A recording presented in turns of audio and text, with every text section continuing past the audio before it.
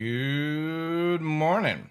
Welcome in, ladies and gentlemen. Test Battle Bar, Canary, Fledger, Bahamada. Welcome in. Todd, good day, guys. Hope you had a good weekend, everyone. Let's do we start the prediction. I got something here, right? Let's do 30 minutes. No. Will the Idris... No, actually, no. We can't do it. Because we actually don't know.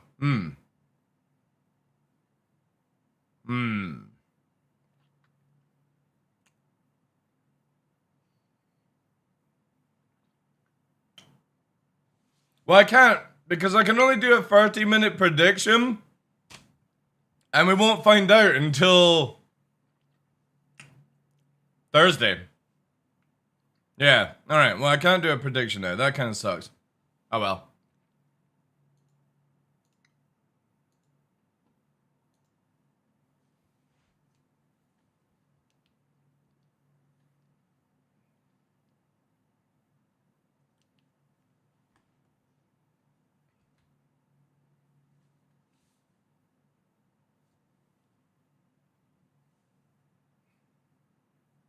That's what I was thinking, but we have to wait till we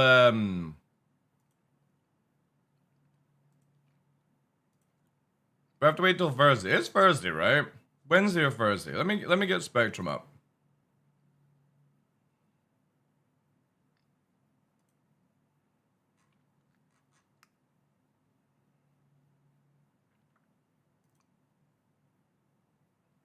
Going all in?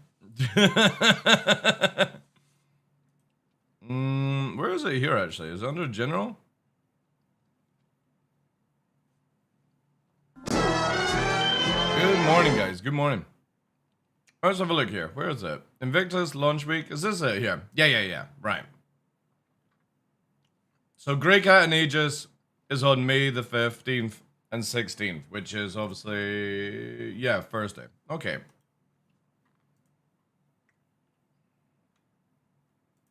I'm gonna post this in chat here so I can remind it. There is only ever all in. Very true. Hey Fresh, how you doing, dude? How was your weekend? It's overhead somewhere. Pretty good hint. Oh, dude, like, if you look at the files bar, I don't want to give too many spoilers away, but I mean, it's kind of common sense, right, at this point. There's a t-shirt that has Idris P. You have an Idris P that's hovering above ArtCorp. It's not an Idris M. You've got Idris K laser guns and weaponry in the files, which have no need to be there.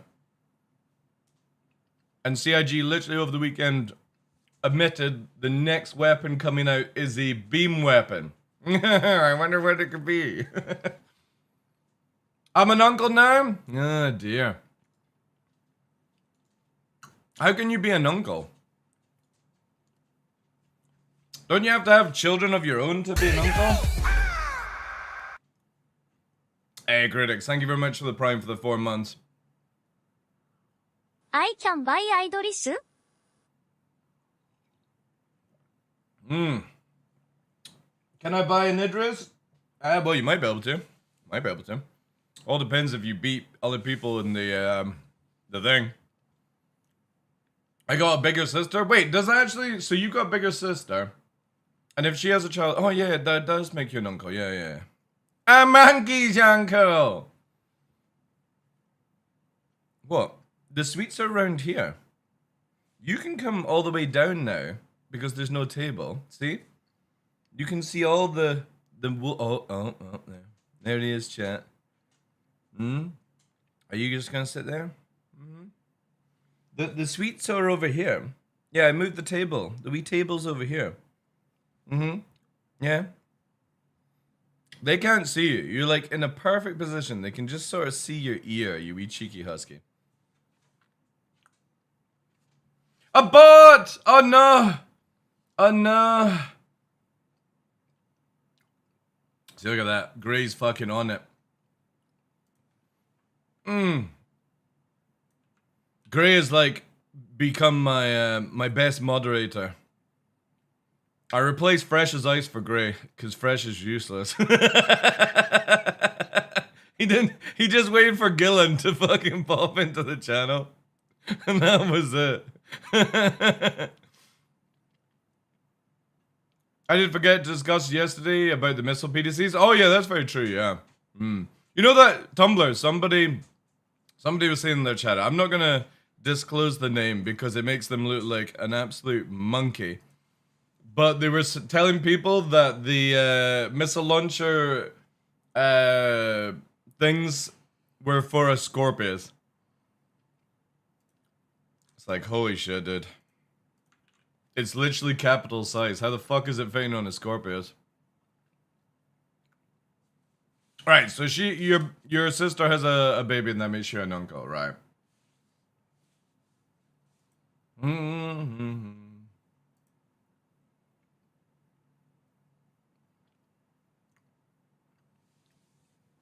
One for the Scorp? Yeah, but the one, it's not, no, they're not for the Scorpius. They're too big for the Scorpius.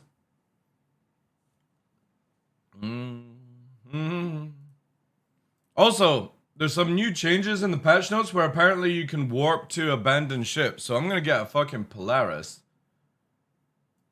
And load up with, oh wait, how can I, yeah. I'm gonna, yeah, a backspace. That's it. That's it. Will it work actually? Maybe it will. Lots to test today. Hey Glitch, how you doing? I also got all the joystick set up, so it is now, they're both at a decent height for me. The only problem is I can't bring the table any closer because it'll bang off, but it just means that if I'm playing like any FPS games for a long period of time, I just have to pop the middle joystick out, rotate the left one out. It's like 2-minute job, basically.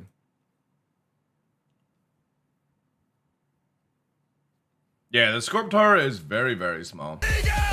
Yo, Sideways, thank you very much for the 17 months. Good day, TDL and chat. Excited for Invictus launch week? I am. I'm really actually excited. TDL& チャット。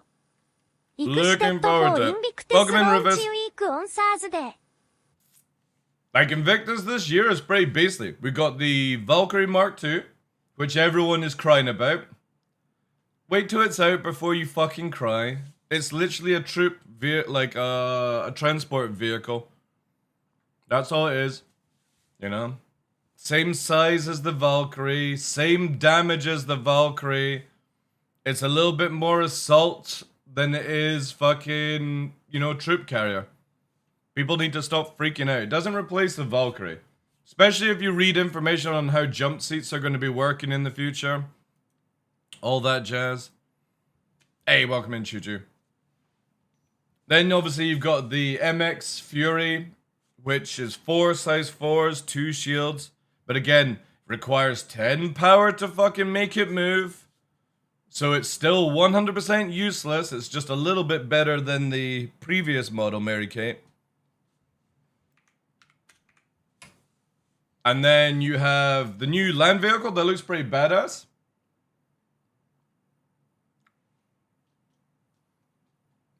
Pilot has 6'2" free instead of 2 size free. What do you mean?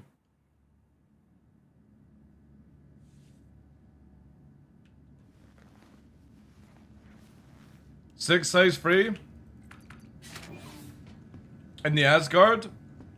I thought it was on record that it was 2 size 4 or 4 size free.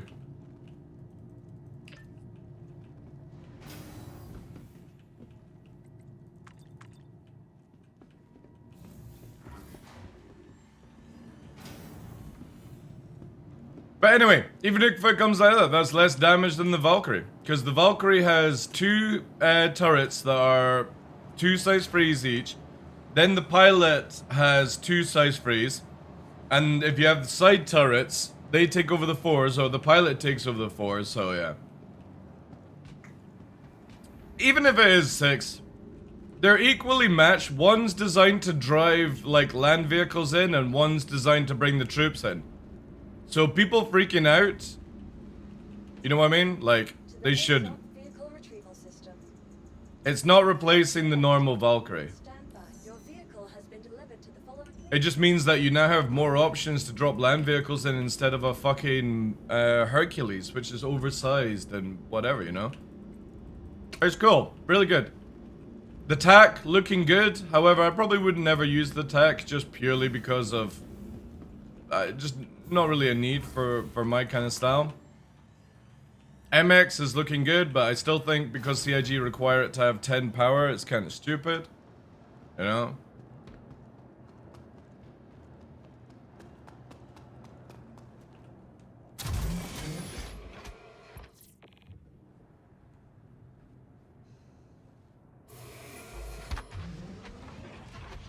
Yeah, there you go. There's loads of things that can be done, right? All systems online. Weapons online. Why is this all turned off? Online.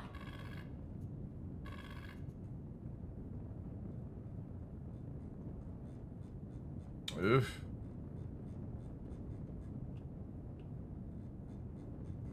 Oh, radar is completely fucked.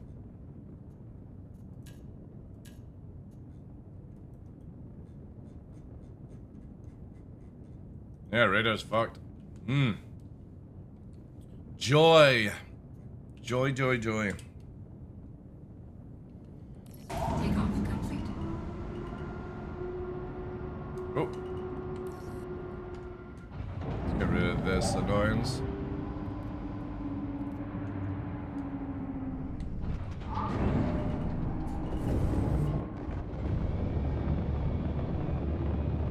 Landing gear raised. Your ship ID has BF? Ah, nice. Shields offline. Alright, let's go down and get the Polaris.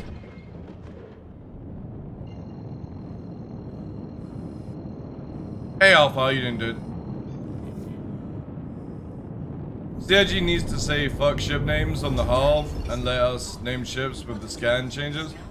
Well, there's not really any scan changes anyway, so I'll wait for the full scan chases to come in before I actually care.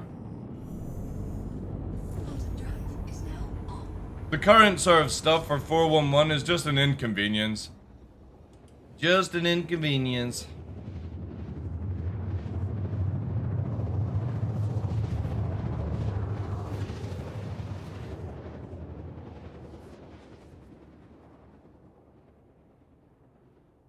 No, I mean, you see the hull names now instead of the player until you scan. Yeah, that's what I mean. Quantum drive. Like, I'm all for it. It's just poorly implemented because we need a better scanning system. Oh, that's what you mean. Yeah, right, okay, and now I'm following you. You're saying revert it back to the old system until they actually bring out scanning stuff? Yeah, true. But to be honest, whatever, man. There's ways around it.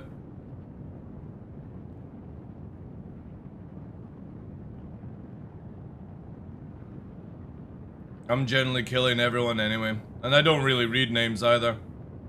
And when I'm calling out to people in squads, I'm calling out the first three letters of the person's name anyway.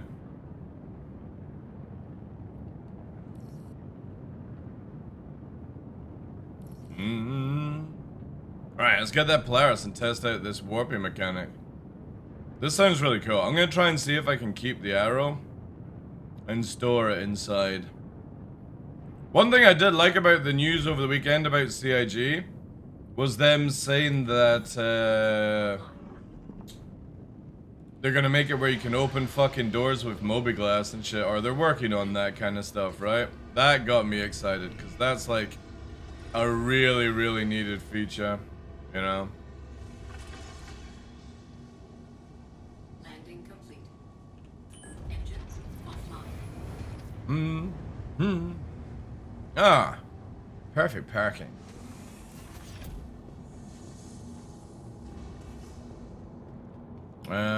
Is there a console nearby? Oh, I guess we'll just use them.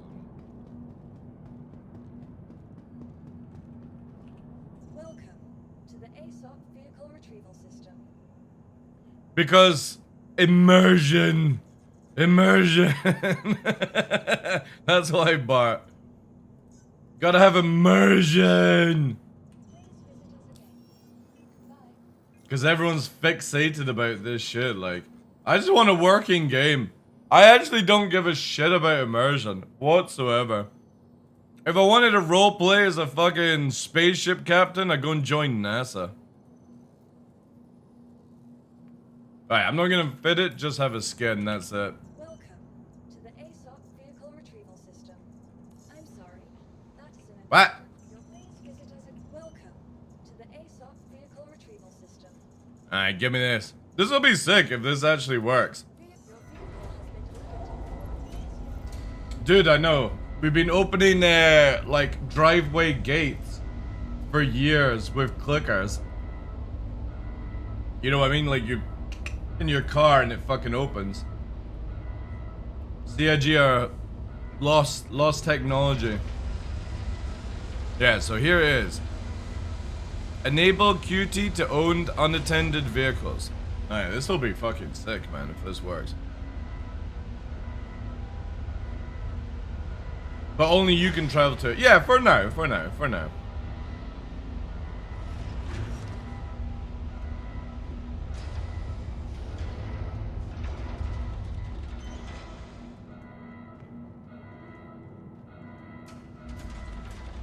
Yeah, Wingman can just jump to you. Yeah. I mean, the whole party system needs to be massively redone anyway. But this is a good step. Really good step. Again, very excited to, like, have a full squadron warp back to the Polaris, right? Or back to an Idris, or back to a Kraken. It'll be cool. The QT beacon goes offline. Again, more things for CIG to work on, right?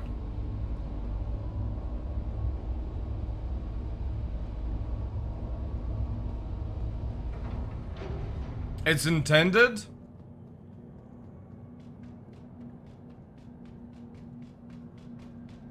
Alright. I would have thought, like, full death would have caused it, but... whatever. Wait, where's this damn thing again? This is where, again, we need that Mobi-Glass, right? Because you need to stand... Where is this thing? Isn't it meant to, like, show you these things?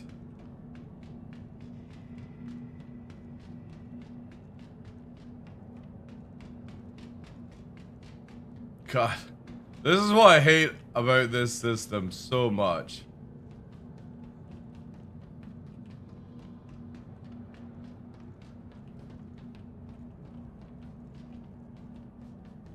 Ugh.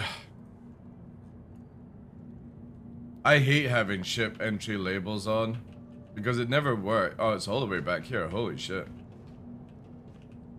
Alright, that's a lot further than I thought it was. Even then, like, fuck me. Can we please get, like, a better system?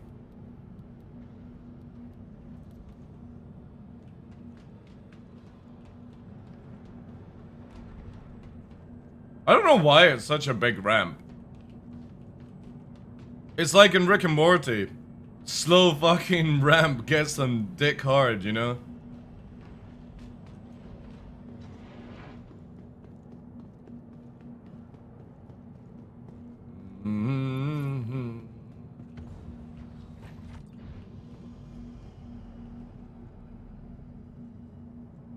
It doesn't need to be that much. It can be way less. Where's the... there's it.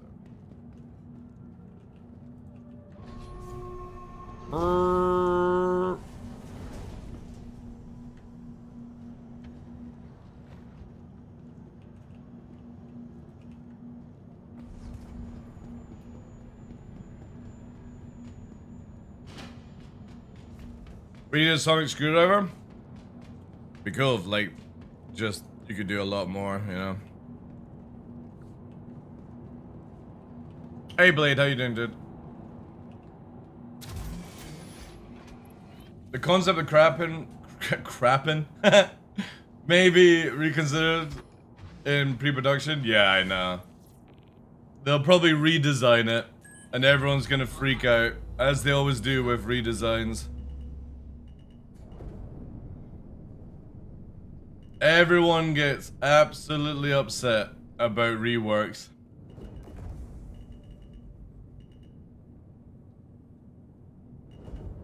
Wait. Am I able to go?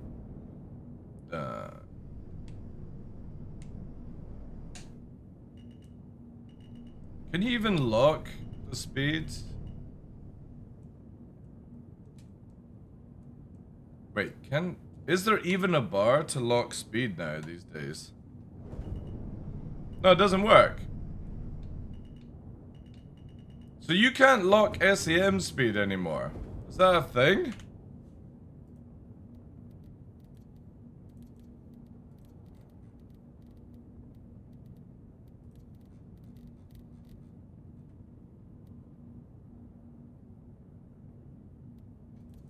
Yeah, should be it, right? Yeah.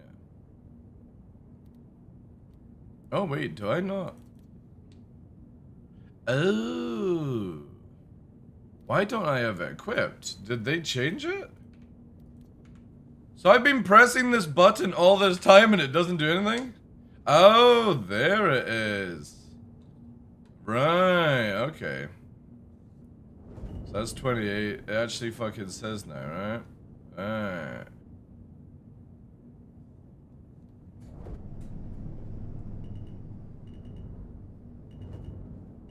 Interesting. Okay. And it still doesn't stop the like hyper fucking movement, man.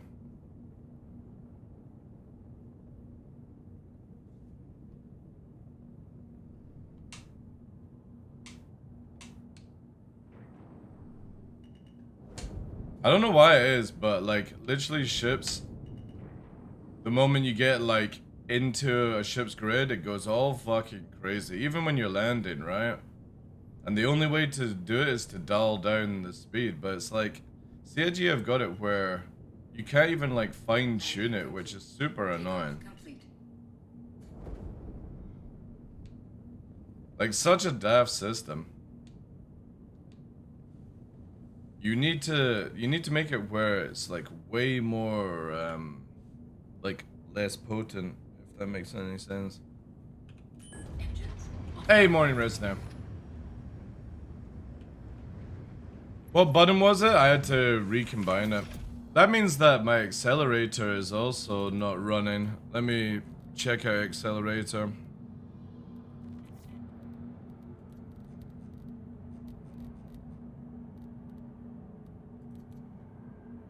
Yeah, that's working. Yeah, I could just probably reload the accelerator instead. Ooh.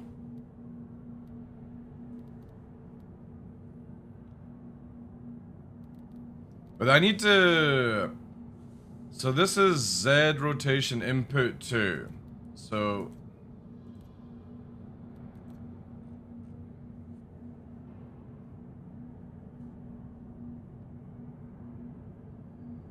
You know what I'll do?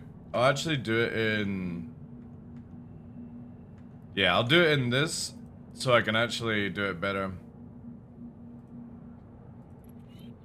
It's so weird that I know how to do the XML better than I, like, know the fucking other thing.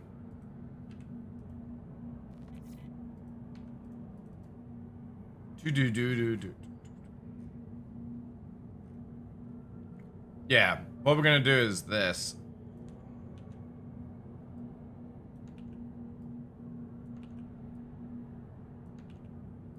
Let's make it less hypersensitive.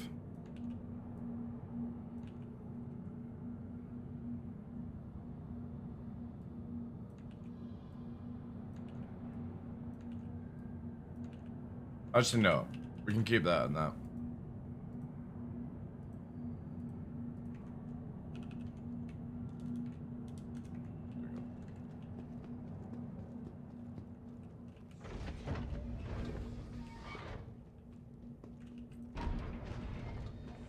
Yeah, you can search in an XML.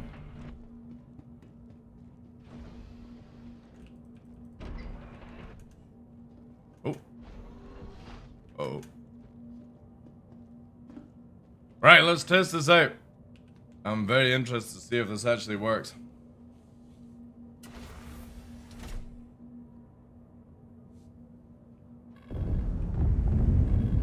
Welcome to Rocket Space Industries. Enjoy the ride. Okay.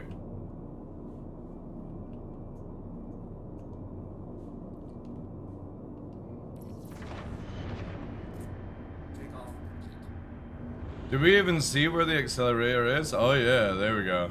Landing complete. But there's no meter for it. Also, I need that.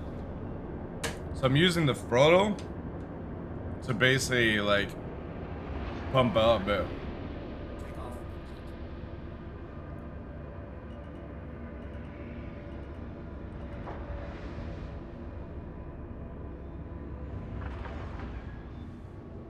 Radar contact. A hostile constellation. What the fuck is that? Is it behind me? What? I love how it fucking tells me this way, but Press initiated. Docking unavailable. oh, there it is. Landing gear raised. Shields are on. Alright, let's go and take this to Daymar. So I want to test out two things with it.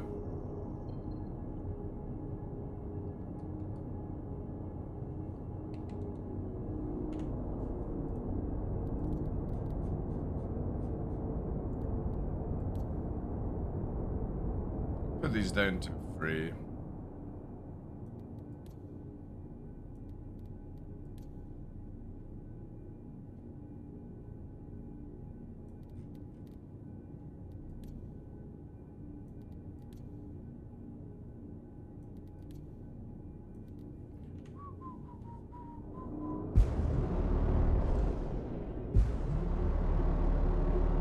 Hey Nero, welcome in, dude.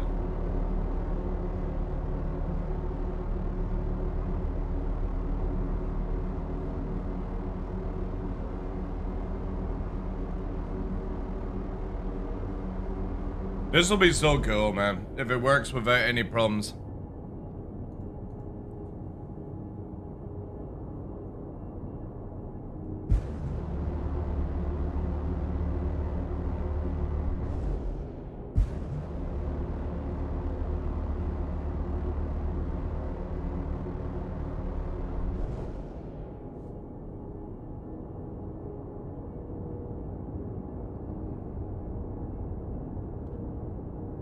Wait, is it struggling to go vertical?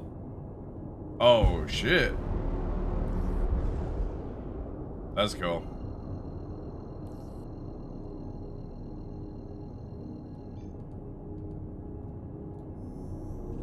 Auto drive is now on. Auto drive Alright. is now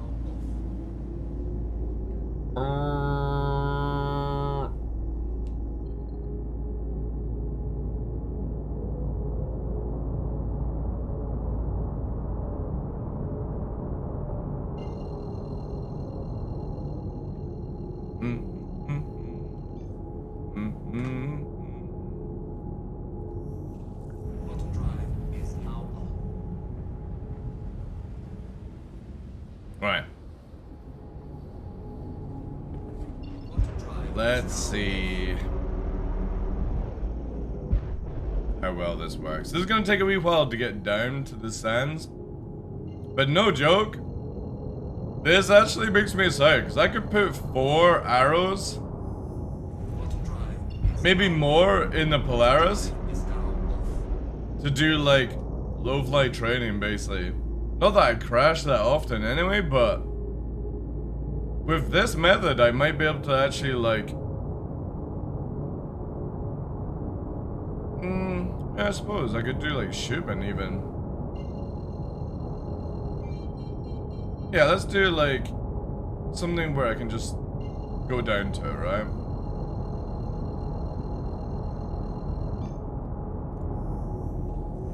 Man, I hope the fucking interest is coming out for Invictus. I would be super hyped for that. If it isn't like whatever, but it'd be dope, man.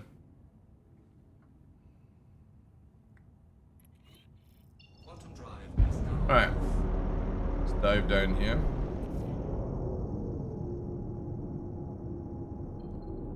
Hmm. constellation.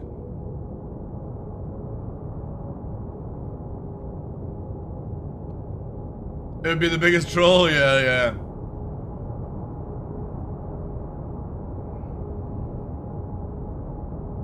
Yeah, I know. Why have K in the code? Yeah, I had this conversation with Tumblr last night. It just makes no sense. But again, maybe they're just doing memes. Who knows? Right. Shields are on.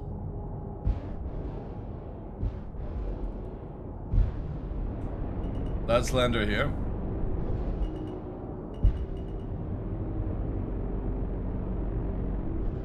Landing gear deployed.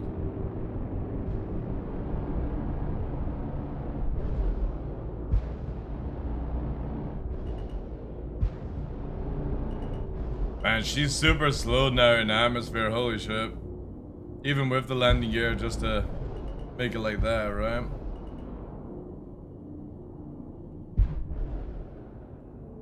Landing complete. Takeoff complete. They also have to make it where landing gear stops bouncing. It's really crazy. Engines are off. Alright. Let's juice up the PDCs. Not that I give a shit about the Polaris, we're just testing it, but... See, this is where it'd be cool if you could, like, remote close the hangar. Kind of deal. So if I wanted to do this effectively, I'd still have to have my alt on board, defeating the whole purpose of this, because you can't just close a door from being in the arrow, right? But I do like how you could sort of retrieve your ship, you know?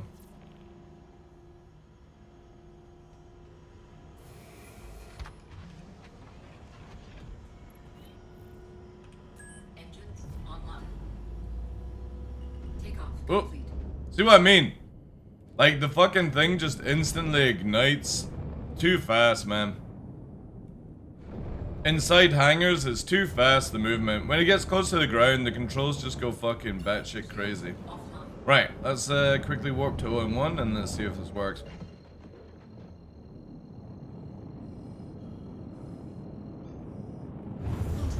Right. Bottom drive is now off. So we can't just warp to it. We can see it though, so if we go to Mobiglass.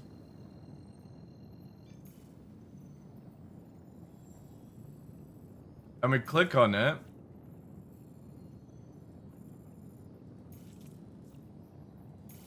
Holy shit! But it's gonna make us go to Crusader first. So it doesn't 100% work. What the fuck? Right, let's follow CIG's logic. Because we're already at Daymar, so let's go to Crusader.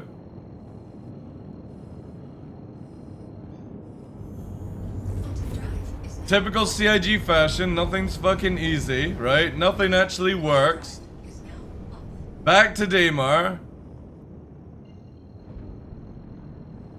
I could have literally just warped to the spire and then moved to the vehicle.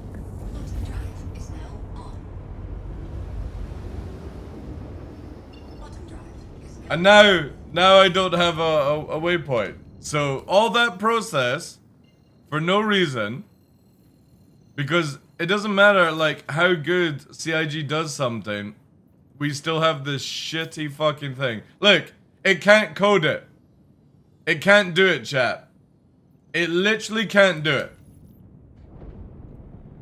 So you can't warp to your ship. It's taking you back to Crusader, then to Daymar every time, like. I swear, man. This company really can't code for shit, like.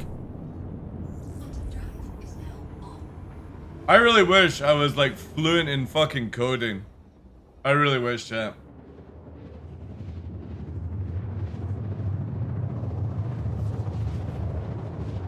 Must be a weird thing with Daymar? Yeah, or you would think that maybe CIG couldn't be bothered to test it, right?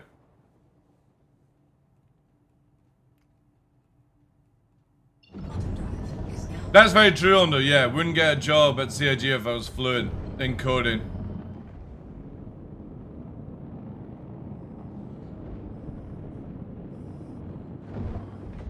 Hey, Space Jam, how you doing, dude? Alright, so I guess we'll try space then. Since on the ground doesn't work.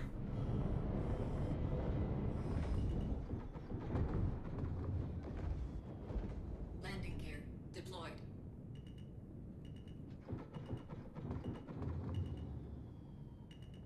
Yeah, thrusters are just super hypersensitive in opposite physics grids.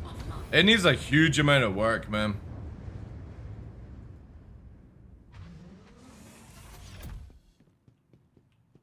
Why would anyone in their right mind want to park on a planet? I don't know, man. Imagine that. Exploration in this game. No, no, no. So that doesn't work. Let's go and try space then.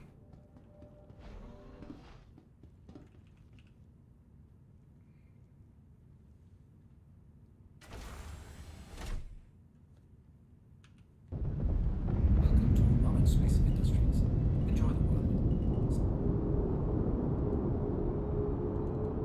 Shields are off. Landing gear raised.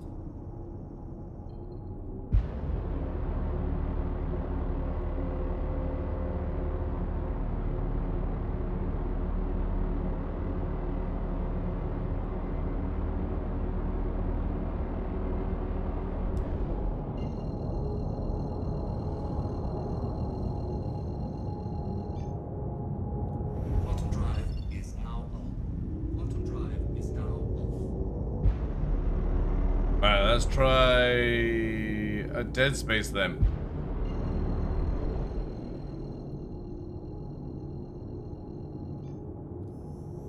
Quantum drive is now on. Alright, dead space off Daymar. Let's come to a fucking halt on it.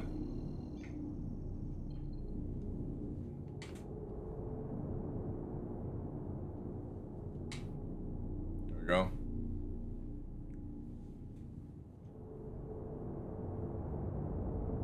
Yeah, man, holy shit. The sensitivity on like the thruster system for this is just bonkers. Oh wait, that's why I want to be on that. Shields are on.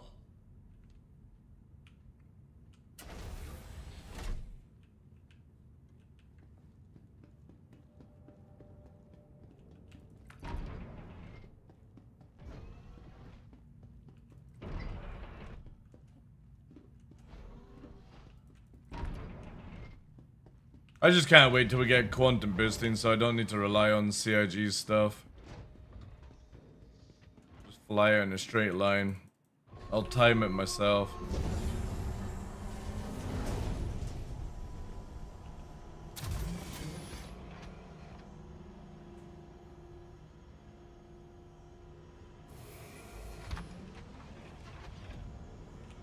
Engines online. See, look at that. Like, it just wants to go way too fast.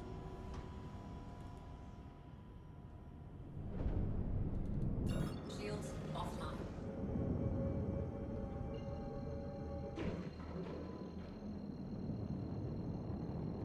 I doubt it. I doubt. I would imagine they'll most likely give Javelin owners the Idris M. If anything. That would be my guess, but that's a big guess. Right.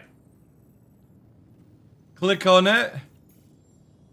Holy shit, so it works in space, it doesn't work on Daymar. But the thing is though, look. Like, it doesn't even give a marker, you have to just look at it. Quantum drive is now off. Quantum drive is now 10 kilometers as well. You think they could make it where you come in at 5 kilometers instead of 10? It's so, like, again, it's so stupid. It's like EVE Online all over again. Just let me set it to warp to 0, 5, 10, 20. It was so good. Let's see if I can warp to it just by looking at it, though. quantum drive is now off.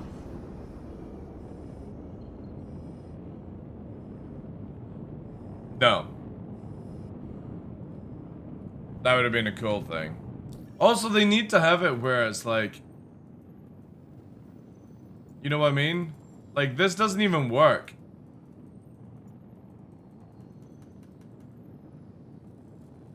It needs to have like a button.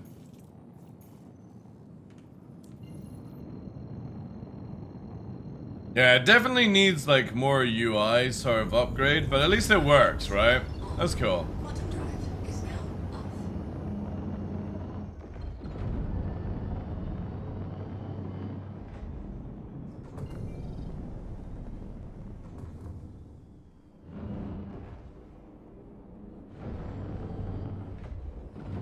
Hey, Faldarn, how you doing, dude? Alright. Let's try this then. So B. Wait, can we not actually... There we go. Let's kill ourselves and see if we can warp back to it directly. What's my thoughts on Dune? Really good. I need a lot more people to actually play Dune though, sadly. It's looking like we won't have the numbers as originally planned. Because Hankin and his group are going to just stay on NA and play casual. I don't know what's happening with Cutlet. I don't know what's happening with Noodle. And if it's low numbers, I won't play it. Because I just can't be bothered doing casual gaming. So I'll, like, maybe Star Citizen will be booming at that point. Who knows? But it's a really good game. I'm in the CBT and I've got like 250 plus hours. Plus maybe like the 10 hours plus this weekend. Really good game. The end game is amazing fun. But the thing is though, the end game requires hardcore. Like you can't go into it casual. If you're on like maybe a quiet server with people that don't know what they're doing, then you could probably dominate it very easily with like a casual group, but the grind is so crazy. And I don't go into these games to play as casual, like I can't play games casual anyway. It annoys me. It's totally cool if you can. Yeah, the PvP areas, but yeah. The grind for endgame stuff like Carrier and Sandcrawler is no joke. And if you go into the game with like 4 or 5 people, you're not gonna do it. I can tell you that right now, you're not doing it. Feels like my hand is being held when playing casual. Again, like if people like to play casual game or casual mindset, that's completely fine, right? Each to their own. I can't play with casual players. Because I just always feel like I'm fucking carrying the team. And I don't mind carrying people. I'm pretty sure I saved at fucking Seraph as well. Oh no, wait, did I not? Maybe not. Another shuttle will be along shortly. But I don't like the mindset of where people will play for like a day and then they'll fuck off for a week and they'll be like, oh, I actually don't like the game, you know what I mean? I can't play with people like that. It's why I've never been able to like join in any game that I played, like a casual gaming group. The mindset is just not there. No, you don't get burnout if you're a hardcore gamer. There's too much to do. Too many things to do. Again, I used to play EVE Online 18 hours a day and got paid to be an FC. And when we were playing, what was the game where I was doing 16-hour streams recently? It was like Kingdom Come Deliverance. And I didn't even finish the game. I got 80 hours in the first zone of Kingdom Come Deliverance. 80, 90 hours. And I didn't get burned out. I just didn't want to play the game anymore. Because I generally don't play single-player games. The next shuttle is I don't like games that control your story. Hey Quartz, how you doing, dude? But I won't go into Dune with like 4 or 5 people. Last call for passengers. It's just not worth my time.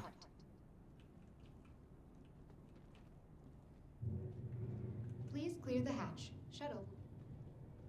Because the grind in Dune for endgame stuff is fucking crazy, Canary. You can do everything in the PvE zone solo, and it'll take you like 100 hours. But the PvP stuff is crazy grind. If you want the big juicy stuff. And you can't use the big juicy stuff unless you've got a big group. Like there's the carrier flies so slowly it needs protected by 5 to 6 fucking choppers because of how the missiles or rocket system works in the game.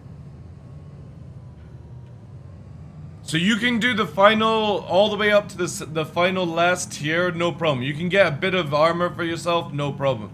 But if you're wanting the Mark 6 vehicles, fucking not happening as a solo player. Because to build them requires you to have like 280 fucking ingots for some of the systems. You ain't doing that solo. You're not. Not if you're on a, like, if you're on a very quiet server where nobody gives a shit, it'll be fine, right? It'll take you like a month, if that, right? But if you're on a server...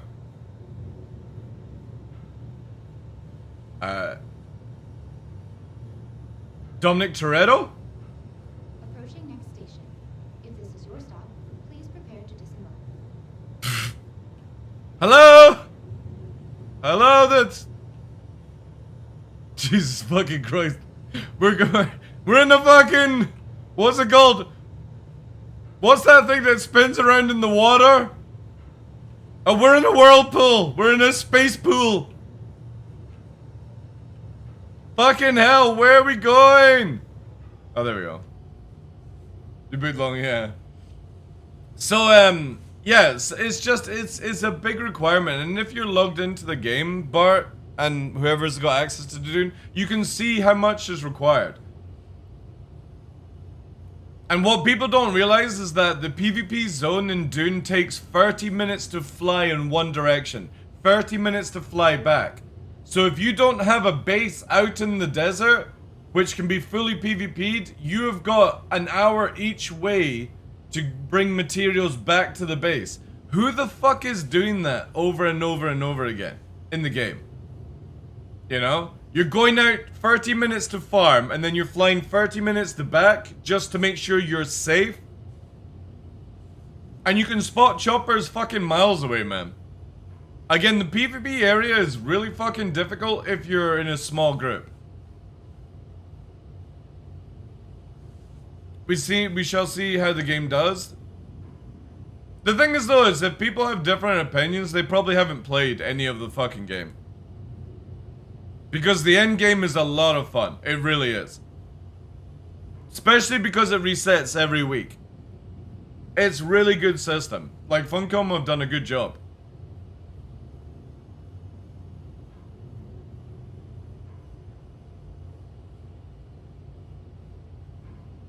I'll be PvE. The thing is though, is PvP's not that brutal either.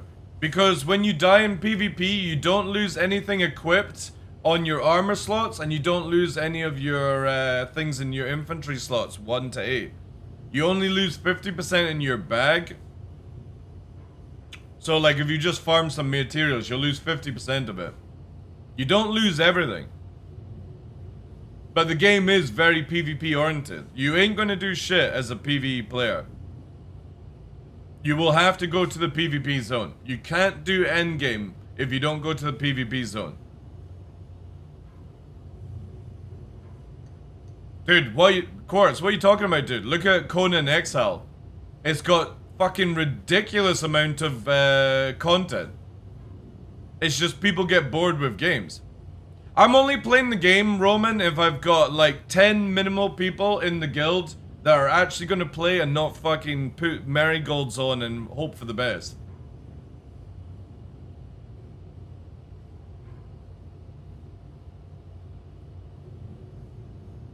Yeah, dude, just go and look at Funcom Conan Exiles. Look how much content is available for it, right? Whilst we're waiting here, let me load this up. Jeez.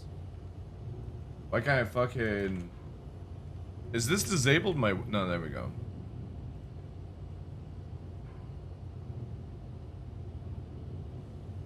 It's all in all Dune Exile? Pretty much, yeah.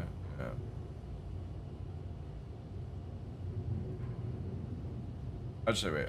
I'll just go to here. Also, looking forward to seeing how Arc Raiders will go, right?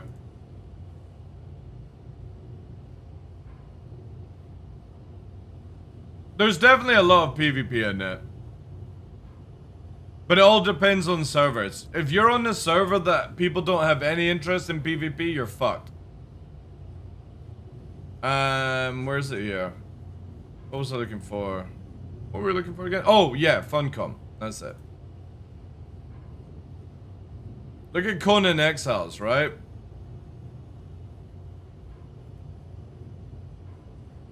Look at all the content. Look at that. Conan Exiles, Isle of the Dragon Pack, all these things, right? There is a huge amount of content in Conan Exiles. They didn't just give up with the game. It's just people give up with games. People just give up. See, look? Different worlds, forests, different map completely. Look at all that. And that the game's been out for what? Yeah, just under 10 years now. And obviously they can do it. Ooh, this is bad, man. Holy shit. They can do a lot with Dune as well. Conan Exiles is a really good game. I had so much fun playing it. I built a fucking city. For passengers, the shuttle is preparing. I built a city in Conan Exiles.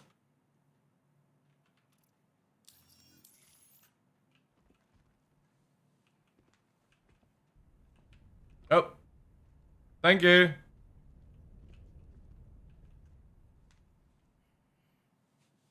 But yeah, if I've got 10 people that are like solid gamers that are actually going to put some hours in, I'll definitely play Dune.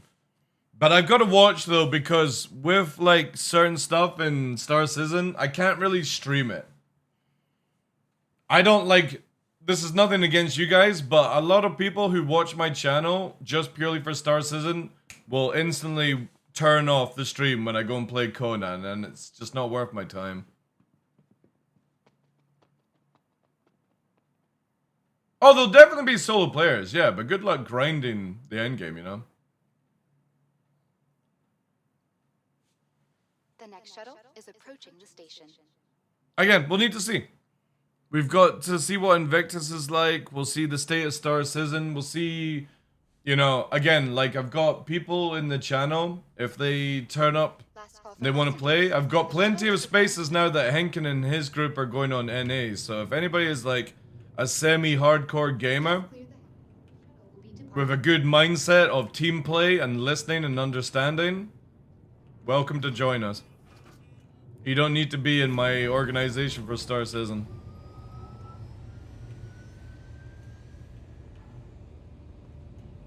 But if I go in and there's like only 5 people, I'm not bothering. I'm not gonna play it. I'm a hardcore casual.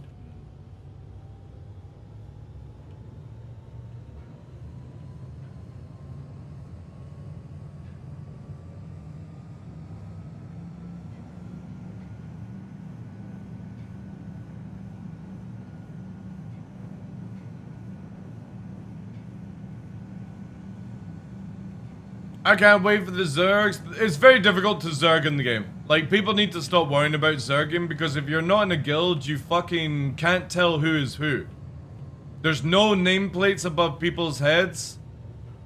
And you can, if you're not in a party is 6 people, and if you're not in a guild, you can kill everyone with flamethrowers and shit like that. You can even kill your own teammates with flamethrowers.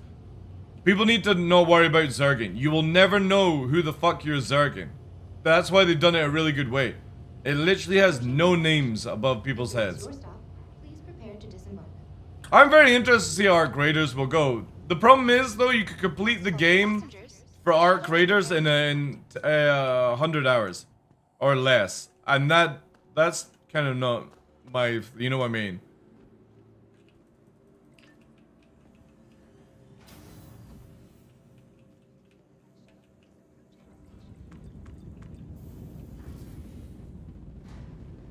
So everyone, yeah, so what happens if everyone you're fighting has the same clothes and same color scheme as you, Bart?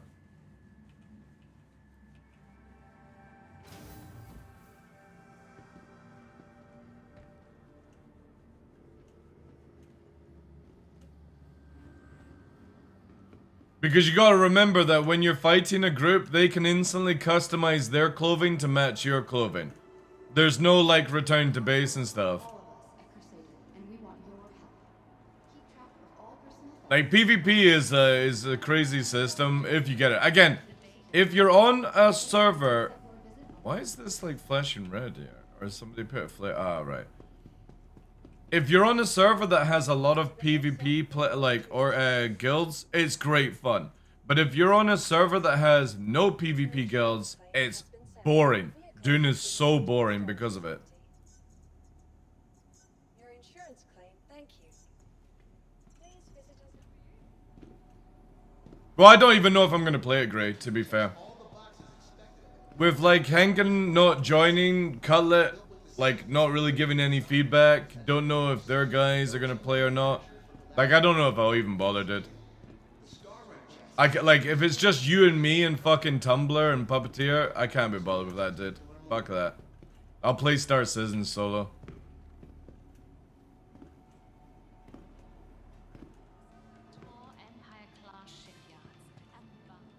Like I'm not getting into a game like Doom to go fucking half-mast. It's just not fun.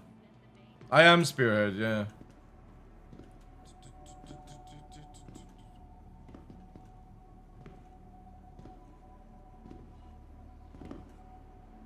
I normally work 3 jobs a year, streaming, K9s, and I have another job, but I didn't get the other job this year, so that's why like it's a little bit of a struggle. Hatch will be sealed shortly.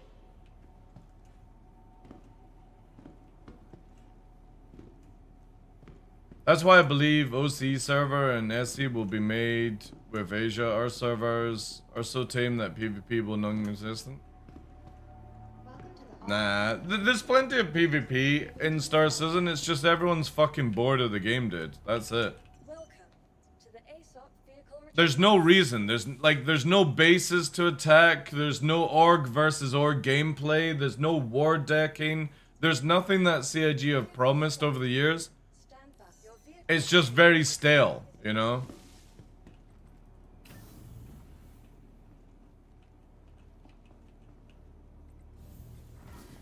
OCE server for a line of mine was underplayer group for weeks, no fighting, actually could. Yeah, well again, like, who fucking gives a shit, dude? Like, who gives a shit about those Polarises, man? Like, it's just fucking cringy when people are, like, chasing after that shit. In a game like Star Citizen, where it's going to all reset anyway, and you can't even, like, choose what fucking rewards you want. It's just bad, man. It really is.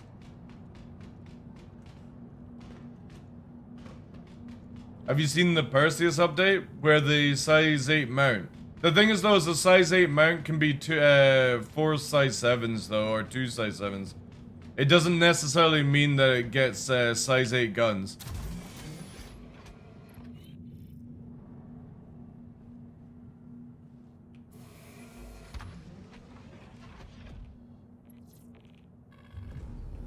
But it would make sense that if they make it size 8, purely because if they're gonna release the fucking Idris, you're gonna need a lot more ships that can kill an Idris. But if they make it size 8 ballistics, it's like, whatever, man. Landing gear raised. Well, it's not in the game yet, right? It's just what CIG have been talking about, you know? Yeah, but I said this, like, another teaser for a capital ship. It's 10 years now and we still don't have the Javelin. It's nearly 13 years, it's nearly 11 years since the, not the Expanse, the Endeavor, right? So when CIG are like, let's release another capital, good luck, guys. I'll see you in 10 years when it's actually released. Yeah, bigger, meant to be a competitor for the Javelin. Good luck, right? I'll see you in 10 years when it's possibly released. Quantum drive is now off. Quantum And drive. I look forward to seeing how many people are actually still fucking playing the game to actually get a crew together for it. Again, CIG have already nerfed the Javelin if you didn't see. The Javelin's nerfed now where it can't carry a fighter, sorry, like a hoplite inside it, so... GG's, like... Holy shit, so even when you die, you can return to it. However, my other marker from my dead arrow is here. This system is so bad where it doesn't let go of it, like...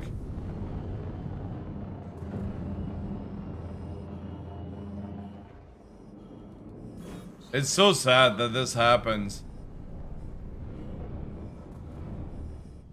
You know?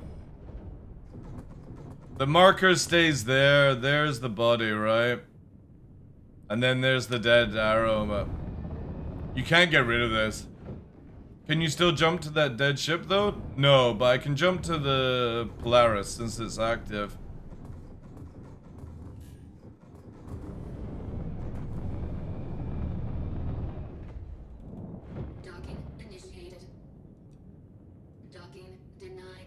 How am I docking denied of my own ship? Yeah, look at that, man.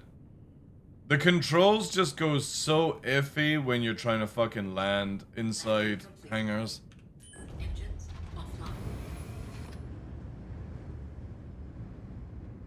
Yeah, it's the same thing for that. Wow, why is it fucking foggy in here? The sun haze.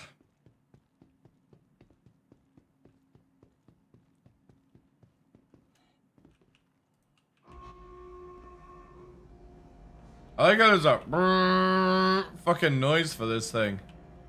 Brrr. It should keep going.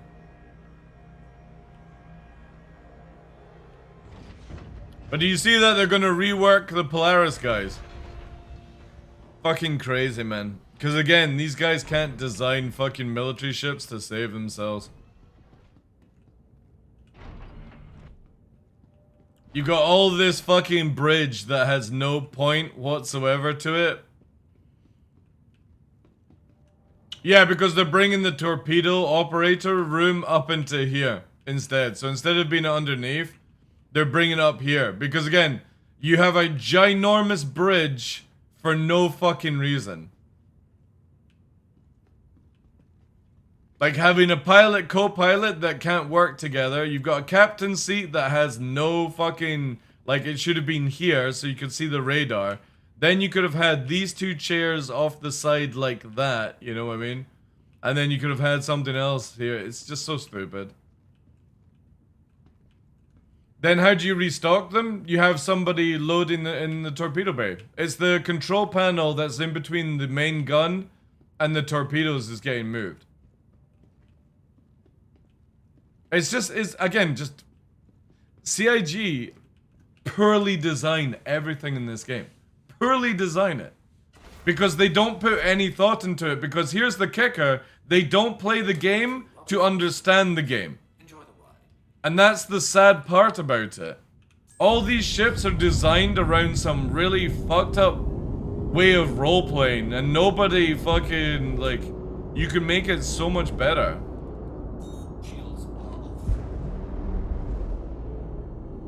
You have in so many spaceships for no reason. Is the game moving? It doesn't matter, dude. It needs to be practical when you're actually doing something. So this thing now doesn't have any warp capabilities. That's interesting. Oh no, that's because its fucking power's going weird.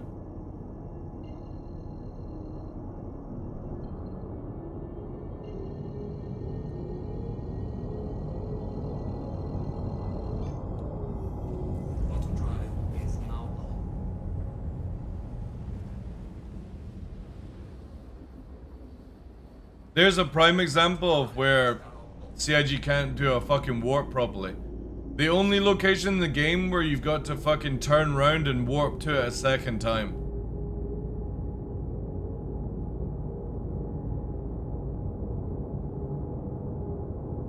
Like their whole quantum system needs to be ripped out.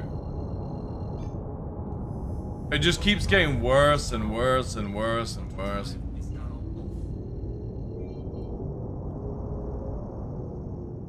And I don't know if Quantum Boost will help all these things. It'll help with like short warps and stuff like that, but yeah.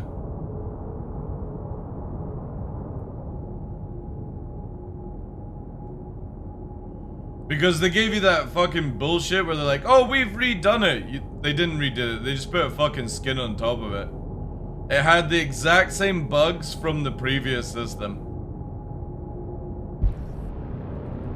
Shields are off. Docking request approved.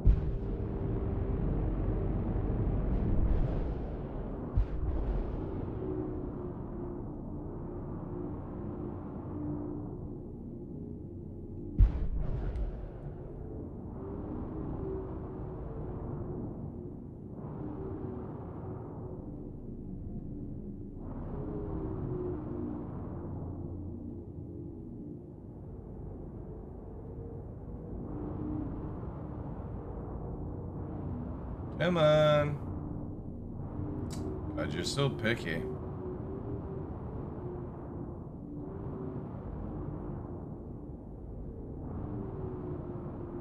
And she is angry. Yes. Okay. What was the fucking button I had? What did I actually set this as? This will be interesting. It's been so long since I did this, I can't remember what I actually set.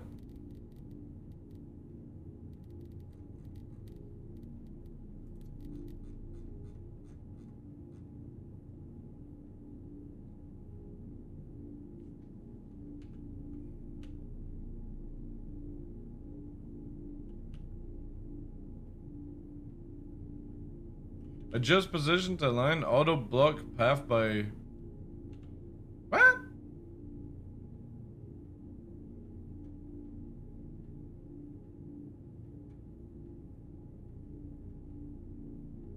What the fuck? What's obstructed? Oh wait, is it just absolutely goose?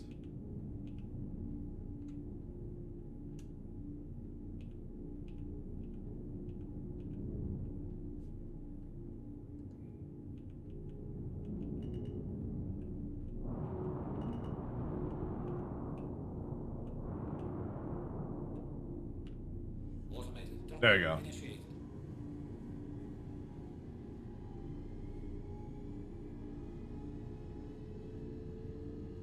So I guess you gotta get a lot closer now for the auto system. That's cool. Hey Killers, how you doing, dude? Because my rule previously was if you got all three alignments and you got the box green, that was where you could engage the auto landing. Because I feel like when you're in this state, it would be cool if you had like the station had little drones come out and push you in. You know, like boats in real life. You get the wee bar. What are they called? They're not barges, are they? Not buffers. What's the wee boats that are designed to push big boats? Tugboats, that's it. Yeah. That would be fucking sick if they came out of the station and just started pushing you towards it instead of the auto landing. That would be really, really cool to see, but there we go, right?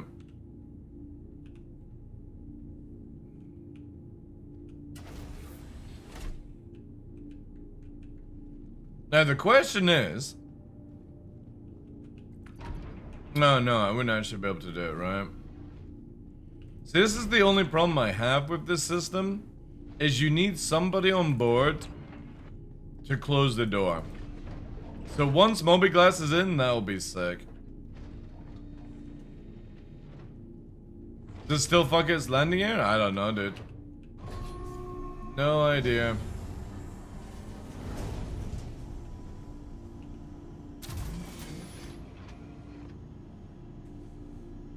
Now I want to test something here, chat. I want to fly away. Oh, my fucking head's detached. Engines online. I want to fly away and see if we can actually warp to it. Takeoff complete.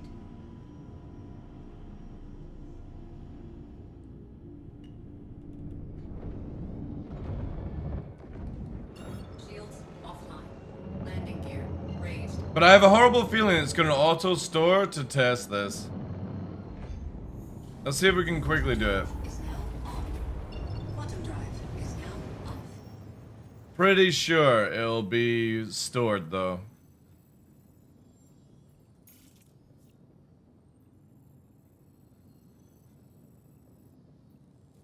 Yeah. Okay. I was kind of hoping that would be like you might get a little bit of leeway on it, but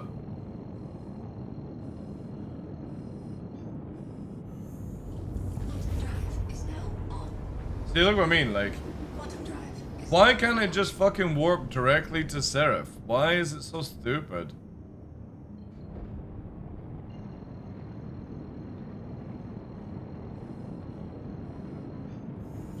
Quantum drive is now on. Quantum drive is now off.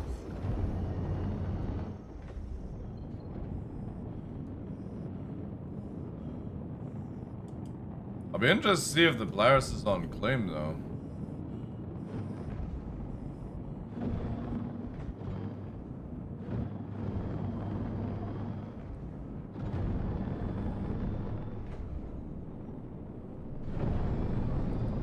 Shields online.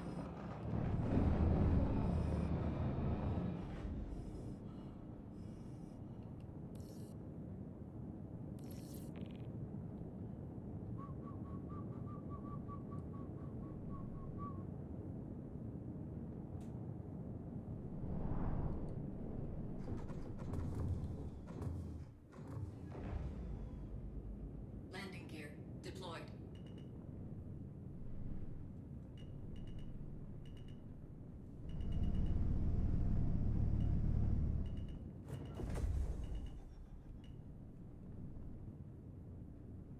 Landing complete. Doot, doot, doot, doot, doot, doot, doot, doot, doot. Alright. Let me go to the top console. Now, CIG can make it where, as a group, you can set, say, like an Idris or a Polaris as an HQ ship, or mothership, or whatever you want to, whatever they want to call it, right? Where everyone in the group, the party, can warp to that ship. That would be insane if they could get that done by this year. ASOC vehicle retrieval system. That would be really, really cool. Oh, it auto-stored. Okay, that's cool. That is cool. So, I wonder if, like, we spawned it, would it still have the hangar door on it? That is definitely a cool feature. It needs a little work, though, but I would imagine with quantum boosting coming possibly at the end of this year, they'll be redoing everything anyway. Or at least, hopefully, they'll be doing everything.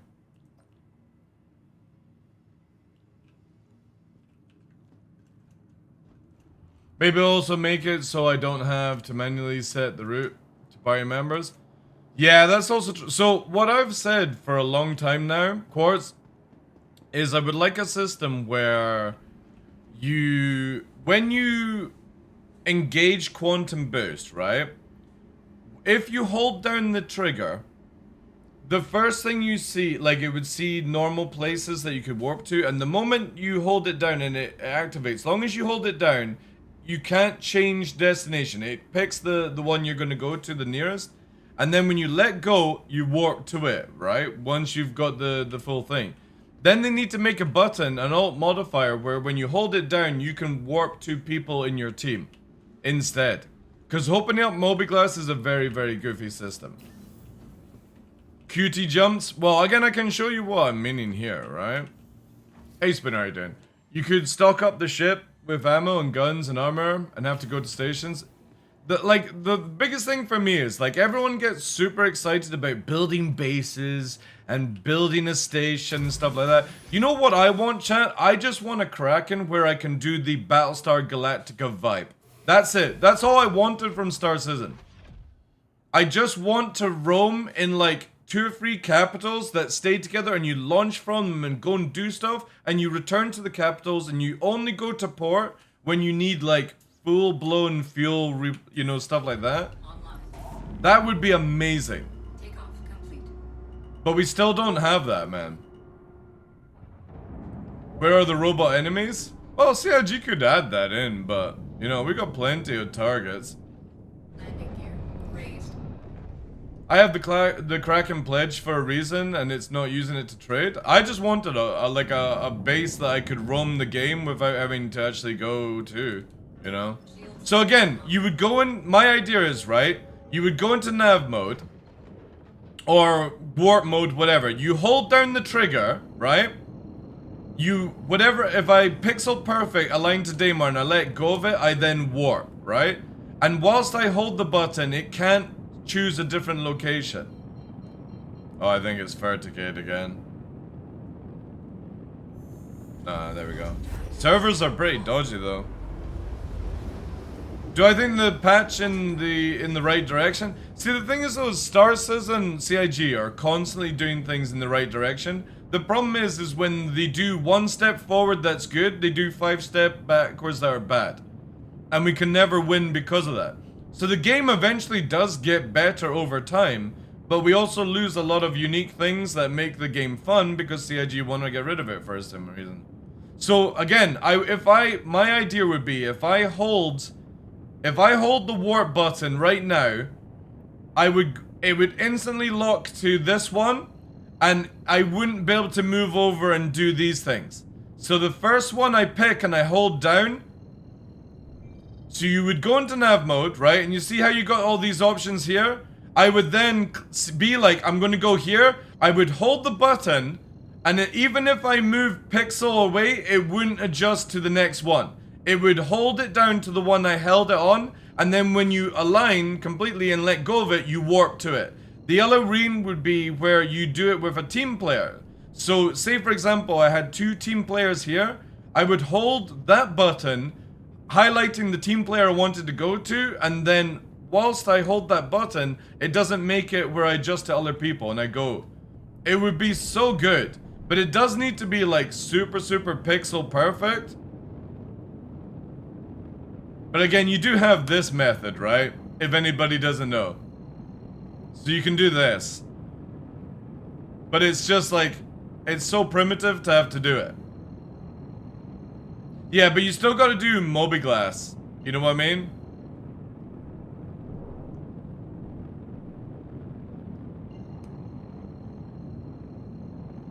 It'd be cool if you could actually see the alignment, right? Because you can actually warp with it.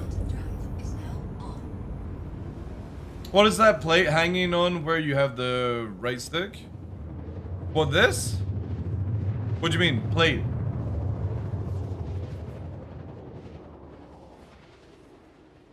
What do you mean, Bean? I don't have a right stick. I got a center stick. Quantum drive is now up. No need for Mobiglass? Yeah. Holding down button, sure, but how do you initiate it? That's what I'm saying. Literally, when you look at something, right? So you go into nav mode. Again, this is just my idea on it. You would go into nav mode, and when you see the location you want to go to, like say I wanted to go path, I then hold the button there, guess, and then when it's aligned, I would warp. But even if I moved it, it wouldn't choose another location. But what's it standing on? Oh, it's just clamped to underneath the chair. I'm in a MTS Simpit.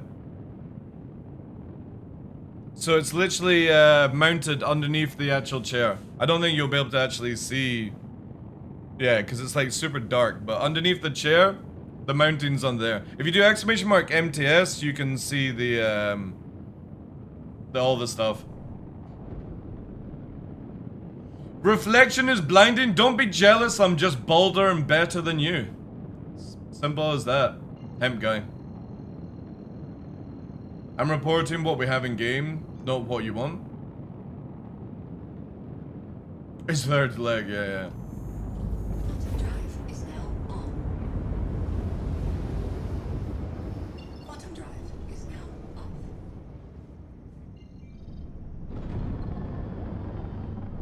Anthony took words. Alright.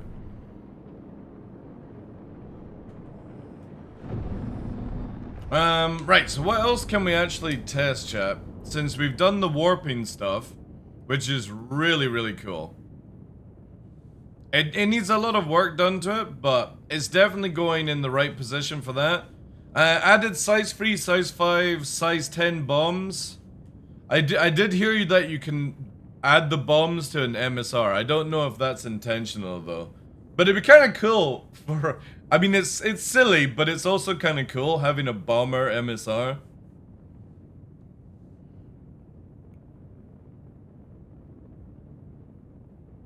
Try, so what I would recommend, Bean, is if you do exclamation mark MT, right? Because that's who I'm partnered with, Monster Tech. And we go to, I'll show you here. Look at the rail system. I used to use the rail system on my old desk, and it was amazing. Like, really, really good. And I would highly recommend, if you don't have much space, use the rail system, which is this way here. Yeah, here. So what it does is it puts a rail underneath the table, and you have the mounts, but you can literally have, like, center stick, undo 2 bolts, and slide it all the way to the right out of your way.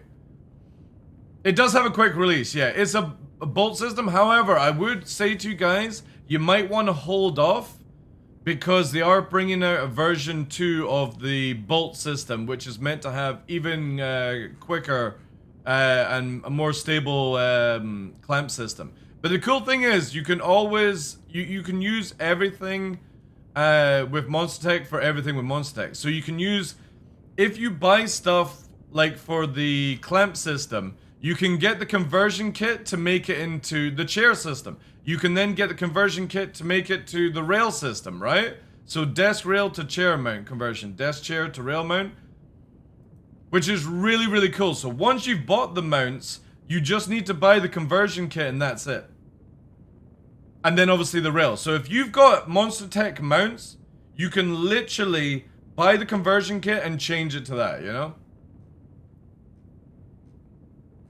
And again, I'm using the MTS system, which is this monstrosity. And it's incredible. Like, again, it's a full sim pit that's full customizable. It does cost a lot of money.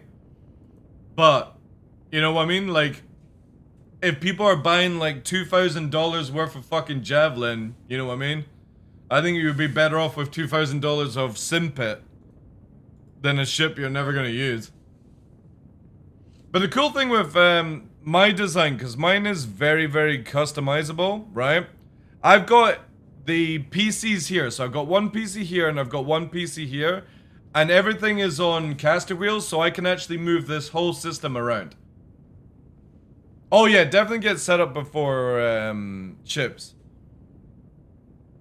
But it's cool. So the desk also moves forward.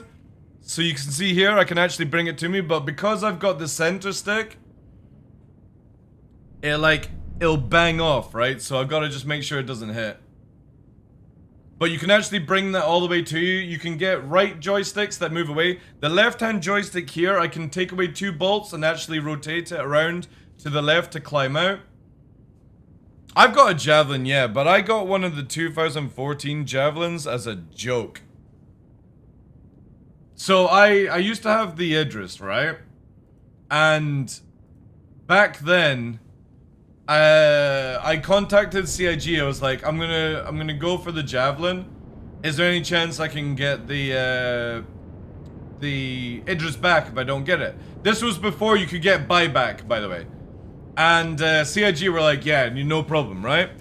So just for a laugh, I was going for one of the javelins because I've got no interest in a javelin whatsoever. I just wanted to rob it from other fucking players. Because back then we didn't have War Bond or credit. You just had the ability to buy it with either one, right? And I got one of the first ever 50 javelins sold. And I literally said on stream, I'm going to melt it when the game comes out if I don't have any interest for it. And people were so angry. It's like when you get like rare stuff in a game like Diablo and you fucking destroy it in front of people. They get so angry for some reason. So my javelin is 100% a troll, just like robbing it from somebody else. And it's one of the old school ones that comes with like a model and all that jazz, so. But it's funny, man. People get super upset about these things. Let me quickly check out more of the patch notes. You know, I got an interest here, chat. Let's go to ArtCorp. I'm actually interested to see how close we can get to the Idris. Cause last time I was playing, somebody parked a fucking MSR, not an MSR, a Nomad near it.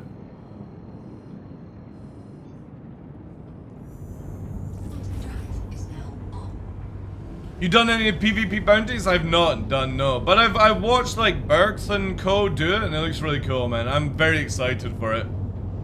I used to spend a lot of days low flying as Crime 5, and I'd be just chilling on stream, listening to music, and then we would, like, every sort of 20 minutes a bounty hunter would turn up and we'd have a PvP fight. And it was really good fun. I loved it. I could low fly and PvP and get my kicks out of it, and then when they disabled the missions, it sucked, man. Like, I've had, like, content drought for a year now. But the thing is, though, is now that there's more players in the game, I'm actually thinking about being the bounty hunter instead of the huntee, if that's the right word. Thank you, We The People. Appreciate that, dude. Again, it's all thanks to Monster Tech providing it. Absolutely amazing partners. Now that big drives are faster, you can use a carrier like a ship Idris. Yeah, true. But then, you know what I mean? Like, everyone's gonna, like... The cool thing I could, Tumblr, is also get, like, I could low fly with you guys following me behind in a fucking Idris. And when the bounty hunters turn up, I fly into the flight deck, land, and hide inside it. It would be so amusing. Like, ah, shucks! We nearly got DarkLaw, but he's in a fucking Idris. That would be so cool. I would love to do that. I'm looking for, yeah, I mean, 600, when you say it that way, 600 players with bounties. It used to be where when you were on like a 100 player server, even a 200 player server, you would get somebody bounty hunting you maybe like once every 20 to 30 minutes. Now there's a good chance there's going to be people bounty hunting you every like 5-10 minutes. It's going to be really, really cool. I hope it works. I hope there's no things, but Elliot and his team have done a really good job getting it back up and running.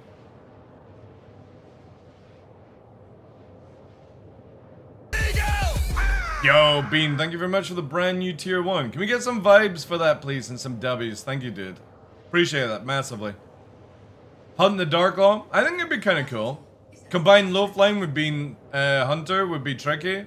Being the hunter one sounds more feasible. Oh, yeah. Yeah, if I'm low flying as a Crime 5, you get people. But the thing is, though, is I could probably just do it as Crime 3, you know? They aren't running properly yet? Yeah. I hope they get it done. I have a horrible feeling that they won't get them fully working until maybe like 4.1.12 or whatever they're gonna do. Need to get bounties in the menu and join. No. What CIG needs to do, Marcus, is when you're on a server, and you can see everyone's bounties, it meshes you onto that person's server. That's what we want. We don't want play menu video game.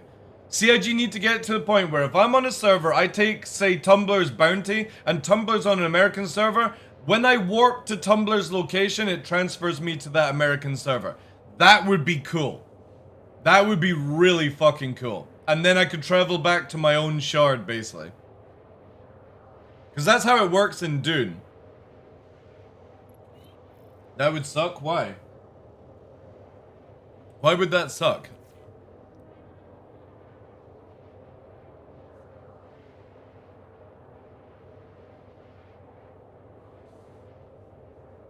Wanna know I'm only in EU servers?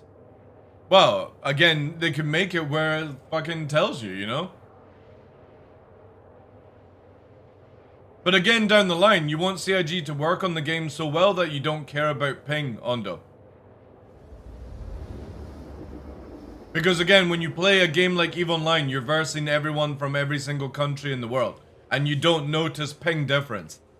That's what we want from the game. We don't want to be like, oh, we're only on EU-only servers because I get a ping advantage, right?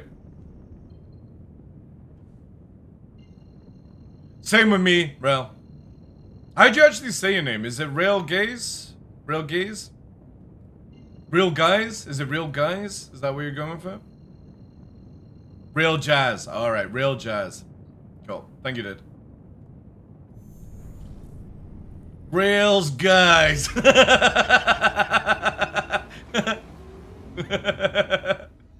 Real Gaze. Nah, man, I'm not saying it that way. I like to know, like, because again, like, people have unique ways of saying things. But the cool thing is, like, if you ever know this on Twitch, right? I can click on this here and do this, right? And now I can do Rail Jazz, right? I do this. Now talk in the channel, Rail.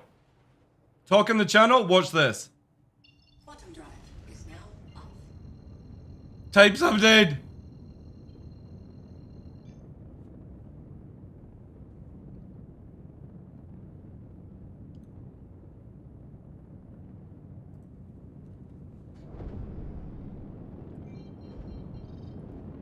And he never typed again. I know. That's the crazy thing.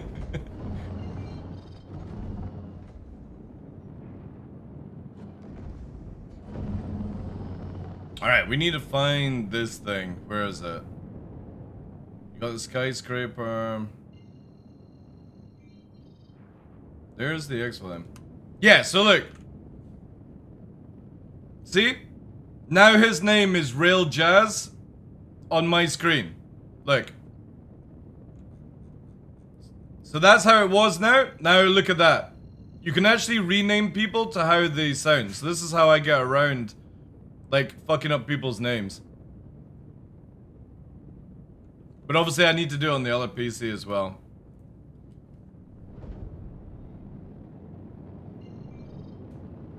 Alright, let's try and find this thing.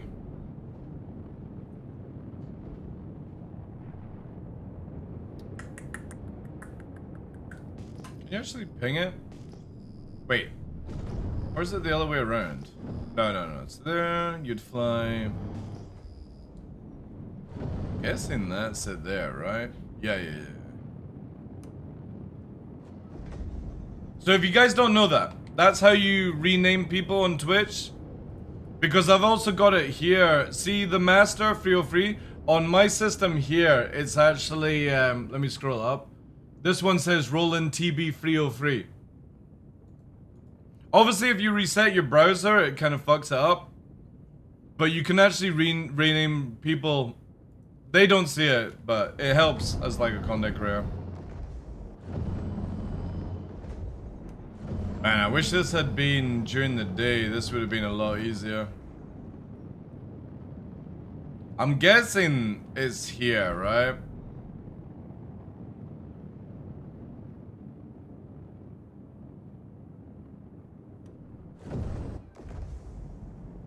Bloody cloud. Also super laggy.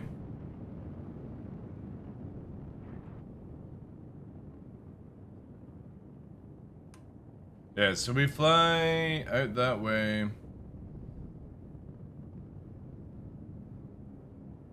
Interesting that you can't even scan it, right?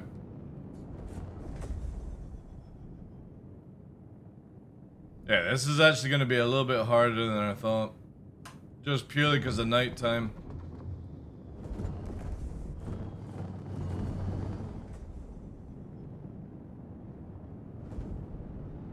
Hey, Slacker.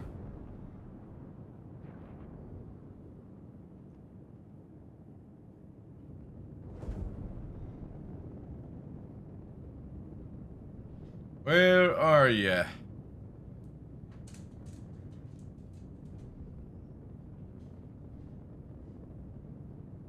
It's weird that it's not like fully rendering. Wait, there is. So there's the chick. It's gonna be what, up here? There it is. I got it, chat. I'm the greatest detective. It's super dark. Look at it there. Alright, let's see how close we can actually get before it freaks out. Warning. Oh, You are leaving. that's how close. Holy shit. Wait, it won't even... yeah. Alright, interesting. So I think CIG have definitely made it where you can't get too close to it now. I could probably, like, fast land it. Yeah, actually... Can I do this at this angle? Let's have a look.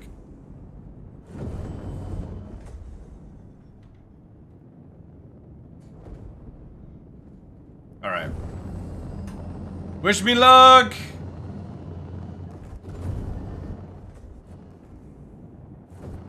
Oh god, I can't see it. You are leaving a safe zone. God damn it, that's fucking fast, like, fucking... Dude, I just got chucked out the fucking wall. Holy shit. Travels wherever your final destination may be. That fucking system wasn't fucking around, it literally threw me through the fucking wall. Oh my god.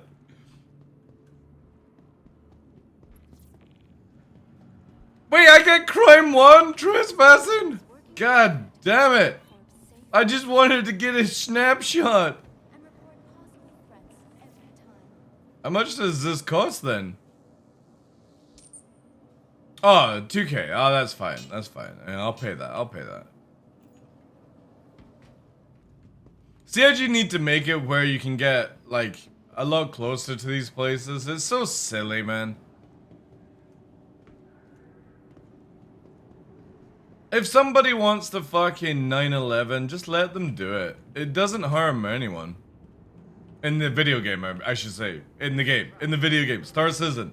By Cloud Imperium Games. Not in real life, Twitch. Not in real life. Tram now leaving the station. Clifton Cut! No! My career's over! But I just don't like these zones where, like, you can't go near it, right?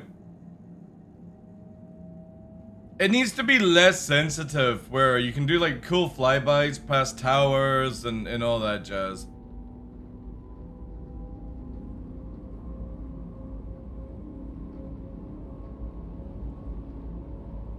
Also, when you're flying away from ArcCorp, for example, you can't like low fly through the buildings and stuff. Like there's nothing out there.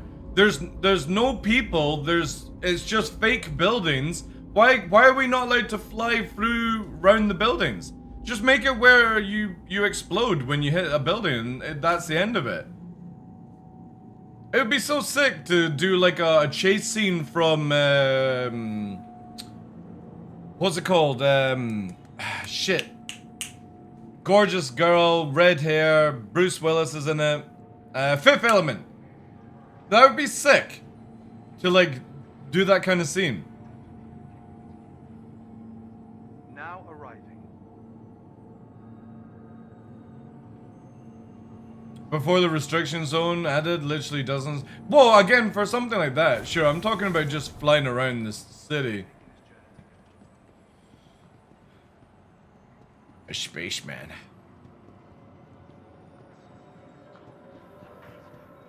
Yeah, but they could just make it where you explode off the buildings. You know what I mean? Multipass.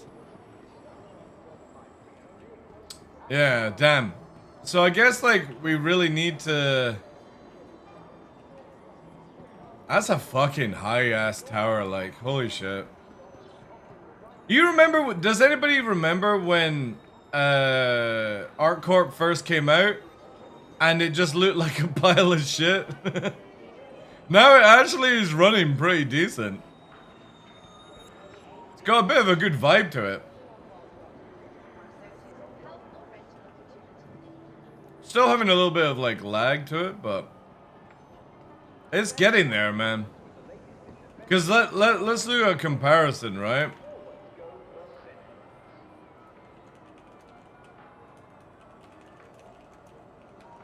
Area 18.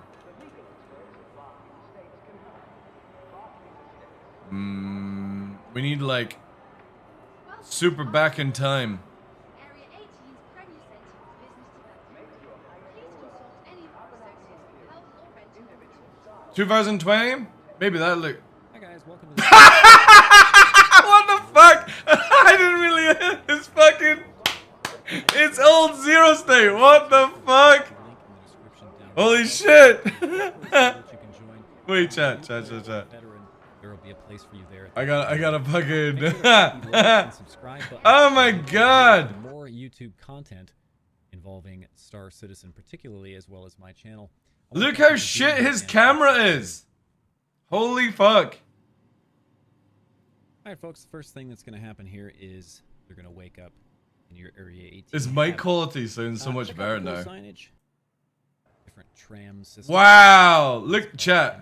Metro Loop. Look at that. ArcCorp, they call it. And we're going to want to choose that from the list again using our. Oh, is this him actually leaving? Oh, that's not what I wanted. I kind of wanted like a video of side by side.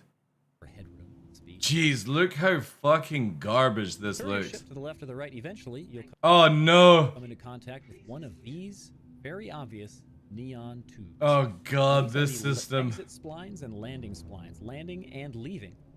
You know when people say Star Citizen doesn't improve, I have to actually say now, look how fucking guff this 18 looks. or Lorville will require you to utilize It looks these so bad. landing or exit splines on your way in or out. That's funny, Check man. out the cool. Hi guys, welcome to the channel. I'm Zero. I can't believe the first fucking video I find is Zero States one. We'll give that a like up. Go chat. Go check out this video. That's funny. Random. That is so fucking random. Right, I need to go back here. Cause I didn't even clock. It said Zero State here. I was just looking at the times. I need yeah, here we go. Area 18. Maybe this will work. Hello, Ectosage here on the side. Let me just mute that because you just lost a viewer instantly because of that shit. Like, don't do this, guys. When you're doing videos, don't fucking do some, like, Pavarotti style fucking opening. Yeah, there we go, right? So... I don't think... Do we still have Cubby's Blast here? I don't think we do, right? No, we don't. So... Can we actually get, like... There. Yeah. So... And it's from here. So, bit of a remodel. It's actually more from this angle, right?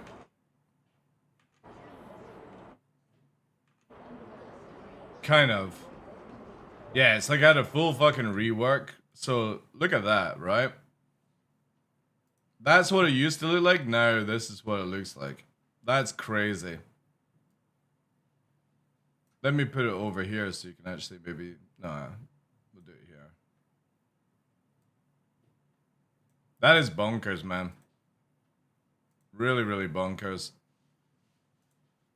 Needs more rats? That's true, yeah.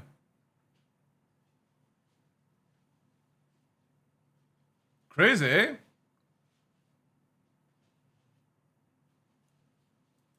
To be honest, it looks like it's just been filled in with shit to make it look busy. Again, yeah, I'm fine for that, right? I'm fine for them to up the immersion just to make it feel like it's actually busy. I would actually prefer more NPCs, but I would imagine like CIG are struggling to get like.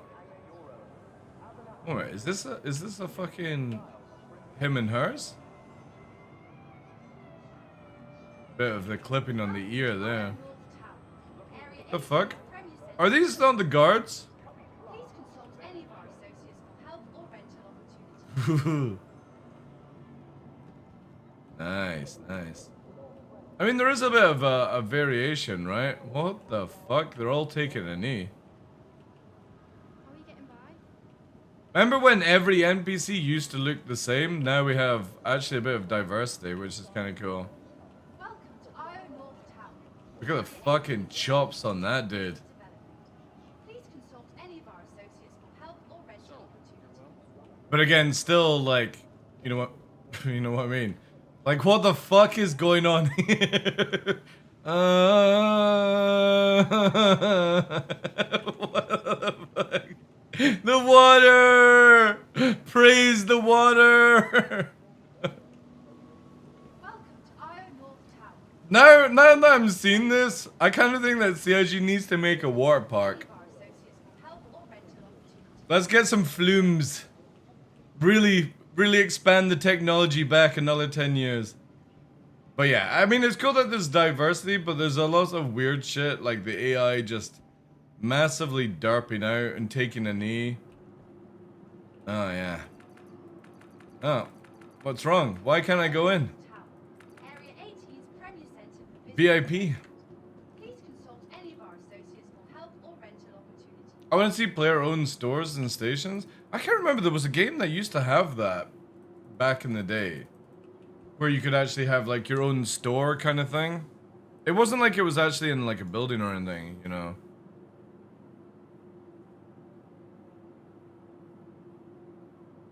Welcome to Iron North Town. Area 80's Premier Centre for Come Business on. Development. Please consult Does this any one of not our work? associates for help or rental opportunities. Holographic water? Yeah, but we could have real water. There we go. Left hand side is working.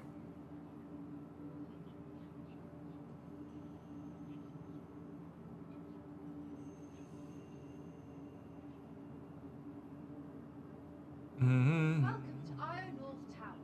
Area 80's Premier Centre for Business Development. Please consult any of our associates for help or rental opportunities.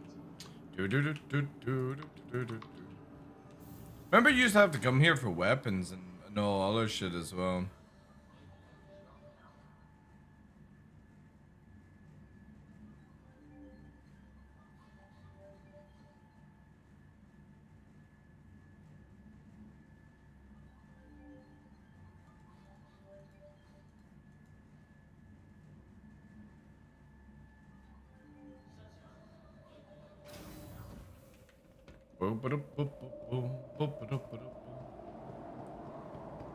Windy. Listen to that. I still think it's a really good sound file. Yeah, so it is the P version. It is an Idris P. That's crazy.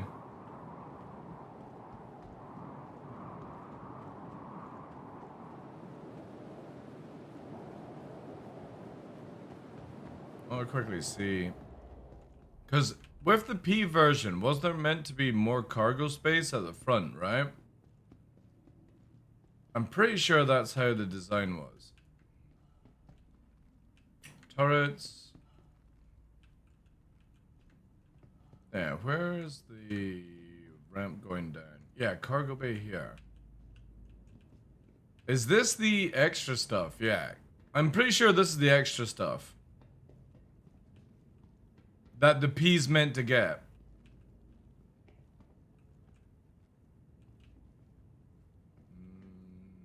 Oh, The bit of fucking wiring not looking good.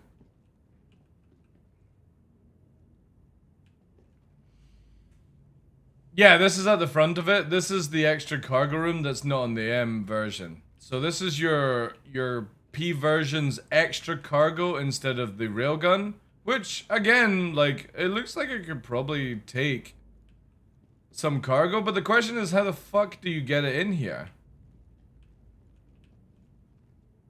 Like, are CIG actually expecting you to bring it through the fucking hallways? Because that would be very bad design. There's no way to, like, lower it down. Doesn't look like you can lower it down. Unless there's going to be consoles here. That's pretty stupid. Let's go to the main cargo room. It's this way. Mess hall. It's at the back here. Yeah, but that's not the SRV room tumbler. In the P version, you get more cargo space instead of the railgun. That was the design on it. So this is your main cargo room above the flight deck, right? And we know that the lifts work. And then right at the back, you've got the small little room for here. See, this makes sense because, well, even then, this doesn't make any sense. Like, how do you get the main boxes up here?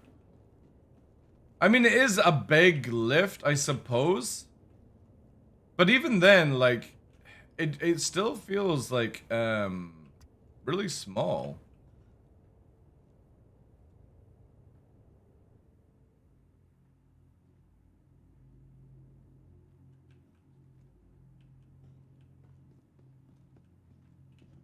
Kind of feels like it would have been a little bit better with like a bigger lift. They could have easily done like a bigger lift, I think. Like utilize this space. I know it's like for vehicles and whatnot.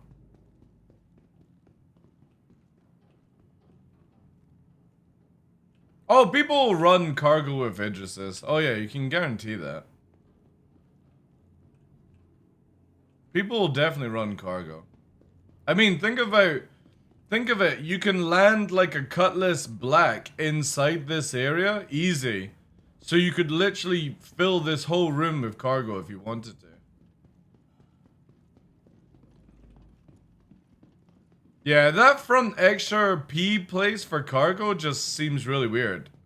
You'd have thought you would at least access it from like here, right? Where it would lower down or lower up? I don't know.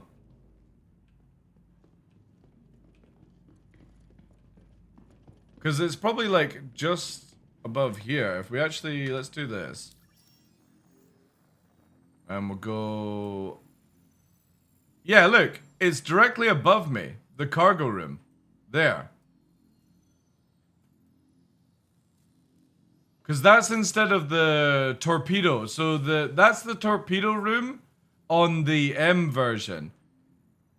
And then there's the Argo room down there.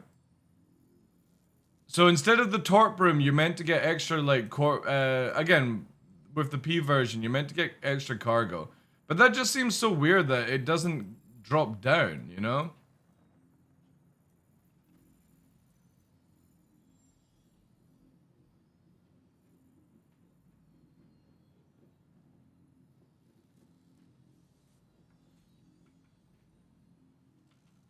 Maybe you load the extra cargo from up the address? What you mean, where it opens up on the roof? Oh, I didn't actually check that. Let me go back up. That's a good call. That's a good call. First, I'll go down to the Argo room, right? Because the Argo room is... How do we get to the Argo room again? Is it here? Yeah, so it's here. This is where you go to the Argo room. And turret. And then you got here. This is the Argo room.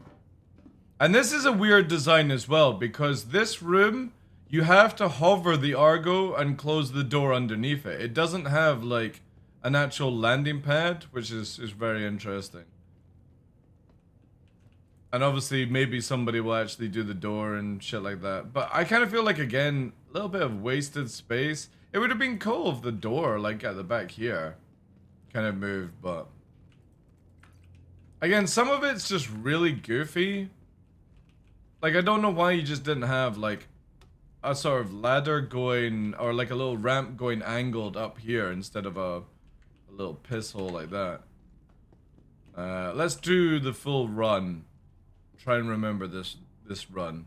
So it's through here, past the gym, because every Idris needs a gym, right? Up here, along, then it's here. Use the little map system. We're on our way to Amarillo. Actually, no. Let's show this system, because I don't think a lot of people know about this one, right? You can actually set a marker, so cargo room P, right? And there's my purple bookmark. But then you can also click on that. There was a way where, like, yeah, see here? Cargo room. And what was the button to set it? Yeah, so there, right? But it's not doing it correctly. It's doing it underneath for some reason.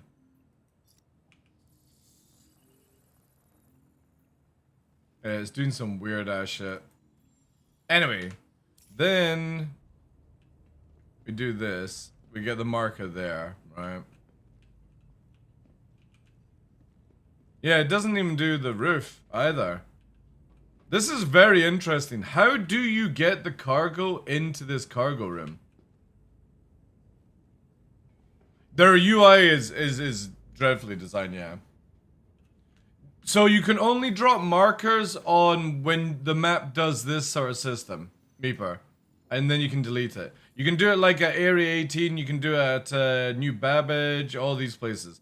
But you can do it in the Idris because it's technically a map on, it's inside the Area 18 map system, so it works. Also, why is it's super dark in here? But yeah, this doesn't make sense. You're literally above. You're above the hangar, right?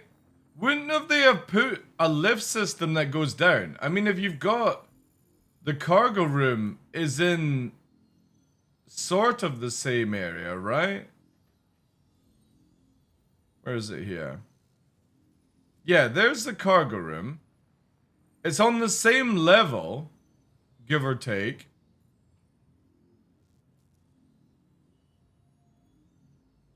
Ooh, somebody just went up to the other doors. Man, using Mobi-Glass fucks your eyes royally. Why, like, how do you get the cargo here? It's so strange. Yeah, the doorways are pretty big, but I mean, who's going to be clanking giant boxes down this hallway? Well, people would be, right? Yeah, exactly. It should have had a little lift that goes down, I feel. Again, CIG for the life of them just can't design fucking big ships. They just can't do it, chat.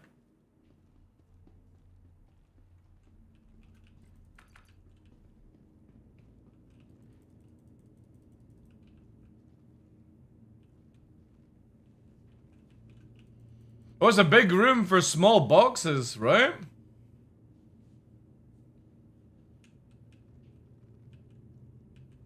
Yeah, but they could have had it where it, like, you know, goes down a level or something.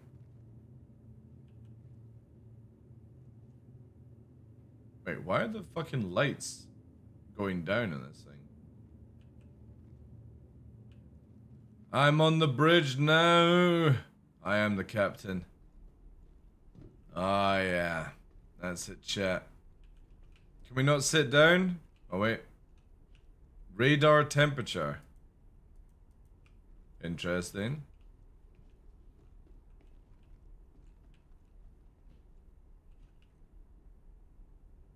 Yeah, they could have made like a door right on the roof. Even if they didn't want to have a lift going down, whoever mentioned it beforehand, they could have just made a door on the roof that opens up and that's where you place the boxes. The Argo could have just dropped it off, kind of thing. It's so goofy that that's the extra cargo space and it just doesn't feel like it would actually be of any use. But maybe long term, it would be. Like they did to the TAC, yeah. We're in the Idris P right now. So pilot chair, captain's chair. Also, right, this is my rant, chat. My rant.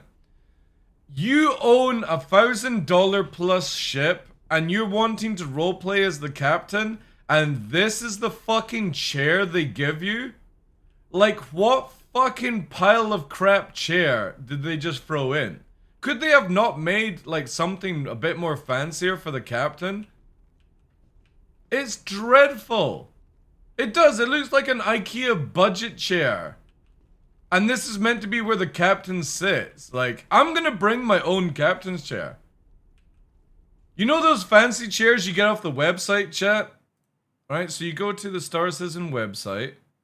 Let's do a little bit of advertising for CIG. And we're gonna go to the shop. We're gonna go to the subscriber store. Let's go to the subscriber store. And we're gonna do chair. Look! Look! Why can't we have one of these? Look at that big beefy. Why does RSI get better chairs? Bring a bed, yeah. Even the hazardous cargo is better than this. It's so shit. It's so bad looking. This is $1,000 ship, and you telling me this is the best chair you could come up with?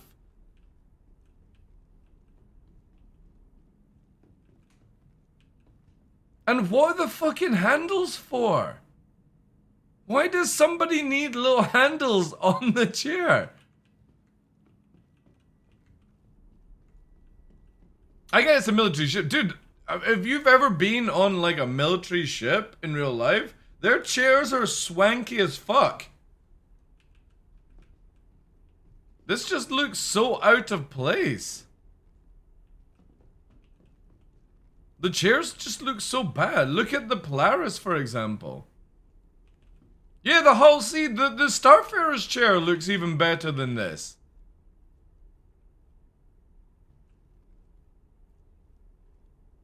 Ergonomics and everything. Dude, man, like, again, I just kind of feel like CIG, when they go for this whole immersion idea, they really let, like, they drop at the last second. They're like, alright, you know, we'll just put a fucking... We'll get our D-grade developer artist to fucking make a chair. I wonder if there's actually better chairs within this ship. Where's the mess hall? It's this way, right? Yeah, mess hall's here. Yeah, see, this looks okay. This is what you would want from a mess hall, and we want to go here to the bedrooms. This looks okay. Let's go to the officer area. You know, again, it looks a lot better. Look, chat, this chair, there's a fucking, wait, no, this can't be real. Chat, there's RSI chairs in a fucking Aegis ship. There's no fucking way. It's a fucking RSI chair. In an Aegis ship. They couldn't even be bothered to actually make a new chair for this thing. Sneak around the toilets.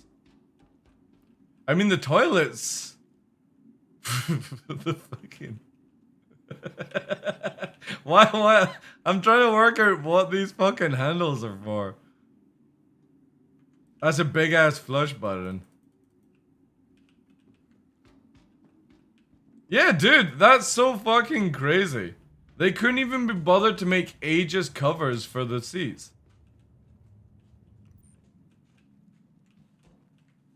There's a lot of fucking shitters on this plane. Ship, I should say. Wait. Look! Even chat! The captain's chair is even better than the fucking captain's chair in the bridge. It's got a fucking button on it and it's got a proper headrest. Why didn't they just use this? Also, the EXO room is like fucking shit. Wait, I've got another idea. What are the chairs in the what's it called? The briefing room. Hey, Crims, how you doing, dude? The briefing room. Let's see what the chairs are like. Wait, if they're fucking RSI chairs, that's gonna be funny as hell.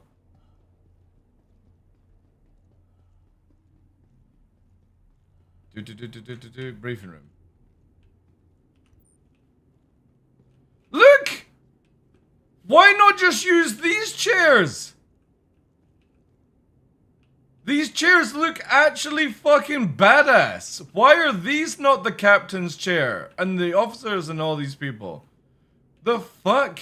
Why is this room that's going to be least amount used unless you're role-playing? Why have the best chairs in here? That just seems so weird. Like, that looks fucking badass. That is a big oversight, yeah. Must be used in Squadron 42 a lot? Yeah, but again, Tumblr, why not just take those chairs that you've made and make them in the actual bridge? It would look dope. Wait, where's the fast way up? Do we still think? There's a good chance, yeah. There's a very good chance you're gonna get Idris P. I'm literally on an Idris P right now, Sophie. This one here, the R Corp, is an Idris P. And we've got Idris K guns and launchers in the files. Already, you know? So, look! Look at this fucking shitter! These poor people!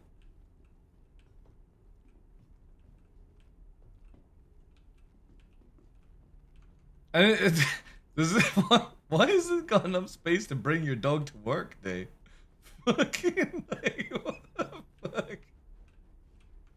I just don't get this shit. Why is there so much wasted space? How the fuck is somebody gonna lean over to these buttons? You're in this chair.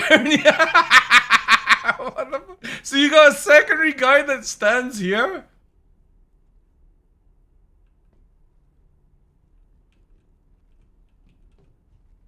See, that makes sense. That's closer, right? That one's working. That one's looking good. This just doesn't make any sense. What the fuck is this doing over here?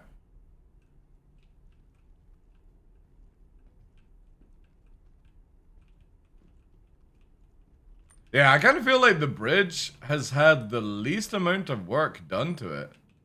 Yeah, this makes sense, right? You've got a sort of waste of space there, but it's within arm's reach.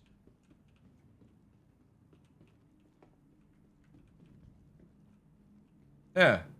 Why are these ones so goofy? Is it generally to have somebody stand here? That's how it kind of feels like, right?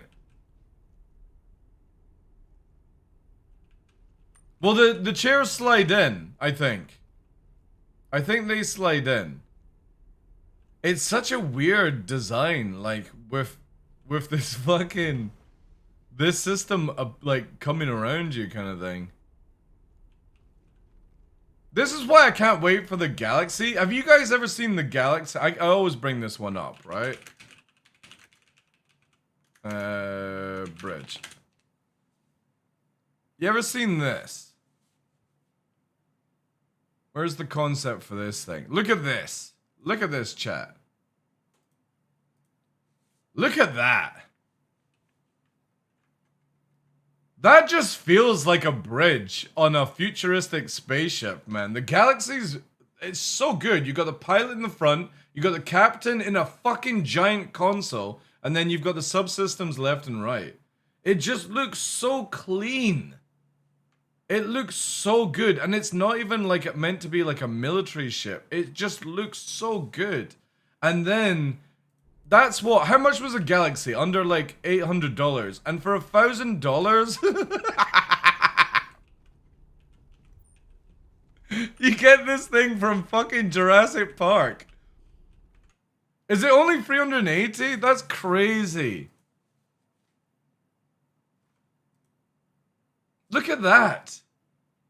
This is how the Polaris was meant to look. There's no way this was how the Polaris was meant to look.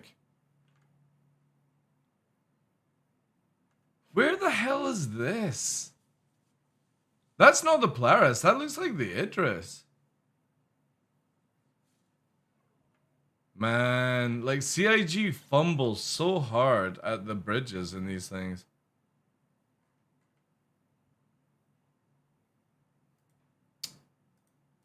Yeah, that's a little, again, I've ranted about this for a while. It's so underwhelming, these seats. The captain's chair is just, it doesn't even have any MFDs or anything. Like, it's such a pointless role-playing chair. It does no function.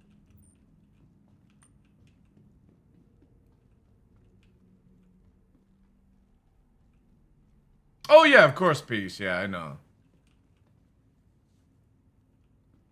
I think they said that this is the old model, it's just flyable. I need to see... That's a good point, actually. That's a very good point. Let's actually digest this a little bit. I'm interested to see if it gets upgraded.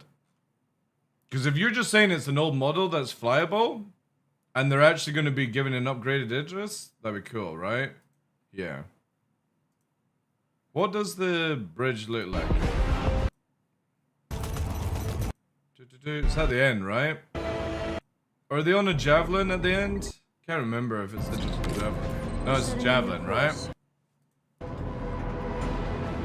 I mean, holy shit, the consoles for the javelin are clean. That's looking good, man. If that's the sort of like environment that we'll get eventually down the line, then I can let the memes go for now. So we have to reroute our energy from our shields to our thrusters to change direction. That's badass. That looks good. Take a seat. Yeah, see, look, that console looks very much like the Idris one, but look at the chair. It's the same chair. But look, chat. The fucking thing I was memeing about is closer on this one. Time for your first piloting lesson.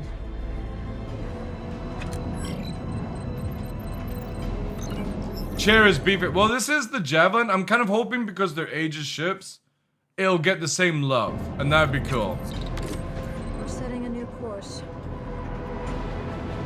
Yeah, that definitely is good. I'm pretty sure there's like an Idris scene, right? No, it's Gunner there.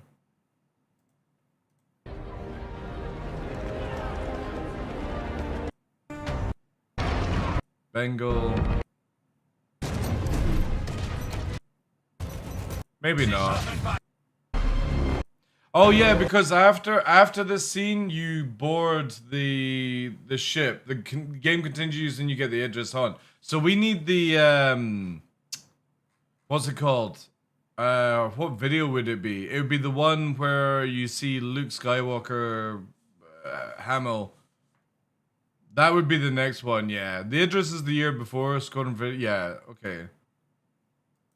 I mean, look on the Bengal there. There's a prime example of what I'm asking for, right?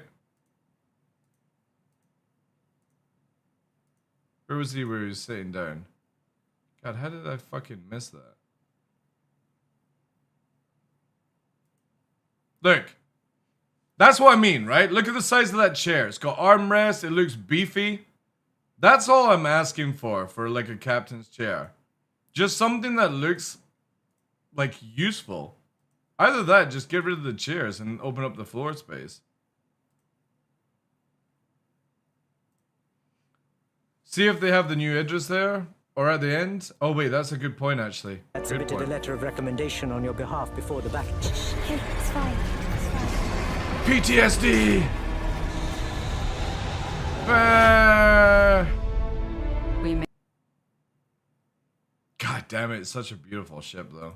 be a small crew, but the work we do matters. Welcome to the Stanton. I'm Eugene Morrow. I'm Eugene Morrow, eh? Fucking yowdy. I'm Petty Officer Webster, Oh, God, I hope she dies. Chief Mechanic. This will be your new home. We got you flying with Lieutenant Commander. Oh, wait.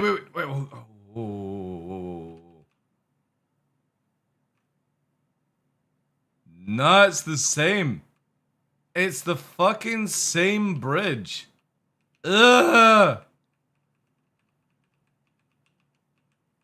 The chairs actually look kind of beefier, though. We might have had a chair upgrade. That chair to the right definitely looks different.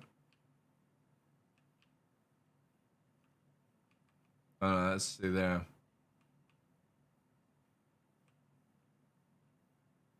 That chair definitely looks different. If you look here, right? And it's just this little corner bit there. That chair definitely looks a little bit different. I might be wrong though. Let's quickly see. So he's standing here. No, it is. Is it just the angle?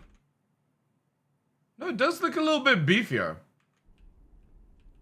It does look like it sticks out a bit more. Oh, there's hope. There's hope then, chat. There is hope. Colton, he's one of our best. Sir. I'm Petty Officer Webster, Chief Mechanic. This will be your new home. We got you flying with... Let's see here. So it's from like this angle.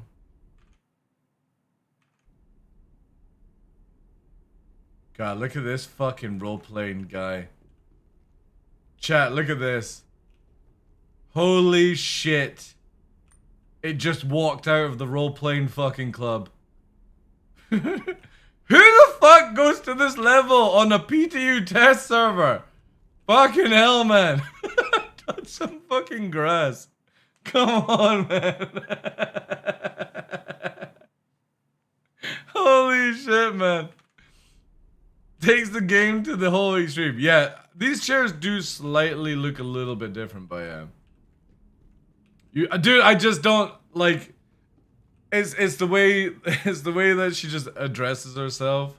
I don't like her. I'm hoping that there's a death, you know, maybe a traumatic death that your character needs so that you power up. You know, let's look at animes, right? We need Patty Webster, the engineer, to die. So that your character has like traumatized and becomes a better pilot or something, you know? Hey Tano, how you doing? I just don't like her like that. Yes, sir. Logistics. I want every ounce of juice pumped into those guns. Where's he at?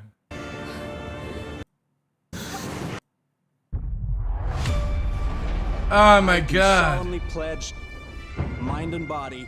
Bagpipes! The Empire with my life. Wow. Application to the Flight Academy has been reconsidered. See, the thing is though, CIG literally said this weekend that the flight deck on the Idris is gone, but you can clearly see it in this video. There. Flight Academy has been... Look, it's open. So what the fuck have they done, chat? If they're claiming that the flight deck is gone where you can't fly a ship in, like, what's that then? Did they drop a new? No, we're just digesting parts of the Squadron 42 to see if like the Idris is looking a little different. Because I was complaining that the chairs look really Captain like McLaren had submitted a letter shitty. of recommendation on your behalf before the battle. Hey, it's fine. It's fine. You're safe. You know, chat, I've said this many years, and I'm going to say it again. If CIG were to allow you to play as a Vandal, you got a scythe, a blade, a glaive, a stinger, and a driller carrier, but you had to give up everything. Like, if like you're over like 5k account, and you give up everything else, but you can only play as Vandal, I think I would actually take it. I generally think it would be great fun to play as a Vandal character chasing after people in the game. Because they couldn't complain about getting griefed by a Vandal, right? They'd be like, oh shit, it's a Vandal! But you're actually playing as it. do matters. Welcome to the Stanton. I'm Eugene. Here she comes. The annoyance. I'm Petty Officer Webster, Chief Mechanic. This will be your new home. We got you flying with Lieutenant Commander Colton. He's one of our best. Sir, Who the hell? Who the hell are you? Why does he sound like an alcoholic? I'm your new wingman, sir. The name's... You want me to learn your name? You live long enough for me to care. This is one thing that I can't wait. Actual, you're clear to launch. Launching in 3, 2... Like, no joke. Blast shields up. And fucking... It looks like it's got like a proper catapult system. But obviously they're like hovering. So dope, man. Like, if anybody ever plays DCS World and you've got the F-18 or the F-14, launching off a carrier is such a ride. It's so much fun.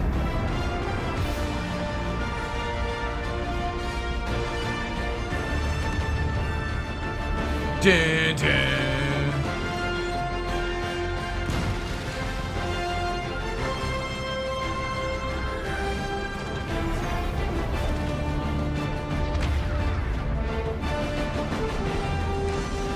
I think I've got no interest in mining whatsoever in these games, but the spider miners are fucking dope, man.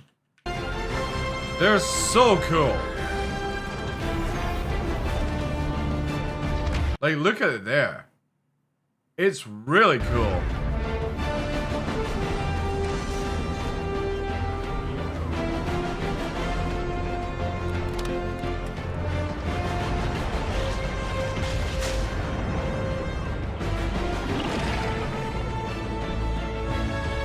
There's a lot of little cheeky Easter eggs.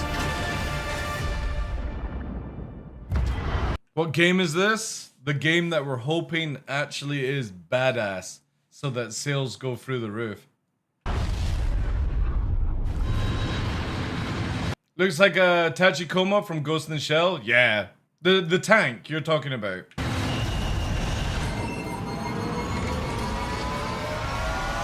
See, chat, I keep telling you, low flying is going to become a big thing in this game. CIG love it.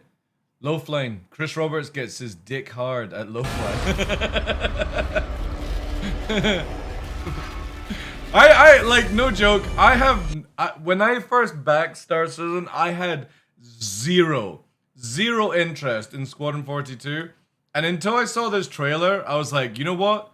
I could actually fucking, like, if it's good, it looks like it would be a good game. I really hope it's a good game. I hope it's not a meme. I hope it's not years and years of meme stuff.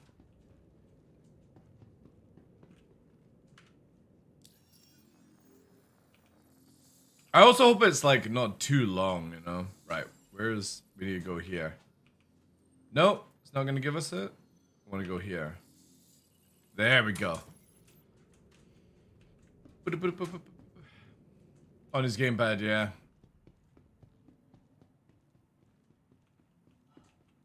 This way.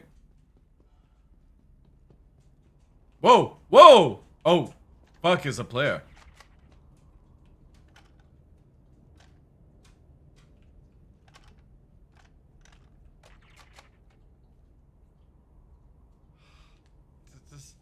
Do you not think that some people have too much time in this game to dress up as security with Nerf darts and make the fucking NPCs run around with guns? Cause this is... Yeah, look! This dude was literally running around with his gun out and kill him in game. Yeah. It's so funny. It's so funny how people like play this game. Where is the security person? Look, there it is. Go! Go! Go, go, go, go, go! Roleplay as security. Breach and clear! Breach and clear! Go, go, go, go, go! Go, go, go, go, go! Go, go, go, go, go! Breach and clear! Breach and clear! Shoot, shoot, shoot! Gun them down! Gun them down! Look! Where the fuck are you going, AI? How fucking stupid are you?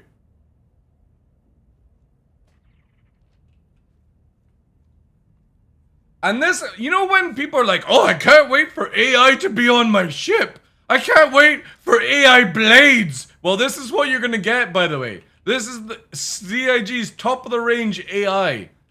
It doesn't even know how to stop somebody with a Nerf dart.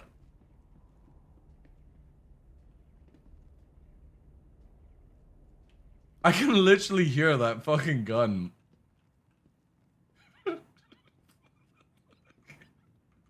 I swear, like, this game is funny as fuck. And look at this! Look at this shit! Look at this poor NPC that's defeated by a fucking... a bouncer's bar. Ah, yes. Look at that knife as well, chat. Look at that pistol on the female characters. Because nobody at CIG actually tested it. The gun goes sideways. So does the knife. Still not been fixed. By the way, it's been like that for nearly 2 years. CIG can't seem to fix it on the female character for some reason. It's absolutely fine on the male character, see? But on the female, it goes sideways.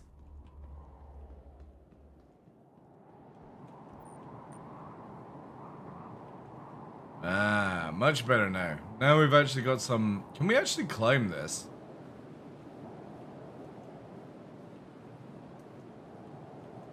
Oh no, CIG's actually probably preventing me from doing what I want to do. Yeah, I can't actually use this to get up. Sneaky, sneaky. No. What about the bin? No.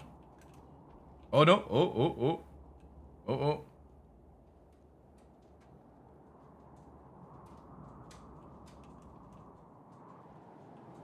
Din. Maybe not. Maybe not this way.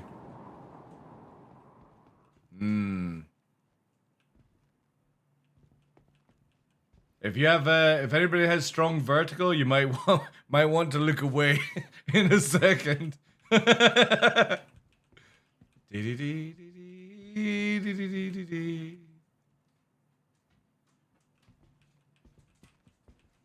Where is that the hall? No. Wait, is it? Yeah, that's it there. All right. Let's go. Oh, yeah. Oh, yeah, we're perfectly lined up. Now, if we can just rail slide on this. Nope.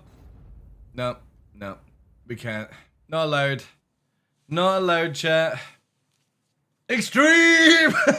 Man, I've seen all those movies where they're sliding down things at full speed and they survive. Why can't I in Star Citizen?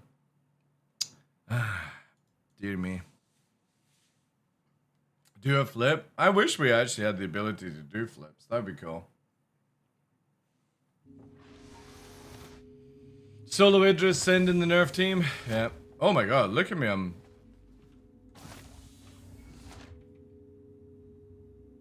Wait.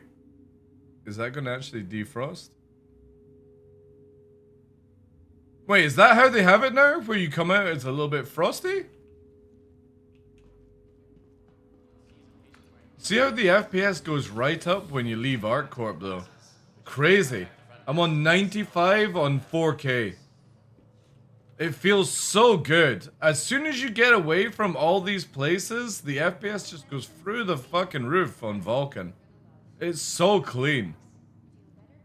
If the game was like this in every location, it would be amazing, man. Like no like movement lag, nothing.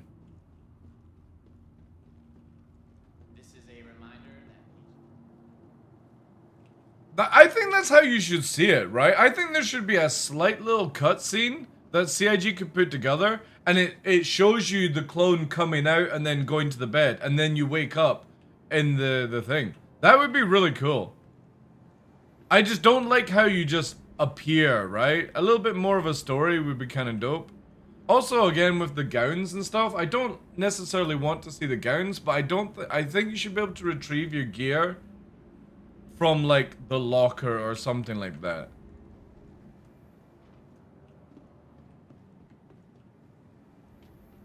Well, not necessarily naked, because obviously the characters can't actually get naked in this game, but yeah, I mean, that'd be kind of cool. You'd be sort of, you know, in your underwear, you're kind of like frozen or purple or something. Or make it print to your body, that would be actually pretty dope. Yeah. A little bit more, and again, it could just simply be a cutscene that CIG put together, and we all know they're really good at cutscenes. You could put it together whilst your character's loading, and then, you know, you get to see it. Instead of a black screen with some daft writing, that would be pretty dope. Anyway, at least that's fully working, right? And you can also commit suicide, if you feel like it. Dude, they are good at cutscenes. What are you talking about? Leica and the team are fucking awesome, man. They're on Blizzard level. I've been saying this for years now. Leica and the team, who do all the cutscenes and the videos for selling stuff, are on Blizzard level of animations. It's so good. You can look at any one that they've recently done, right? And I know it's not in-game, like, engine and stuff. They're using the special thing, but... For example, right? Yeah, this. This is what I mean. 1 minute, right? You know I love you, right? It's so good.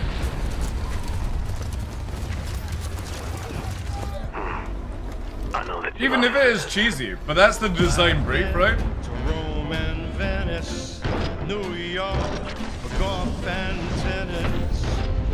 But I get lost finding my way to your heart. Now that you know, No, I've not tried Armory Forger, Styler.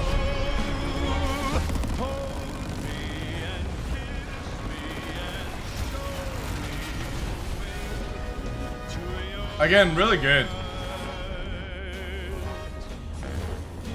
So you could get them to make... You could get them to make, you being printed and stuff like that, right? So instead of just a black screen, you see your character being created. You like them on the Seeker? They're so useless, though.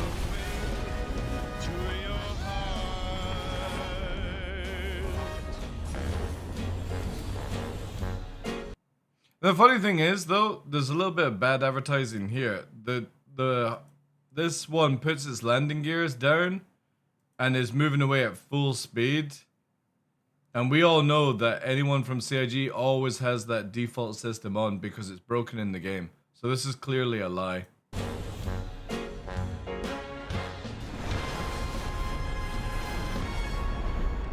But yeah, that's kind of cool. That would be cool. Right, is there anything else for me to test? Wicklow mods, Ship Battle V1, Mission Collector, Ace Pilot Helmet, Wicklow Mission not complete, objective not completable, okay.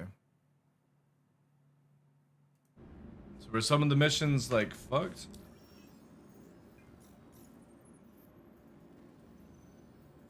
Holy shit. Yeah, so... Yeah, see, the missions are still bugged. They're doubling. There's Taylor. I doubt Taylor's even online right now. Taylor again. Taylor 4 times. 5 times. 6 times. 7. 6 times. 7.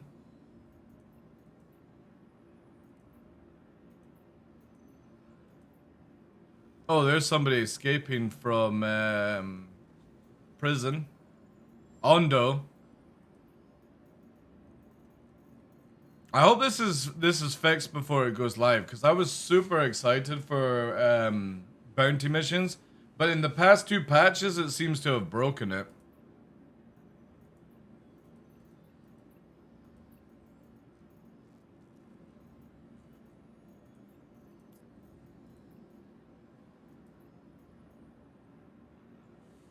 Surprise party. So this is where a mission. So it'd be surprise party here at 20k. What do you actually get for the first one?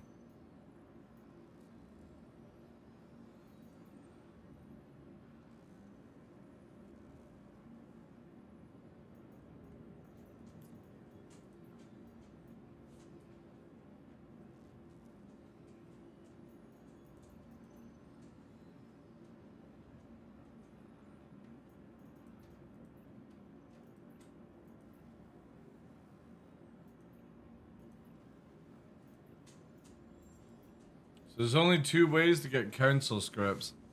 I think I'm gonna probably farm council scripts instead of mercenary, just because I don't think many people will do it. I think most people will do mercenary scripts instead of council.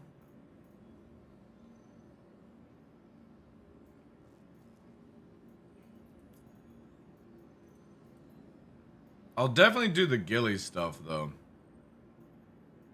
But this is bugged as well, look.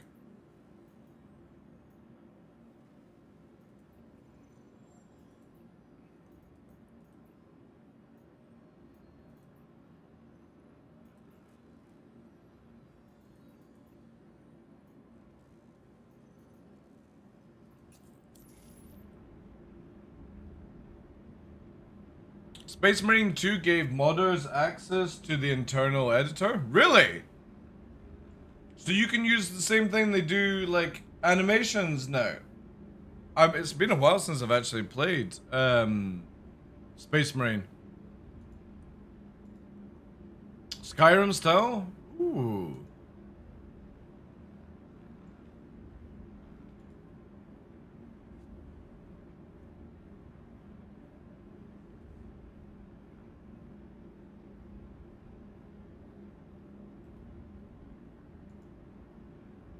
Avenge me, brother.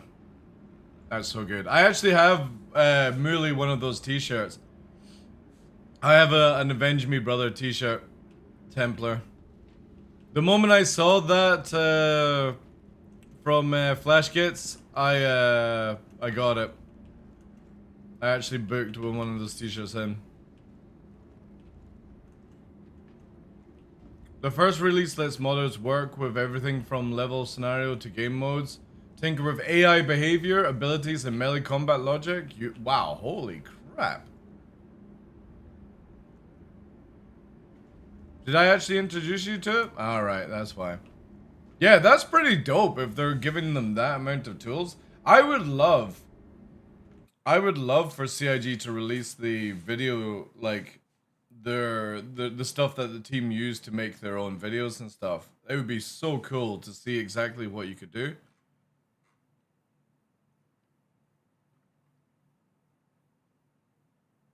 Network performance optimization to help reduce delays. To be fair, I haven't actually even...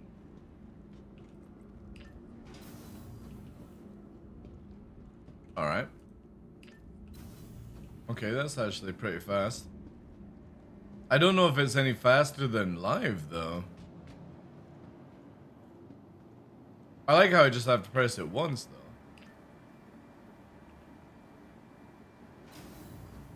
One thing that CIG did make me chuckle, chat, is they said they're going to make elevators faster. And I'm like, what could possibly go wrong with faster elevators in Star Citizen? Do you guys remember when elevators used to detach and fly you up into like a straight line? That's because they were too fast. Now CIG are like, oh yeah, we're gonna make them fast again. I generally think it's just like when you go into an elevator here and you press your button, it would be a lot faster than what we have right now. That's how it comes across as. Why can't they just focus on making them work? There are some in the game that take a ridiculous amount of time, right? If you're on Orison, for example, and you go to an XL hangar, I know that's such a privileged thing to say. It does take like 30 seconds to get to some hangars, and 30 seconds are a lot for kids these days with their dad's phones, swiping left on YouTube, whilst playing video games. I get it. Like they want it to be 10 seconds instead of 30 seconds. I don't know why it just doesn't teleport you. I don't know why it just doesn't make the noise of an elevator and then just teleport you. Like that. Listen to it. Right? Closes the doors. It goes. And then it opens up. It just teleports. I don't know why it doesn't do that. Like who the fuck wants to sit in here for this length of time? I don't know why they need to move.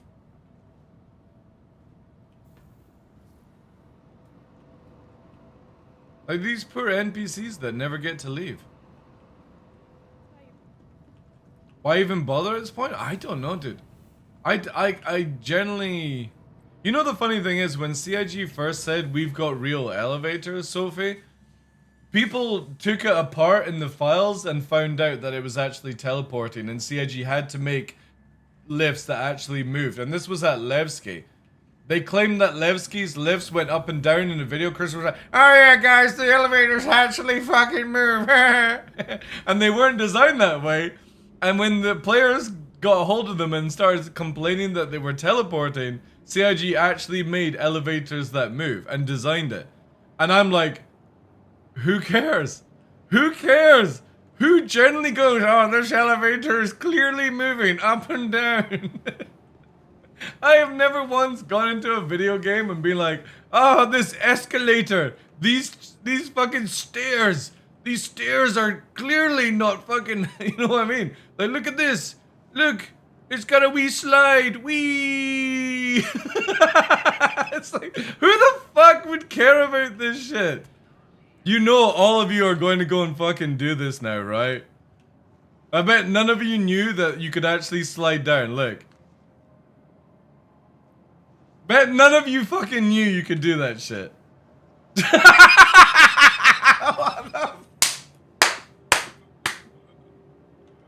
I swear this fucking game is gonna kill me one day. There's a fucking dude sliding down as well. You used to be able to rail slide. You used to be able to rail slide where you could get your character to like hop onto a rail and you could actually like slide down. And it was amazing. You can also do like really cool stuff where if you find big stairs, you can like fully like slide backwards. I don't think this one actually does it, but yeah, it kind of does it. Let me try this here, right? So you gotta sort of like get into position. Try to go a bit forward. Whee! The fucking stupid shit. New tricked on tread? Yeah. But yeah, you used to be able to like jump down rails and slide down them. And it was fucking cool. And then CIG took it away. And you just now like hover over it basically. See? It doesn't do the full slide like it used to allow you to. There we go, right? Yes, I did a lot of aggressive stuff in my youth. Skateboarding, BMXing. Try on longer rails. Again, it just doesn't do the full flow like it used to do, basically. See? It kind of sticks, right? We need like skateboards. But yeah, there's a lot of like surfaces that you can use as slides. And I just don't, like, CIG just doesn't need like, fast elevators. Just make it teleport. Make it where the door closes, engages the noise file, and it just teleports and the door opens. Nobody's going to complain at that shit. I think everyone would prefer that over, like, the fake elevator shit. Because if you're ever in somebody's team, right? They've got their team icon, and say they're at a station, say Seraph, and you're gonna go to one of the hangars, you see the elevator fly out into space and come around and go back in again. It doesn't actually go through the building, it flies out in space. It goes into like a little Narnia world, so just make it where you get in the elevator, it makes the noise file, like you're moving, it vibrates, and then it just opens up at your location. Just instant teleportation. Hey, good morning, Tough. How's the pups, dude? And that would be sick. It would be really cool. And you wouldn't have to put any more effort into it. You know that, yeah, but again, who cares? We got their fucking money, man. I'm looking at just practicality for instead of like wasting resources on a game. Vehicle retrieval system. The pups are good? Nice, nice. Please visit us again. Welcome. I don't know what else to test, chat. We've like literally covered over everything. Again, they need to fix the bounty missions.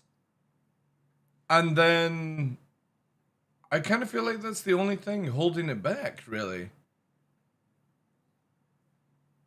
PvP bounty missions remain active when criminal players surrender themselves. So is that what's happening? Is that why people... No, because they're still in. So there's still something to do with PvP bounties. It's not 100% fixed. Everything else looks good. I don't know if any of these missions are still bugged. But it's a small, like, small one.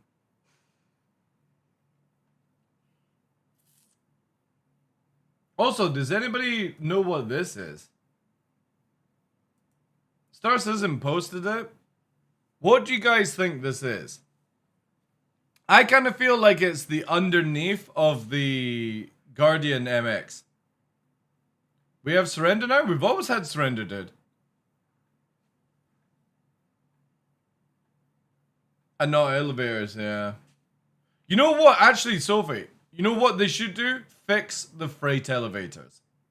If you're gonna fix any elevators, fix freight elevators.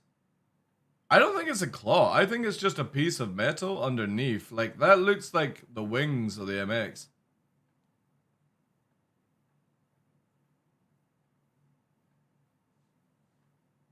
I was saying this to Burks the other day there.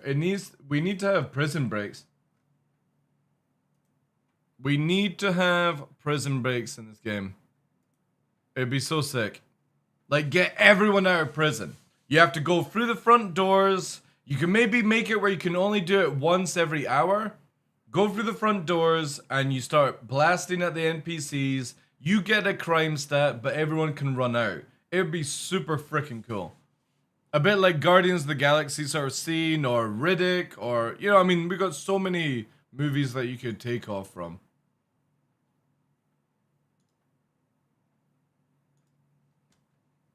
You have not seen it? When you go to here, I can't remember what the button is to surrender, but there is a way to surrender when an NPC interdicts you. There used to be anyway. Social. Does anybody remember how you actually surrender in your ship?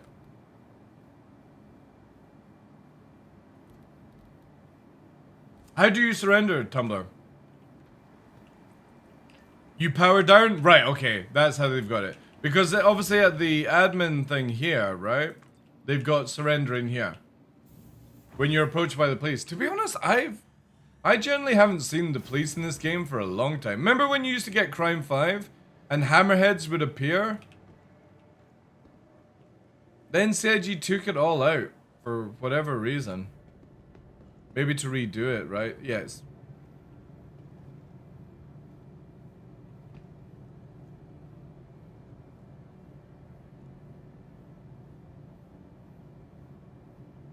Jeez.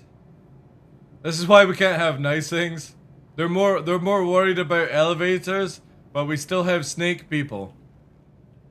Look at this dude. Get ready for Snake Man.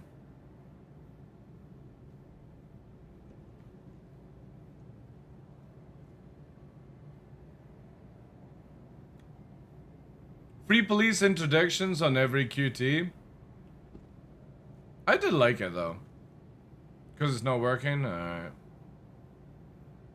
I'm kind of waiting for Snake Man to walk off. This dude on his screen is actually standing up, but on my screen, it's snaking.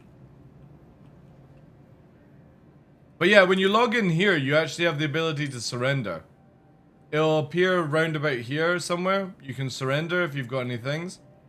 And that reduces your sentence by 20%, I think it is.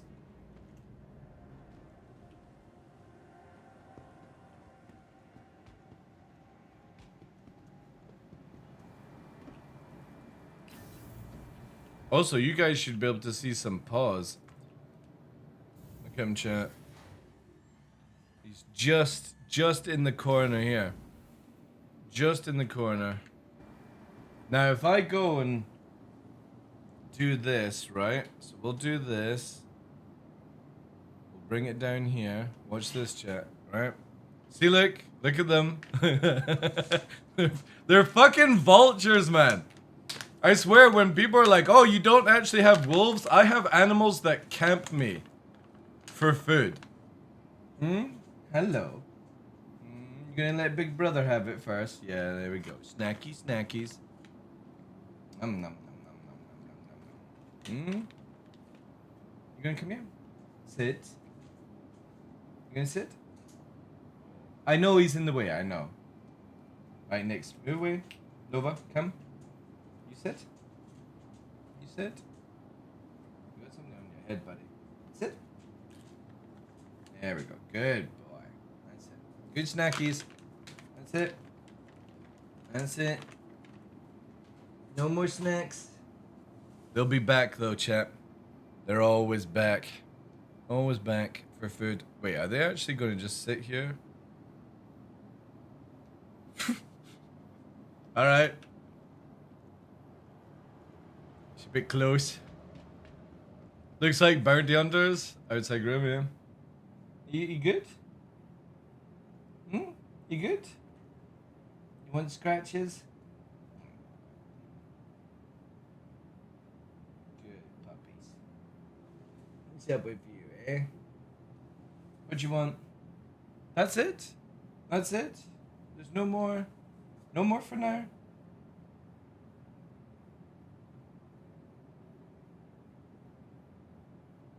Oh no, they know, chat. They know there's more.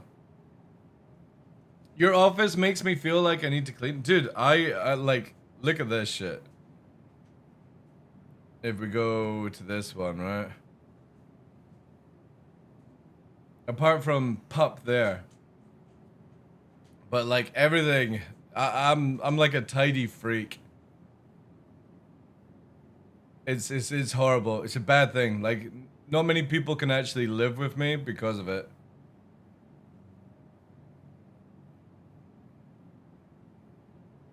And then the boxes as well. Look. Yeah. It's bad. It's bad, chat. Everything has to be in its own place. It's not healthy.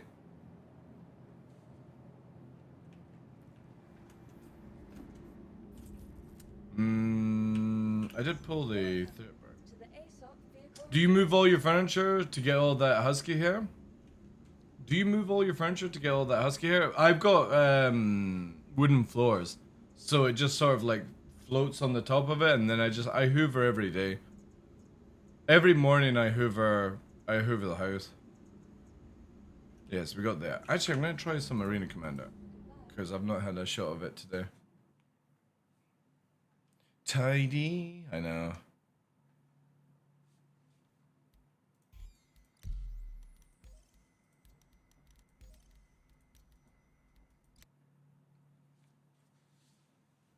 Oh, yeah. Yeah. See, whenever I'm building anything, I like to place all the parts out in order. So what I do, I go through, like, say, for example, I'm doing, like, a kit build for a chest of drawers or something like that. I will go through the whole manual and study it. I will place all the tools in order of use, and I'll place all the parts in order of use throughout the whole manual. And then I start working through it. And that whole like 30-minute extra prep gets like, I really love it. Because then I never have any issues with like finding parts and stuff like that.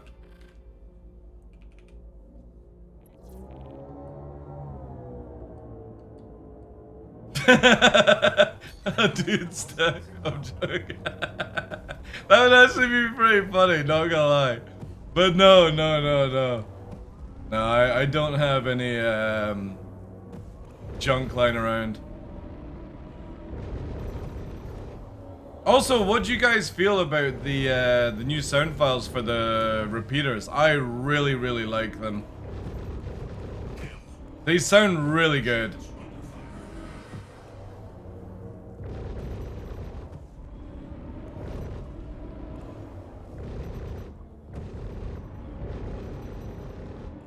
And when you're getting shot by a turret, they sound even better.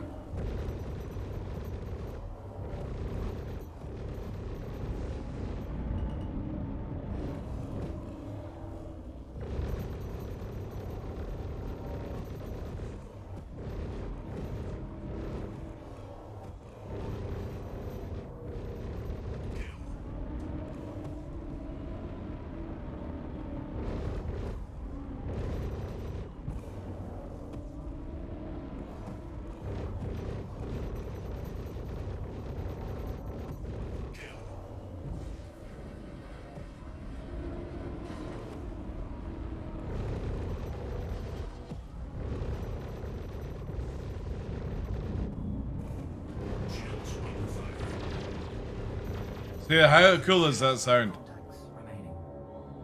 Oh, have they actually changed more guns, Liberty? Oh, I need to try that out then. I thought it was just repeaters, but if they've changed all guns, yeah, we need to try that then.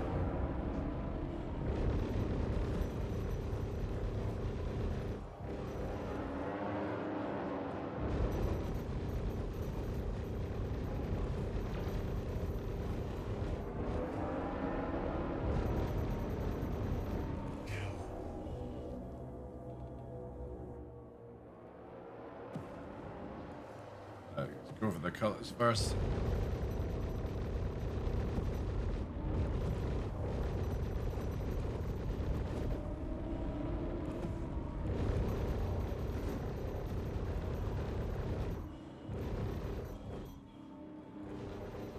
I can't wait to fly around in Scorpius in this patch. I need to find like a permanent gunner, chat. Wingman stroke gunner, blowfly extraordinaire. That's the challenge. Only the 4s got changed? Oh, so only the size 4 Omnis got changed. Oh, that sucks. Okay.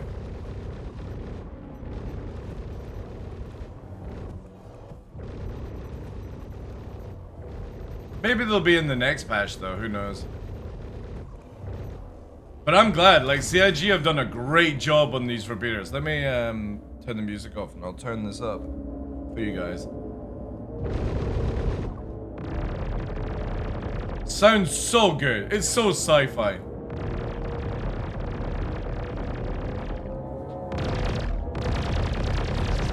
Really, really cool. I love these changes.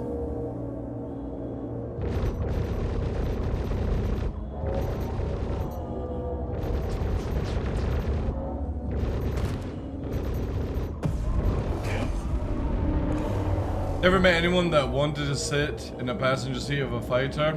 I felt like the two-seater was a waste of time. Not in the Scorpius, dude. The one with the gunner?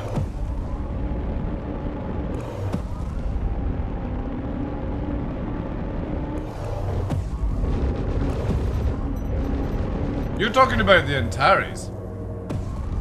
The Antares is the one that has like no function, needs to be redone.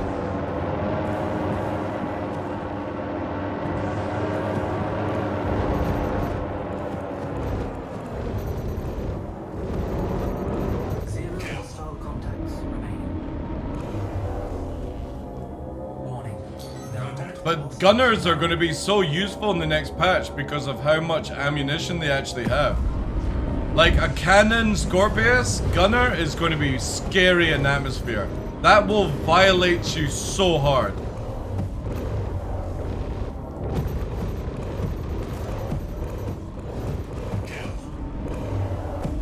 Or even like a neutron turret. Because of how much ammo they have, they just hold the trigger. It's so good. Because that's not like, again, it's the turrets still need like buffs and stuff like that, but it's starting to go in the right place, I feel.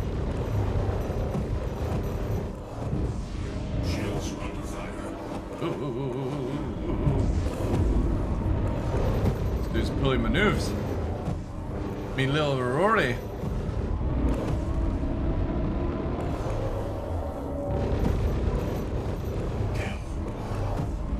What do you think the best ship guns are when the patch drops? Still repeaters. No, attritions are only good at close range. Unless attritions get like range modifier or whatever, they're still bad. Anything that has fast projectile speed is better than more damage. Because more damage with less projectile speed, you miss your shots. So sadly, Panthers, kind of like those lineup Bulldogs, are so much better just because you have constant damage. Yeah, but I'm looking at the speed for the Scorpius. Like, there's not many ships that can outrun a Scorpius in SEM. That fucking thing chases you forever. Plus, I like Scorpius over Hurricane. 0 hostile contacts remaining. All the damage in the world won't matter if you can't land it. Exactly. This is why a lot of people are like, oh, your builds are bad, DarkLaw, because your DPS is low. DPS only matters if you land 100% of your shots, by the way, guys. And that does not happen in Star Citizen. You always want to look at alpha and speed. That's the best stats to look at. How much you're actually putting out when you actually make contact. So attritions are good against big ships, but they're useless in a fight. I've yet to be killed by anyone in PvP using attritions since they changed them. And that's like nearly a year now.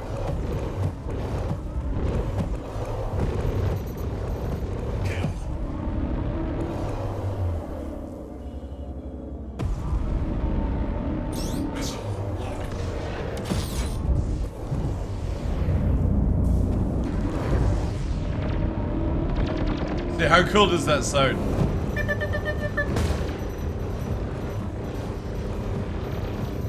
Sounds so much more, so sci-fi-ish. That like high-pitched noise. So when you're using the weapons, they've got like a more beefier base, but then, like for example here, they sound so light.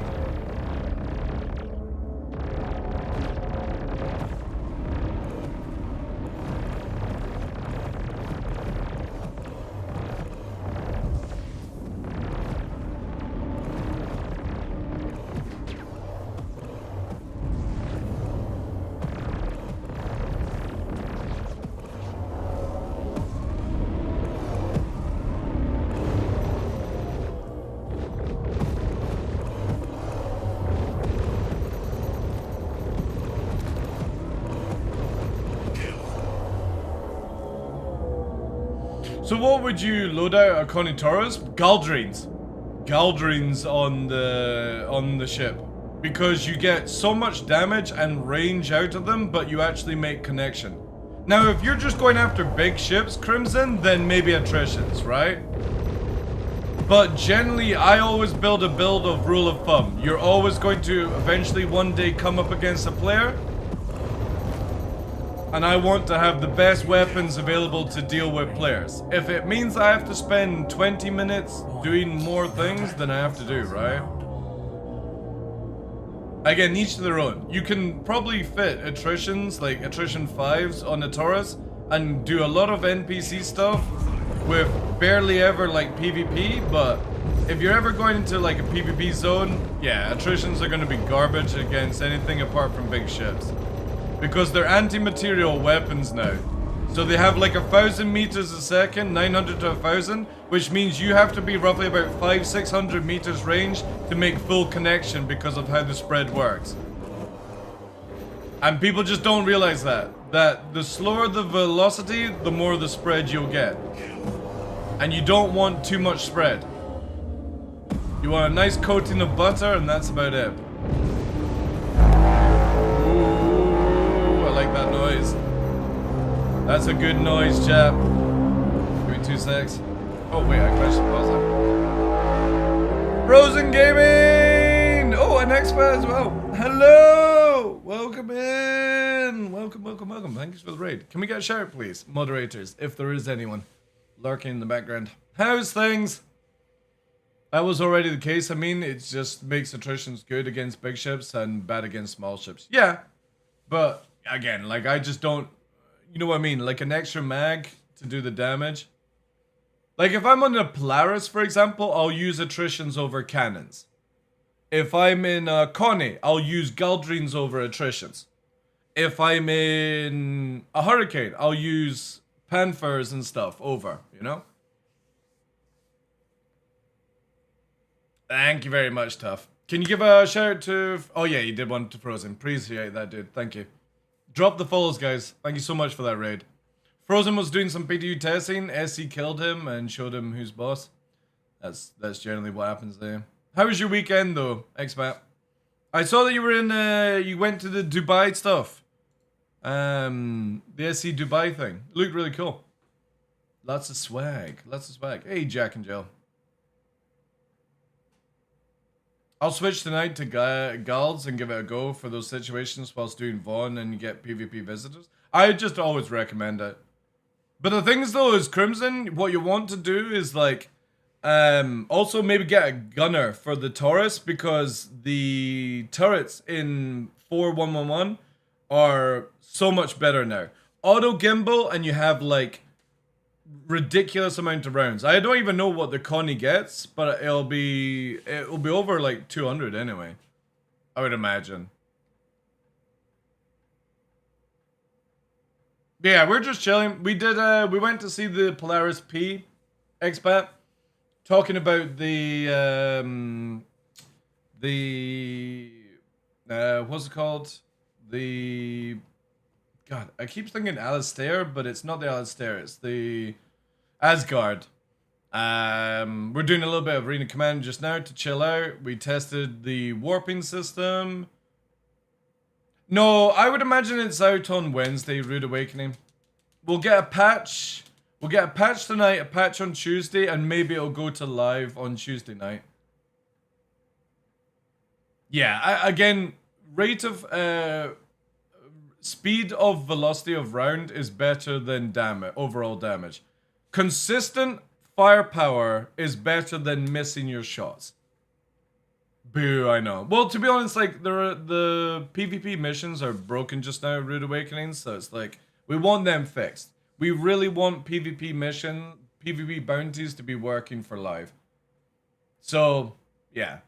Another PTU patch won't hurt. Hit register sucks anyway.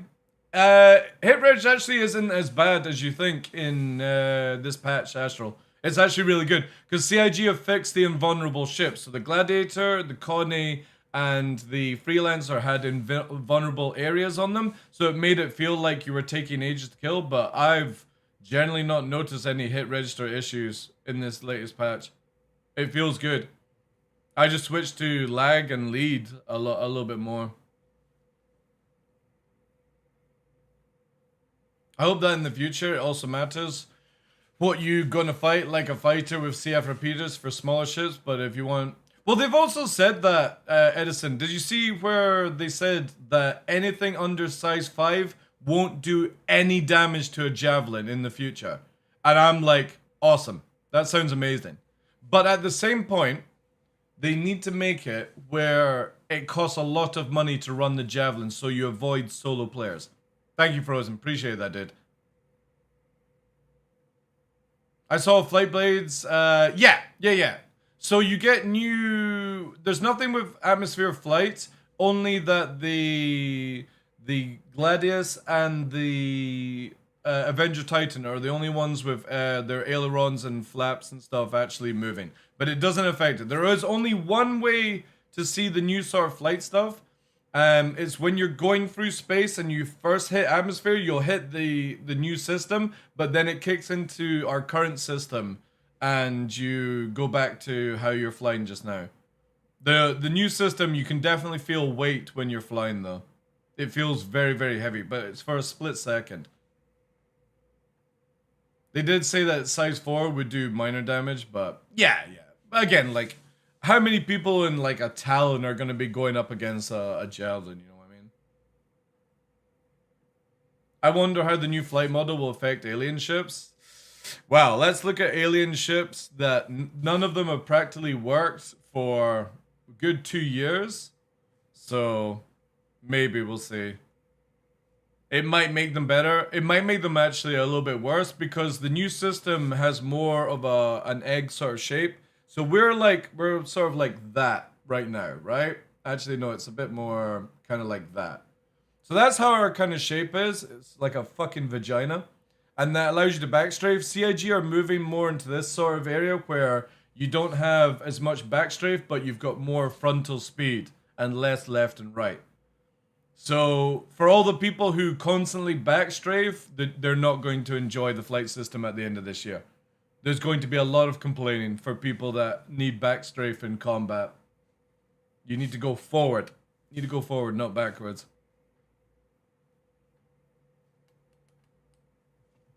But we'll see. There's a lot of cool things coming. A lot of cool new changes. The flight blades are interesting. Obviously, like, you have a default blade, you have speed blade, and you have, what's it called? Turn rate blade. The turn rate blade, I would say, is probably pretty useless because, well, the last thing you want to do is be slower in this game. And the speed one is pretty good, but again, like, do you want to lose turn rate? So I would actually say the default flight blade is the best. But maybe they'll, like, once we get a shot of them, we'll see. More complaining, yeah. Lots more complaining. I mean, people are literally comparing about fucking vibrations in the ships. They're like, oh no! My game feels broken. I feel sick flying in a fast military ship at Mach 2. I can't do it.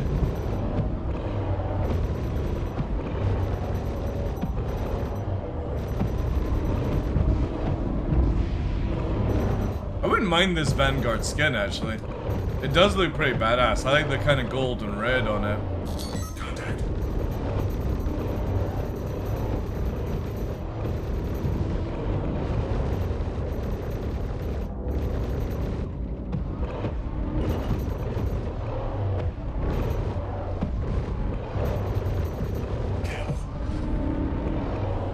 Is this at 0.3? No, I've actually got it at 50%, I think. I was like, I actually like it. No joke. I actually like the vibration. Yeah, I've got it at 50%. I think 1.0 is a bit too much, but 50% feels really good. But then I'm not feeble and I don't get motion sickness, so...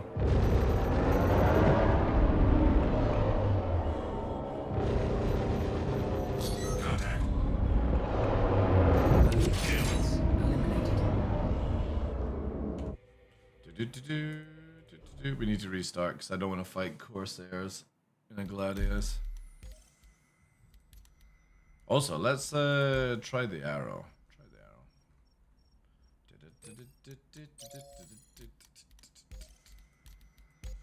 I need to actually set this one up, I think. You think it's safe to upgrade ships before the patch? Ugh, I would not. I would not. No. With it coming literally in the next 3 days, I would generally not touch live with a barge pull. I wouldn't do it. So what I've done already is last week, I took all my ships back to starter location. Every ship that I used, I took off all their items. I took off all my armor. I haven't taken anything out of a box yet, but if I lose that stuff, I'm not that bothered. But yeah, I would just be prepared that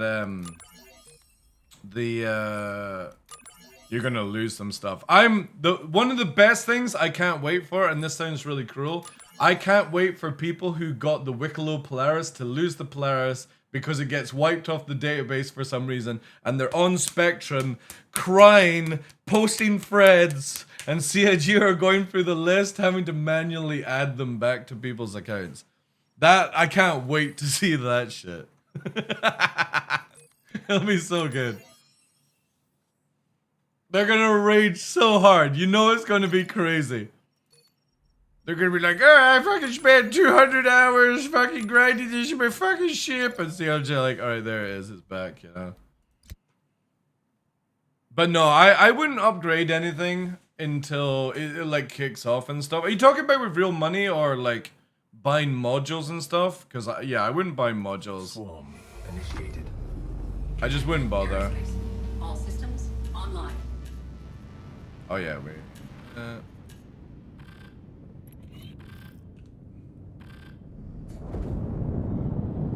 Warning. There are Oh, dude. Bound. Again, you can go to Spectrum and there's people, you know, like the gun vibration, right? People are literally complaining that. Good job, Warlock. That was great. Great flying, fucking AI wingman.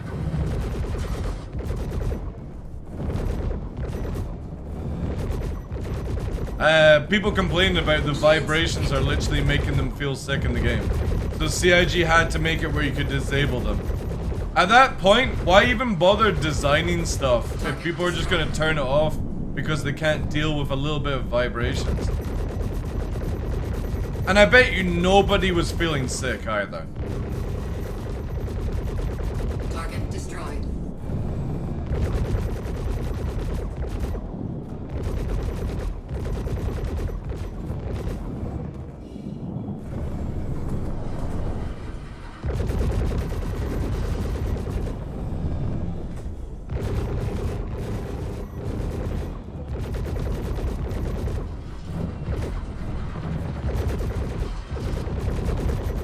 Target destroyed. Are you sure there's plenty of people get sick? Sure. I would have to question why you're playing a game like Star Citizen if you're getting sick in Star Citizen. I don't go play fucking Animal Crossing, right? I like to actually have a vocabulary with the characters. Target destroyed.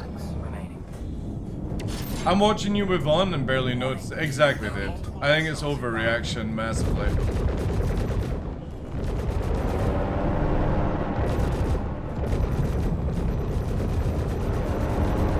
Shields hit.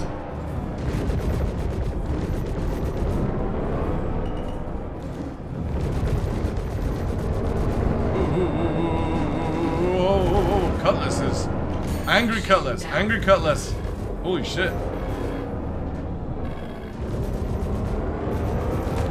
Also, why will this guy not die? Target destroyed. Angry cutlass. Oh god.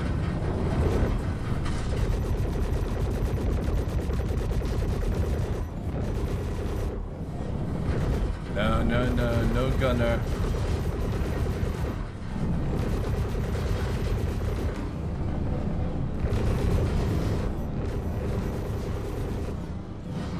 God damn, this thing is flying fast.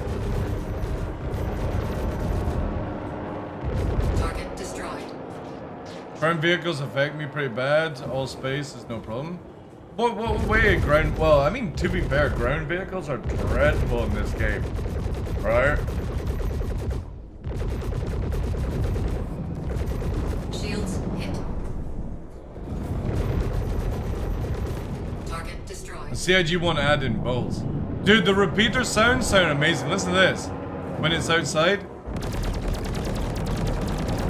Like, how badass is that?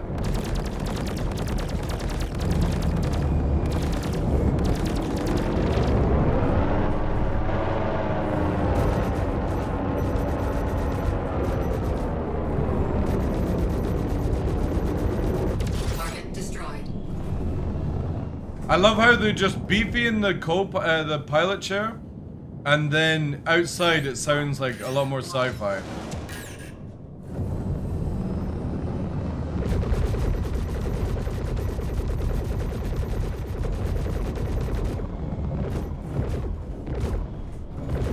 Target destroyed. Remaining. Warning. Yeah, this is the new patch run, yeah. Bound. Really cool.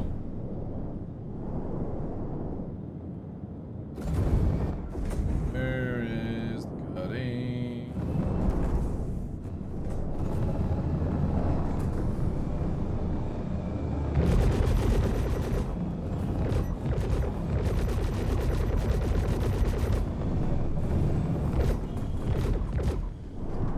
Shields hit.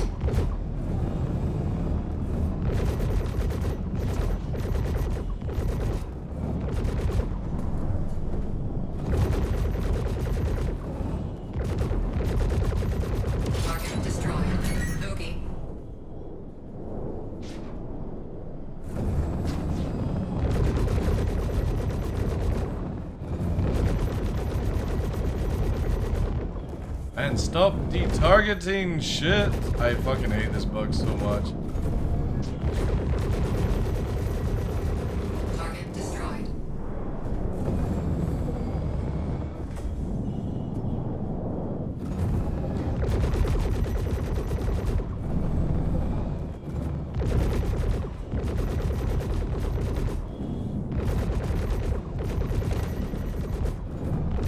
Target destroyed. Shields hit.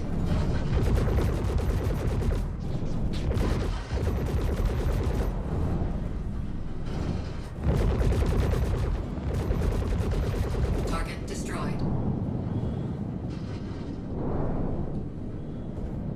I might increase the movement a little bit more on the pitch.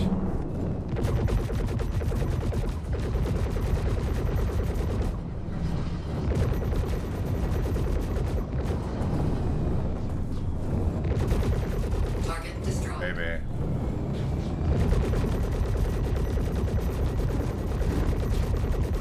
Target destroyed.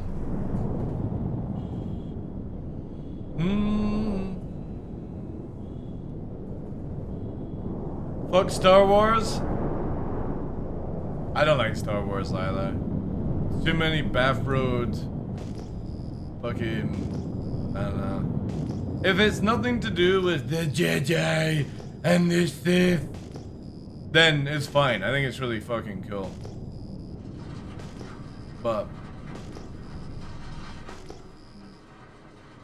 I'm gonna ruin this for you. Well.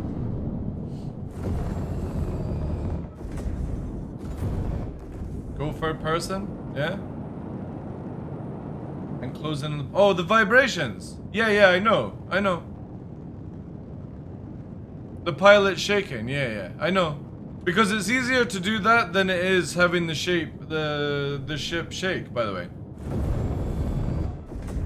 So I'm fine with that. It's Mimi, but I'm fine with that. It's easier to do that than it is to do a new camera system. Even though they should have done a new camera system so we could have had flyby view, but again, you know.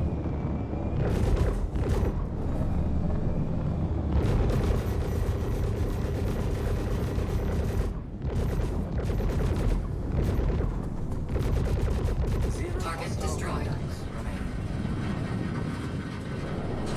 Warning. There are multiple hostiles inbound. I mean, hopefully CIG can eventually down the line do like different car, you know.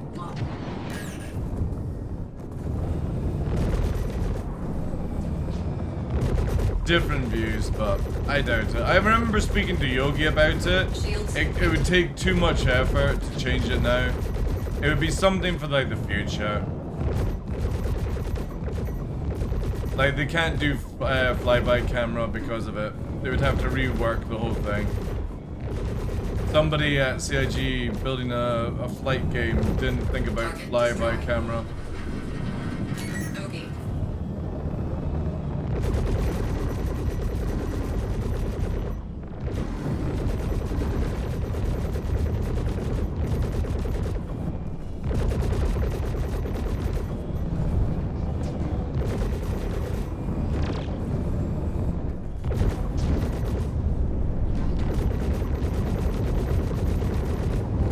Target destroyed.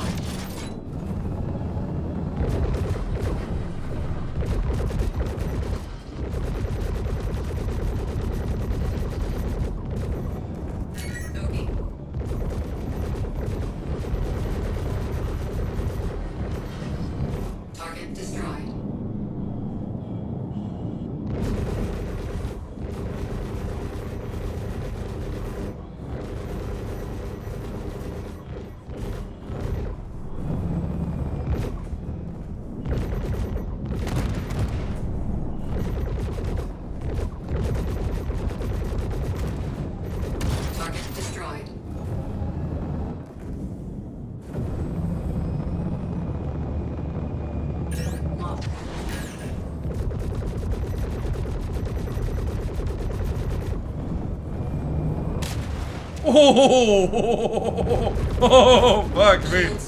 Talk about fucking flying into it. God damn. God damn, that fucking Aurora just took it to the face. Target destroyed.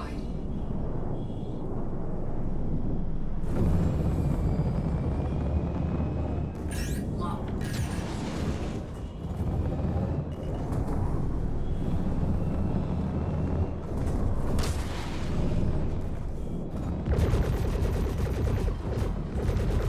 Target destroyed.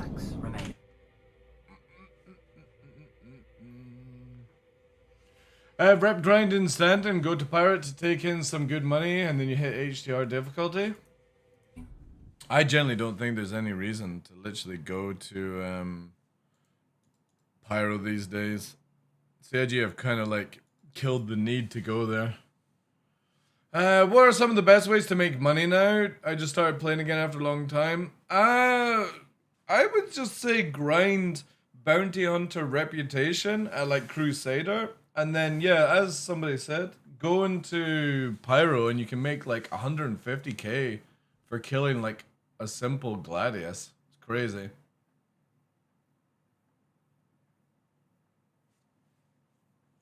How much for flying lessons? Dude, I'm mad. Like, if anybody knows, I've just recently changed to a sim pit, so I'm having to relearn how to fly. I've got an extension on the center joystick. I'm in a different sitting position for pedals. So right now I'm nowhere able to fucking teach people how to fly. I'm learning myself. Being a dev is too much effort. The problem is with devs is they don't. The thing with devs is because they know how to build it, right? They don't realize like some of the gameplay built around these things, you know. They need to be a little bit more open. It's crazy. So it's new sitting position.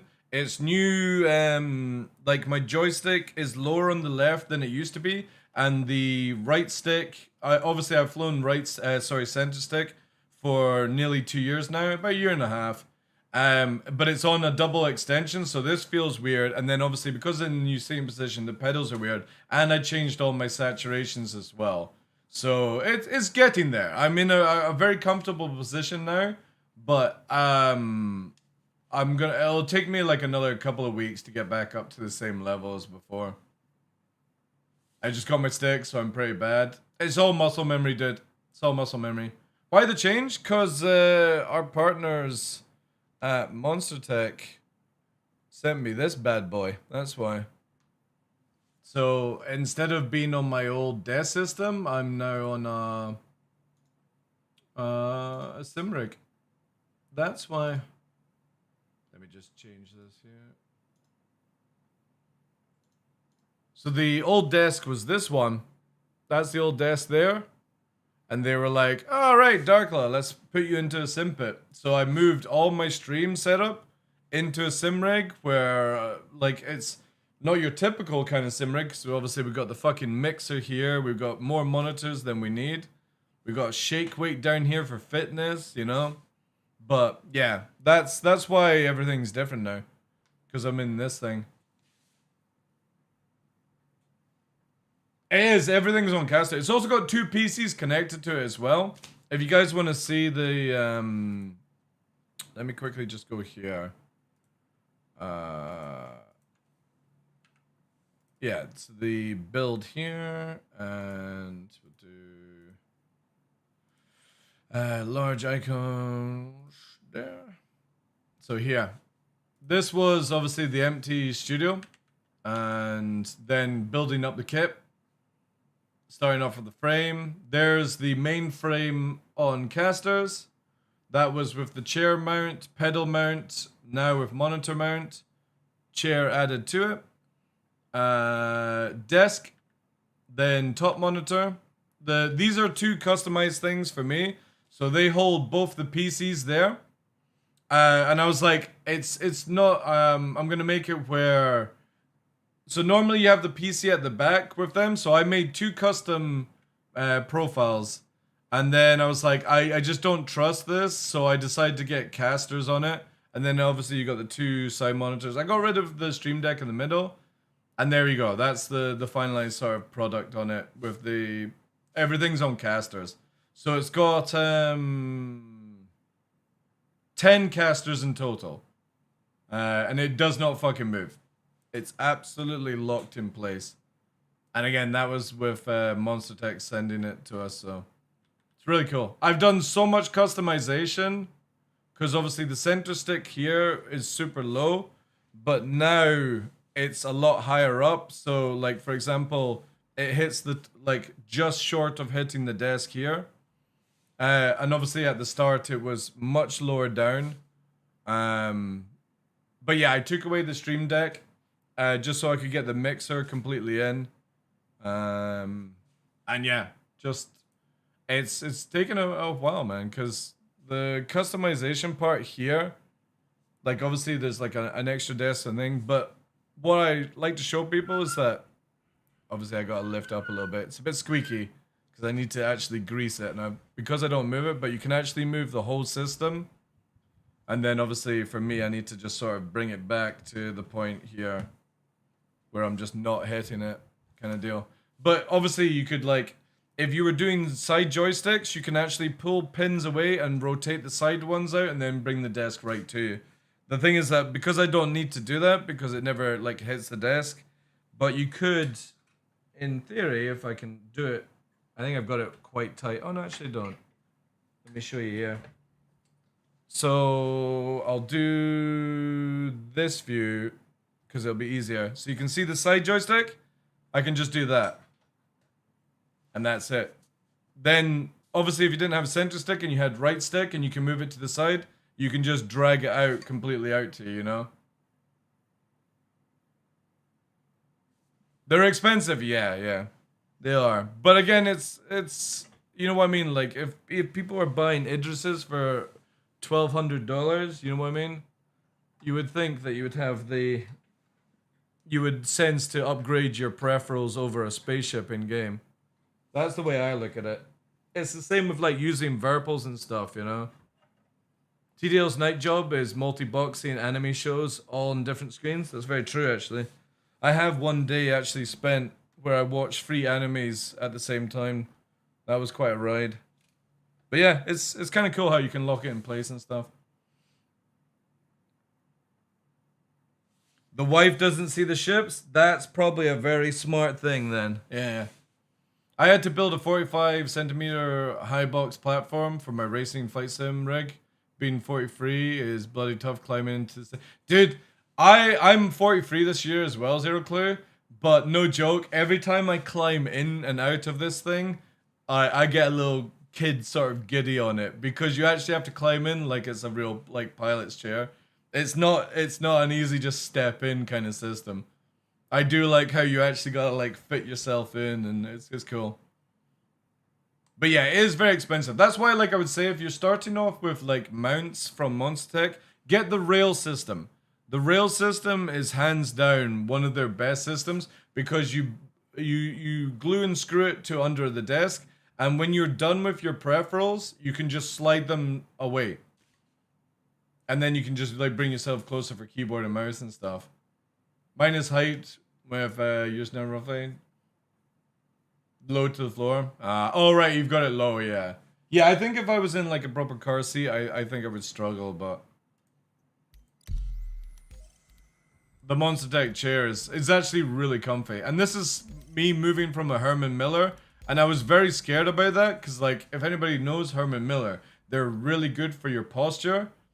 So I'm like, I can't really compare a flight chair to something that's designed to like keep your back straight and stuff. But no joke, I've had 0 problems in this chair, and I have big like problems with coccyx, so I've got like obviously a coccyx cushion, just because my coccyx for some reason is like kind of weak and flimsy, right?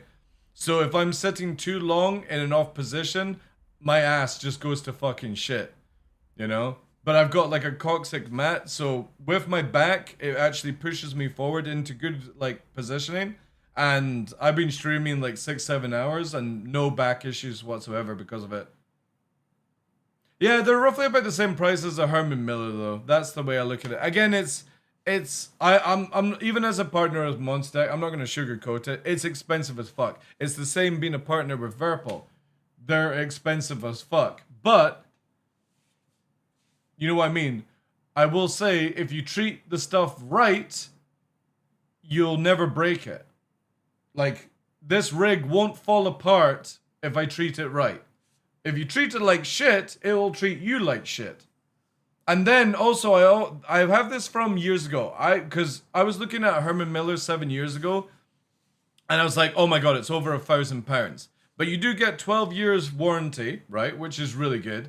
But also, when I spoke to Battlestar, he already had a Herman Miller, and he said one thing that stuck with me for the rest of, like, since I asked. He said, can you put a price on your back?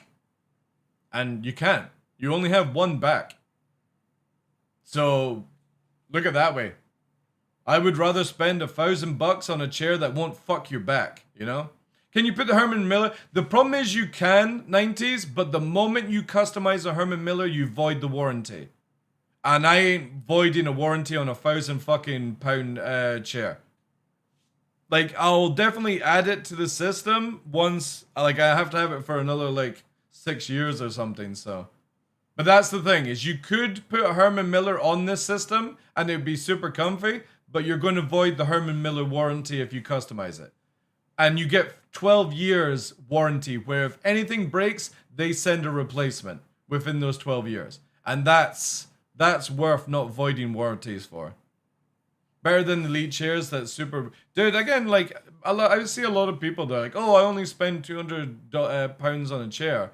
And I'm like, so how many chairs have you bought in the past 10 years? And they're like, oh, 3 or 4. It's like, so you bought the same price as a fucking Herman Miller, right? You just choose to do it over multiple years instead of one, you know? And you can do finance and stuff, but yeah, again, I look at it that they're the two chairs. Yeah, 12 years warranty is fucking crazy. Yeah, buy once, cry once. That's the way I look at it. What is this Herman Miller? It's, they're expensive,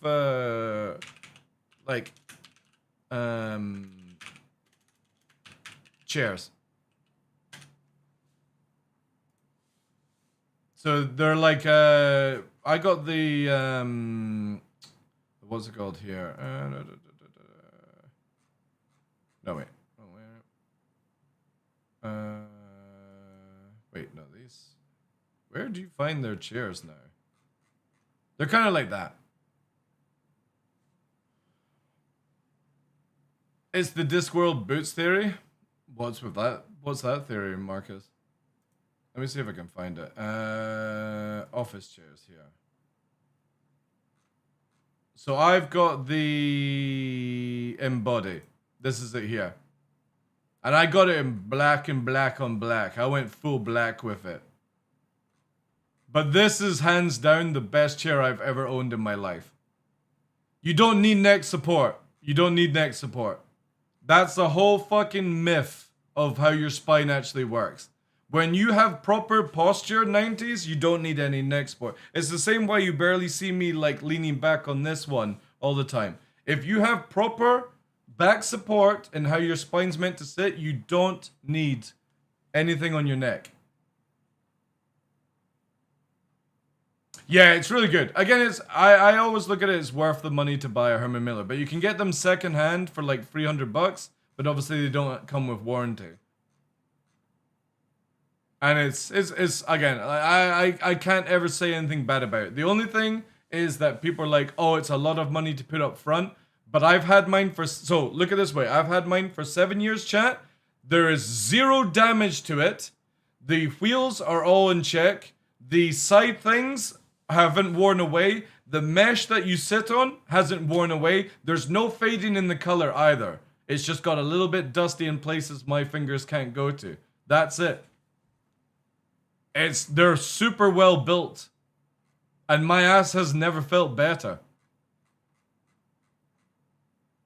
But again, it's the big payment up front for these chairs that you have to spend on. But I always look at it, can you put a price on your ass, you know?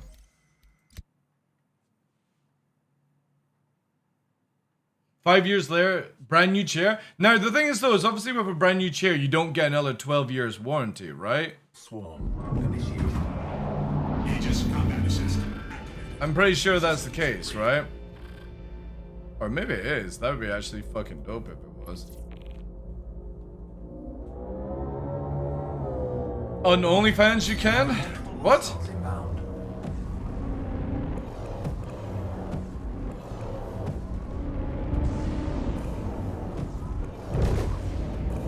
Put a price on your ass? Oh, that's true, actually. Yeah. Sorry, yeah, now I work out what you're saying.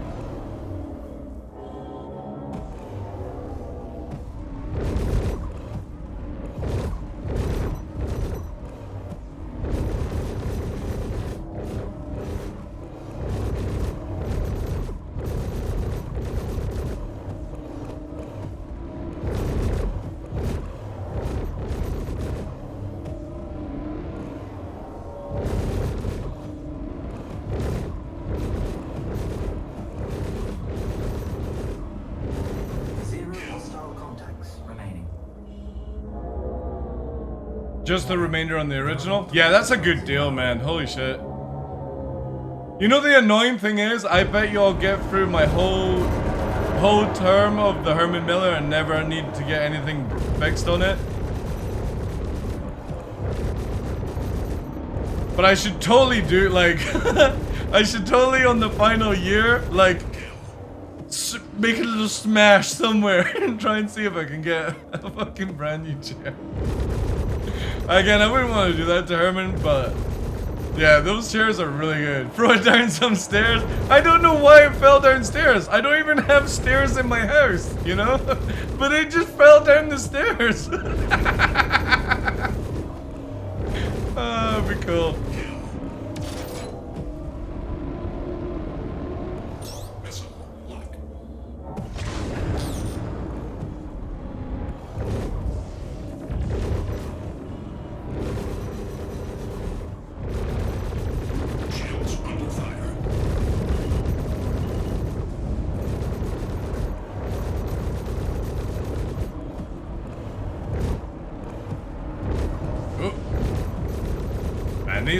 These new cutties are crafty as fuck, like.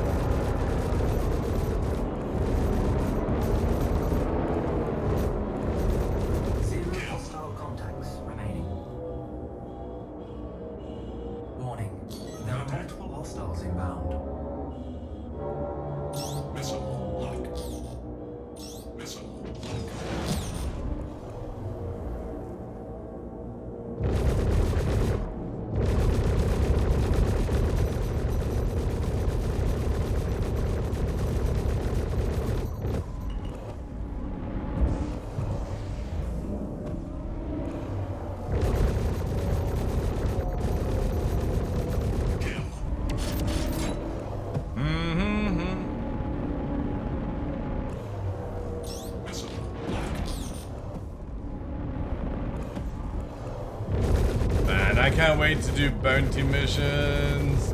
I can't wait for people to chase after me again while I'm red. Oh, the possibilities of PvP. Especially if we get Idris as well. We're totally gonna bait people into like chasing after me whilst I'm low flying. And then turn around when they arrive and hide inside an Idris.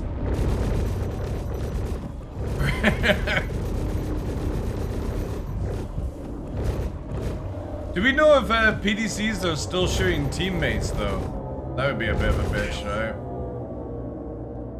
Actually, it wouldn't shoot me because it's my own ship, right?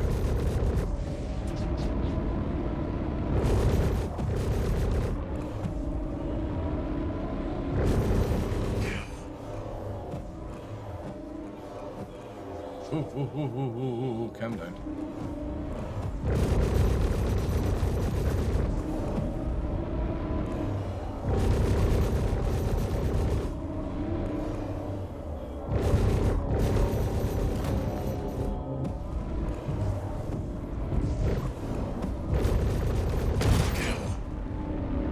We get another. Hope we get another F8C unlock. Why?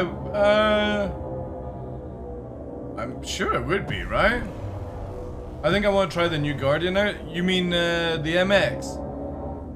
The biggest issue with the Guardian is they can slap whatever weapons on the Guardian, it'll still be shit. Because, hear me out chat, to get the maximum turn rate and afterburner regen on it requires 10 power. And that's bad. That's really fucking bad for a heavy fighter. I don't know why CIG think this is a good idea for the Guardians. It's what makes the Q useless, the QI, and it makes the normal Guardian useless. You have to put too much power, and then you get negative to emissions. So if you make it where it's got enough power, you're also spotted 50 kilometers away, which makes it worthless. So yeah, I mean, they made it where it's got better shields and, you know, better choice of weaponry, I feel. But it's still going to be a light bulb. You'll get missile spam to bits. Firebirds will love your ass. Whoa, whoa, whoa, whoa. Fucking Top Gun, Gary.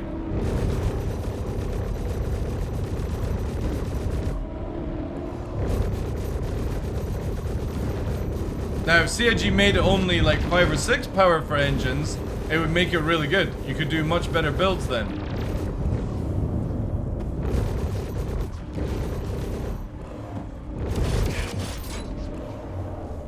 So again, the MX will look cool, but it'll fly like absolute shit. Because CIG do not know how to balance ships in this game. Sadly. I wish they would learn. Because whoever fucking decided that idea was out of their mind.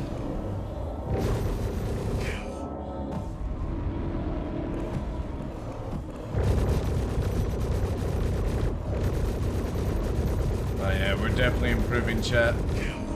The aim's coming back. The aim's coming back. We'll start PvPing, I think, this week.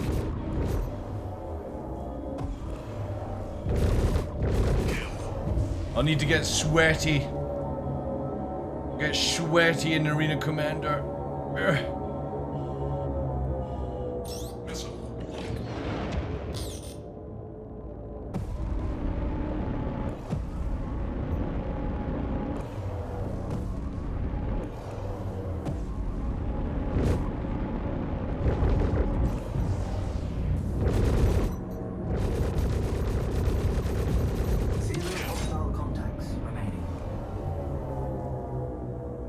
Does the F8C suck? Dude, the F8C is an absolute pile of trash.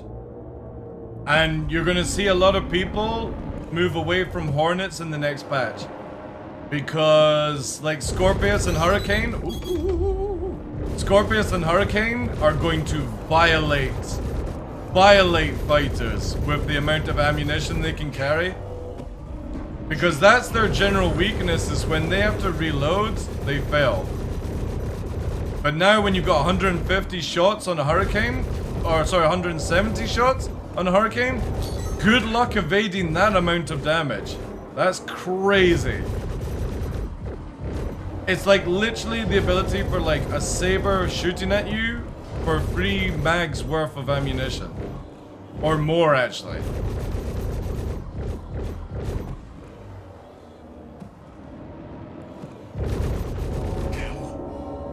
I don't mind my F8 in group play or bounty hunting missions.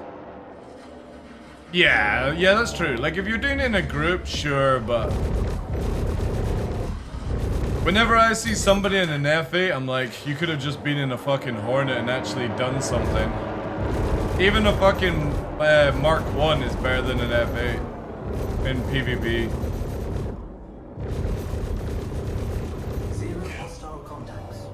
Oh dude, the Gladiator is so jacked.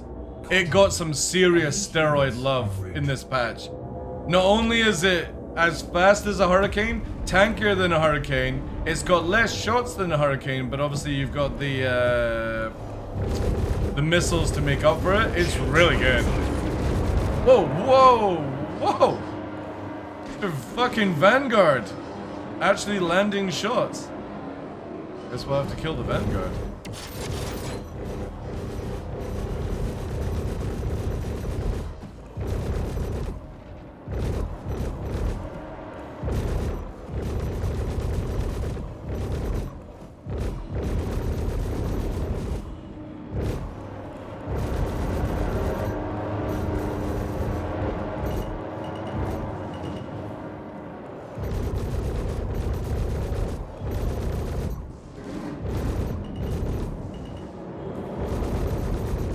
More chances of getting rammed by the other Reds, though.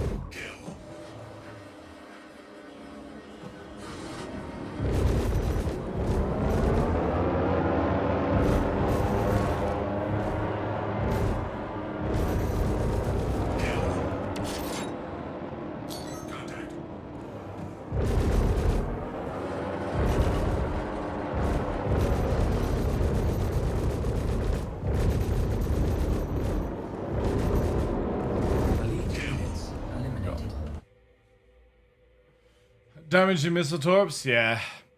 Yeah, Gladiator's really good. Scorpius, good. Hurricane, good. Yeah, like, even the Connie. The Connie has more shots and all that jazz. But we needed that, though. We needed bigger ships to, like, be more valuable. Because I always do this as an example, right? If you have 7 people in a Hammerhead, those 7 people are better than in 7 Hornets. It doesn't matter what Hornet, they're just better than that Hammerhead. You have 8 people in a Polaris, or say 6, 7 people in a Polaris. Hey, pup. You're better off with people in Hornets. And it has been. So it's nice to see that the bigger ships are starting to get a decent enough buff to make them viable. Not the case. Have you come for snacks? Is that it? You come for snacks. Watch as your big brother arrives. Snack time.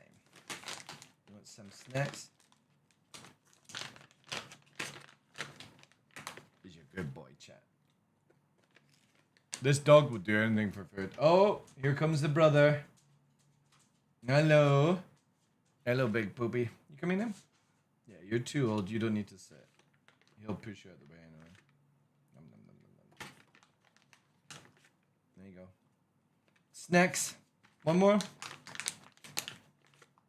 Nom, nom, nom. There we go. Good boys. Good boys. Snacks away. Oh. It's refreshing watching you. What you preach, how to fly so well. Got into Arena Commander and played with your settings until. Oh, dude, yeah. Well, the thing is, like, for example, I said to Monster Tech, I'm not gonna do a YouTube video until like a month or 2 have passed actually using this thing. Like, I'll showcase it when I'm live, but I'm not. I can't be one of these creators that goes, yes, I got a Toby. I've used it for 50 minutes. It's clearly the best thing to do. Use my code. No, we used it for 6 months before I recommended it. I didn't even accept a code. So I was one of the first people to beta test for CIG and Toby. The Toby 5 before it was released even to the public. And everyone got codes before me, and I didn't take a code for 6 months. So people couldn't use my codes to get like an advantage on it, because I said I just can't recommend shit unless I've been using it for multiple months. So it's the same thing when we're doing all these settings and dialing in and doing all the, you know, the XML here. all these changes. Like, I just won't bullshit people for the sake of extra money. It's not worth my fucking time. I got more pride. Maybe that's a downfall thing, but you know what I mean. Like, for me, I don't give a shit about how much money I make or how fucking many viewers I got or how famous I am. I just won't fucking bullshit people to their face. And it's the same thing with, like, because you see my face on the camera, I imagine I'm looking at you in real life, you know? That's why a few people have always said, they're like, oh, DarkLaw is just fake on camera. No. You can ask anyone that met me at CitizenCon. I literally had people coming up to me and going, oh, DarkLaw, I'm one of these guys in your channel. And I was like, I don't know who the fuck you are. And they just walked away, literally upset and shit, because I wouldn't go, oh yeah, I totally fucking remember your name. Quickly, let me sign my fucking autograph. Yeah, fuck that shit. You know? I ain't gonna bullshit people. Only need 1, maybe 2 in the Polaris Max. Nah, you don't really need. Like, it's like, you can do it with 4 people. 4 people is really good in the Polaris, you know? However, Perseus, though. Perseus with possible dual size 8 guns. Now that... I'm very much looking forward to IE at this year in November. It's a shame we've got to wait till November for that cock tease that CIG did, but oh man. Man, the Perseus? I said this last year. I took my $250 Banu Merchantman and upgraded it to a Perseus for $50. So I have a Perseus for $300. This motherfucker is going to easily be like 900. By the end of this year. And what's the current state of it just now? How much is... we want it on... How do we actually do the tabs? Wait, can we not do tabs on this thing anymore?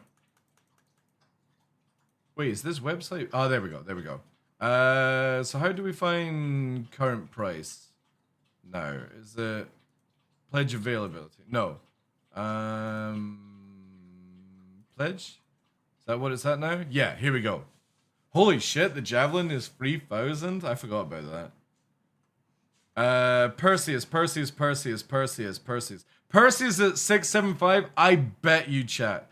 I bet you this will be $800 by the end of this year. Because they've upgraded to size 8. If you've got a 675, you're going to easily get 150 added onto your ship. So I have a $550 Perseus that's going to be probably worth the same price as Polaris, maybe. Depending on how they go. Because again, that thing has just got a huge upgrade from their leaks that they put out. And it's not leaks on a website, it's CIG leaked it themselves. Or maybe they wanted to do it, right? It's looking good though, holy shit. I like that. It's a shame that the Nautilus is still not anywhere along the line, but I get that they don't want to release it because of whatever. And Liberator as well. This one, why can't you work on this one, CIG? This makes so much sense to make this ship. This works for big orgs and small groups as well, moving through the verse, right? I still don't understand why the fuck this dude is on the hull with a railgun. Like, that surely is a meme. Got a 280 Perseus? Damn, that's... wait, how the fuck did you get a Perseus for 280? How the fuck did you get that? What was the original war bond for it? The original was 600. I have a $608.890. That's now, yeah, dude, yeah. Because again, I bought the I got the Redeemer at 250, and you could do a 0 upgrade to a Banu Merchantman, and then CIG made the Banu Merchantman go through the fucking roof, and that's why I kept it for so many years. I think they're waiting for the ship refueling. Again, you could still use it as a cargo ship and a transport, right? I kind of feel like the the Liberator is more useful to this game than Iron Chad. And I know before all the Iron Chad owners go, oh, I want my fucking Iron Chad. Again, look at it from a principle of that you could have everyone using a Liberator and not everyone's gonna use an Iron Chad, you know. We got a lot of hauling ships already.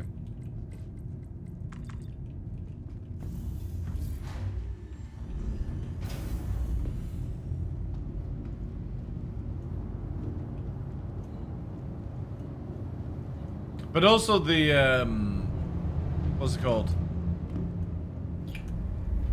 The Legionnaire. I get why CIG are not doing the Legionnaire, even though I think it would be a really cool ship to have. But there's no way to make people stationary. Your vehicle has been delivered, please.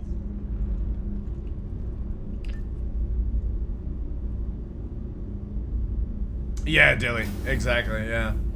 How you doing, dude? I might check. The Perseus I bought has 65 mil value. That's interesting that it's that price. That's pretty good, because again, mine is... Let me go and see how much mine actually is. Maybe mine's around about the same. Maybe I didn't spend 50 bucks. Gaming, Star Citizen, website.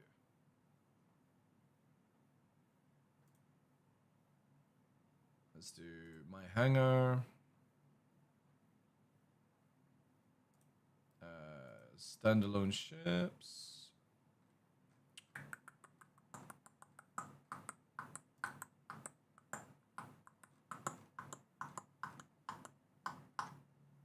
Oh wait, it's actually a game package. Holy shit.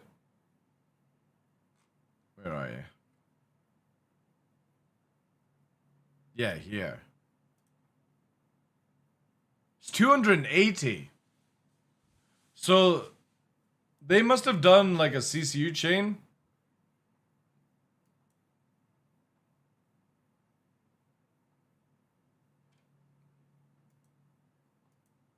Yeah, they must have used a CCU chain to get it there. So I've got my Perseus is $280. I thought it was a little bit more than that, but I guess not. You want the Astra? There's so many ships that we really we need. They're dope, man. There's a lot of cool ones. Like Odyssey, Nautilus, Pioneer. All these ships are going to take a long time to actually make.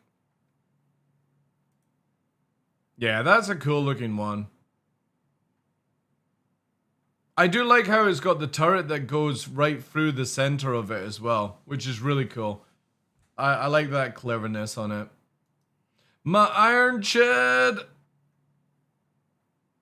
We have so many ships that are not available though.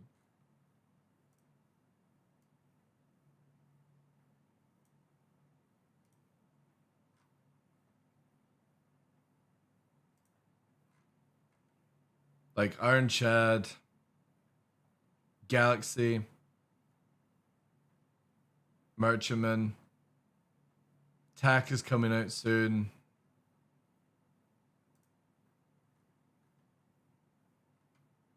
Apollo Molivec, Paladin. I was a bit ashamed that the Paladins pushed back. I don't get why they would even bother making the Asgard and not make the Paladin, but whatever. Vulcan, that's another one. No, Fortune's just out, right? I'm still torn between the Iron Chad, Normal, and the Assault. I think the standard one's better than the Assault, personally. I just don't see why you would ever want an Assault. Just don't get it. All those extra guns are not going to do anything if somebody wants to kill it. Legionnaire, that needs to be done.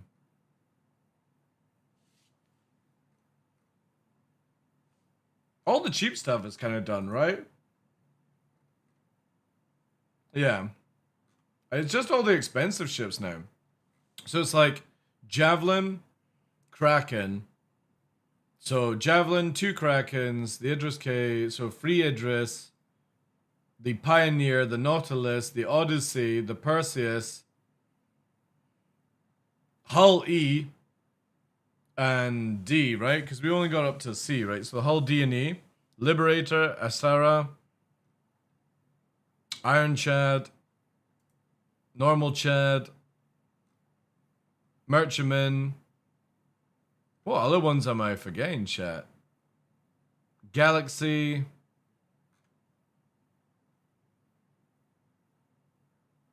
We do not have... Oh yeah, of course, we don't have the Hull B, do we? Man, that's crazy. There's a good, like, Endeavor, that's another one, yeah. Oh, what's the small factory ship? The Expanse? The Starliner?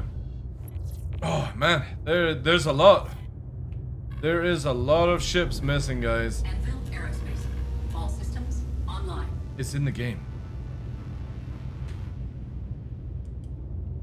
Takeoff complete.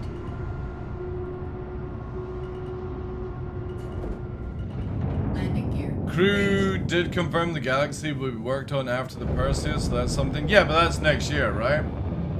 Next year, so... And everyone forgets about the most important one. What's the most important one? What possibly could be more important? Well, that's the one I just was talking about, Tumblr. I was saying I don't know why they're doing the Iron Chad instead of making the Liberator.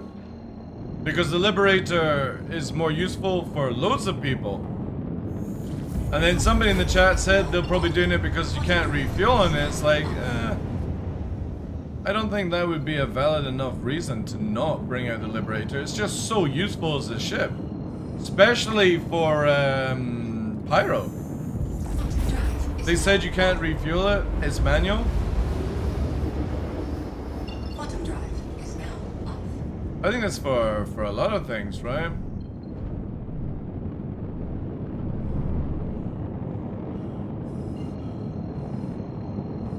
A Hercules competitor? But it's not really a Hercules competitor though. Quantum drive is now on.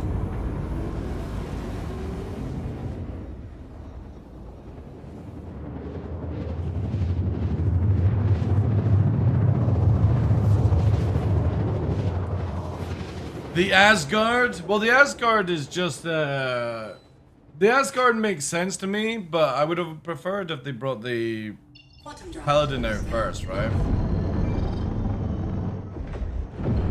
That would have made more sense to me. But yeah, like a lot of people are complaining about... I know, for example, Expat doesn't like the idea of the Asgard, but the Asgard makes sense to me. You've got the Valkyrie to dropping off the troops, and you got the Asgard that drops off the vehicles. And it means that you don't need to fly into a war zone with a fucking Hercules all the time. So, yeah, I understand the Asgard, like, idea behind it.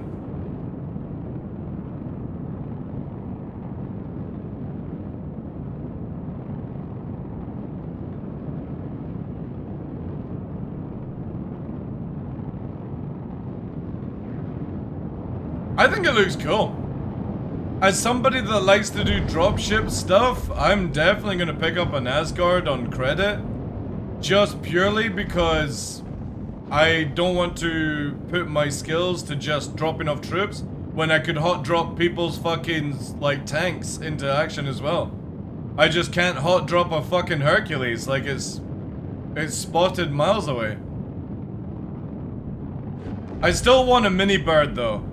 I would love, like, hear me out chat, a Fury that has 2 seats on each side that I can use as a mini bird. And give it like 2 strong fucking gats on it. That would be sick, man. To fly in, drop off people on the rooftop kind of shit. And just fucking get them down and fucking fly off again.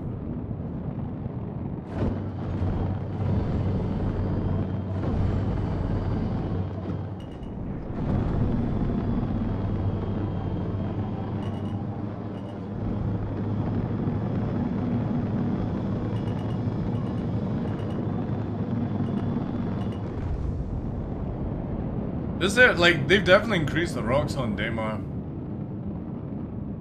Need a better vehicle hauler. The S-card is good. Yeah. I like how you just have multiple choice now. Oh, well, I've done it before, Reds now. Not with a tank, but I've actually low-flied in with a ramp going down and people driving reverse out the backwards in vehicles as the ramp scuffs along the deck and perfectly driving out without destroying it. But the problem is I stopped doing it because physics grids start fucking up even more. And I don't know if it's even possible to do it now. But I love doing that stuff. Again, like combat and PvP is one thing, but showcasing good flying is really good fun. And getting perfect drops with like Prowler is very enjoyable. We were doing that in the PTU, testing out the Prowler. Because it's got slight changes as well.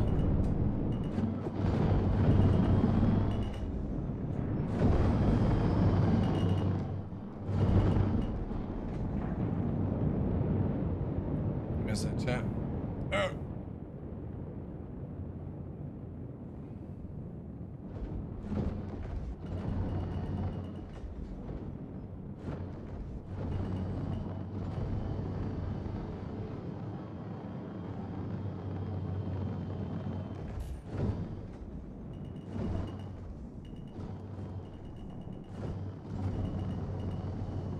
But we'll also lose high-speed drops very soon.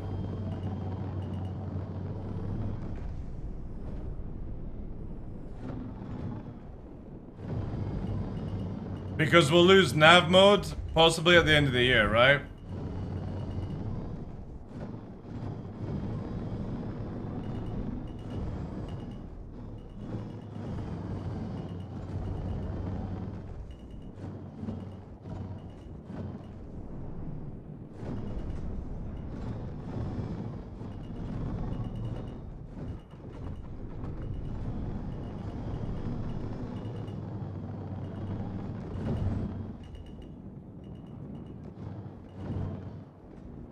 Is the song command working? Oh yeah, it is working. Nice. Nice, it actually is fully working.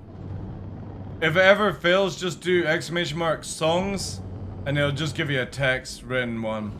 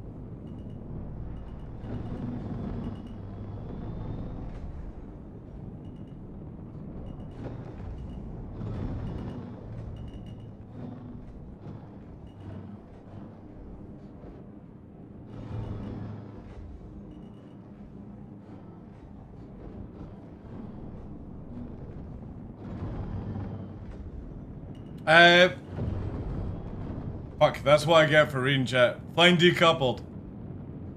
Always fly decouple. Lesson learned, chat. When inverted, don't read chat. Holy shit, man. Yeah, flying decoupled. I only fly couple if I'm like activating cruise mode. So I'm pretty much 99% always in decoupled. That's ESP, not coupled? What do you mean? Oh yeah, ESP. I can turn ESP off if you... There you go, alright.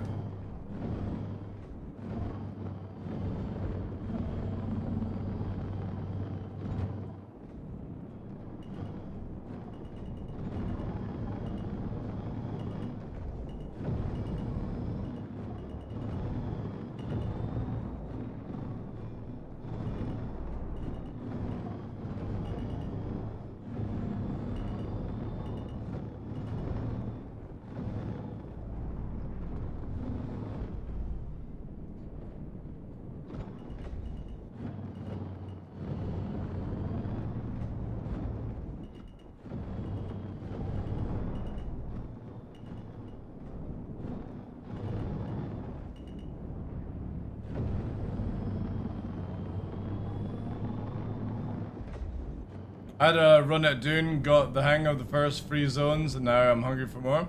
Nice. I've been playing since Hangar, and I don't know what ESP really does. So it's basically called enhanced stick precision. So whenever you got the crosshair, right?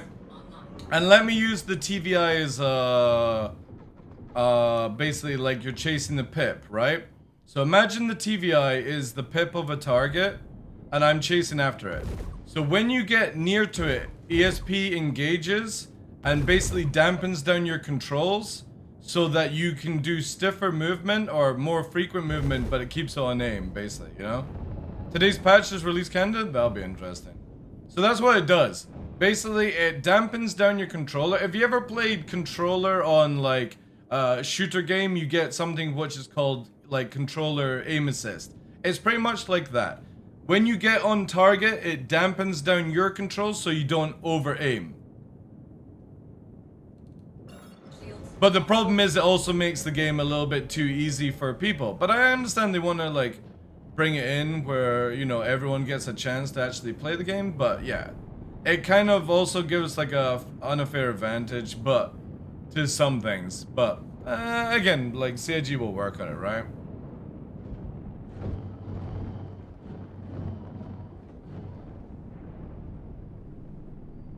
I think I have it off full time, so maybe that's why my... Yeah, keep it on. Keep it on, and what I would recommend is go to here. Scroll down to ESP.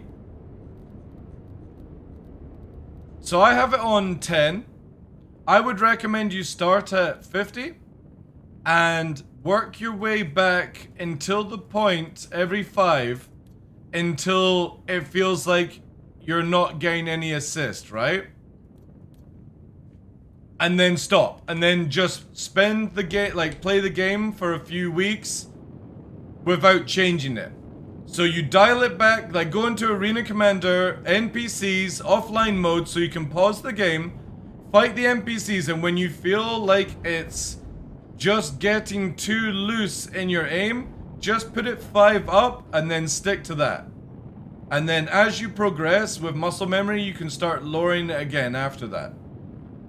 That's the best way. And I fly on 0.1 just purely because I want to have a more manual aim, if that makes any sense. I want ESP to do the least amount of work to help me. When CR was describing the game all the years ago, I legit thought he wanted to create a flight simulator game. So did I, but again, we should have all known the signs. Chris Roberts trying to make a flight simulator game whilst holding a controller in his hand, right? That should have given us all the telltale signs.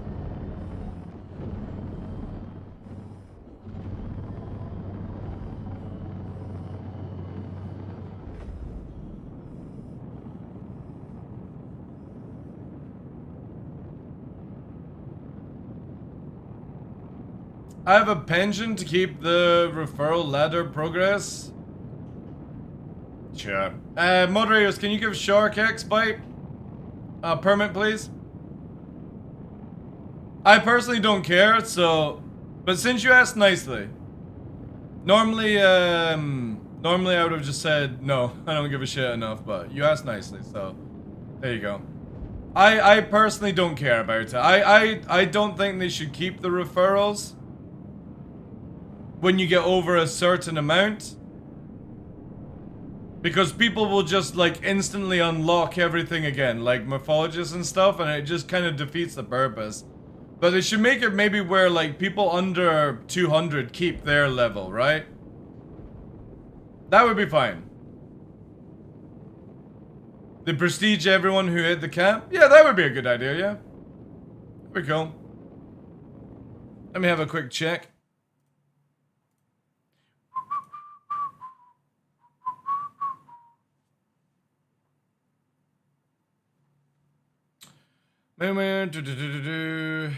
Larger streamers and content creators have their counts, and I feel they should be able to keep the prestige of their total referrals.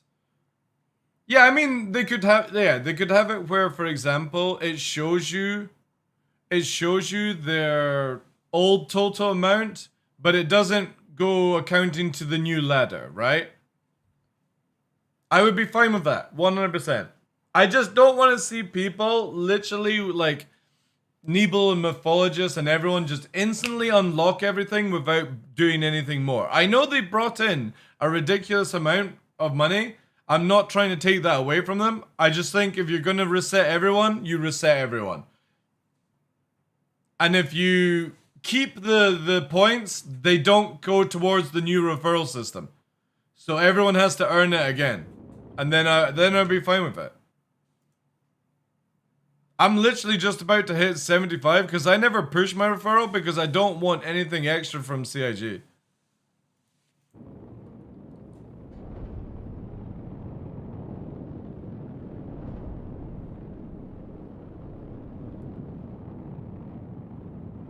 You're at 70. How the fuck are you at 727? Have you been using Google Ads?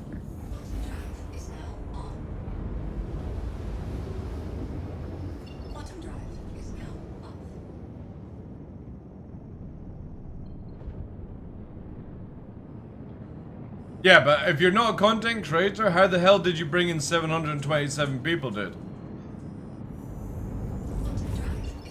That would be a questionable thing.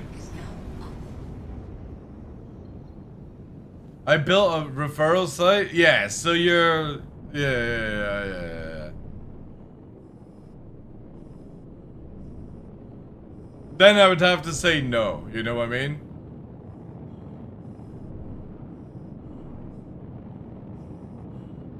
Because it's just as bad as, like, people using Google Ads to put it up. And it's the same with, like, people doing Google Ads to sell Alpha UEC. You know? Where the fuck is this place?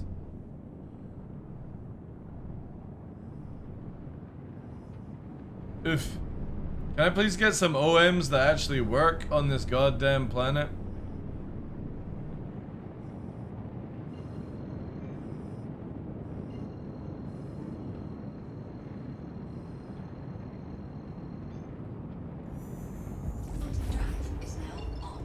I mean, Alpha UC sellers are frequently involved in Sleeper. You know the funny thing is, I was Googling, I showed this on stream last week. I was looking for a Toby tracker, like, mount for the monitor. That somebody from, like, one of these Etsy websites where somebody builds it themselves out of, like, printing or wood. And as I scrolled down in this aisle, there was a selling 20 million Alpha UEC. For 20 bucks. I kid you not. Literally where Toby tracker mounts are. On Etsy of all things. It wasn't like a, you know, like a Chinese, Japanese, or sorry, I should say Asian farming website. It was on a fucking Etsy website. It's crazy, man. Like, seriously, is there not any fucking decent OMs to get around this thing. Yeah, you can buy Alpha UC on eBay. It's crazy, man. Yeah, I just wasn't expecting it on Etsy of all places.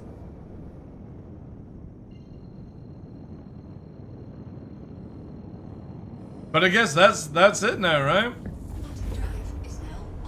I like, who the fuck would spend 20 bucks on wipeable stuff?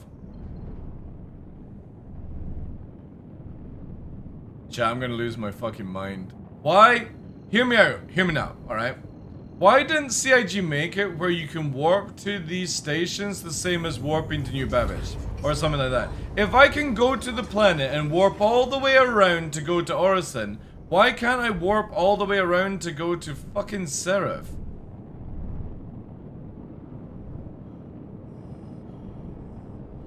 Where the hell is this damn thing now?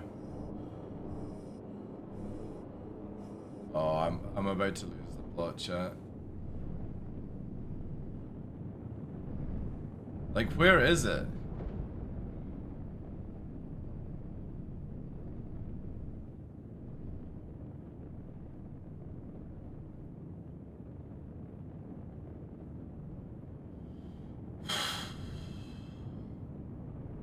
Imagine if they just made a different icon, right? I hate being forced to open up the bloody map. I hate it so much.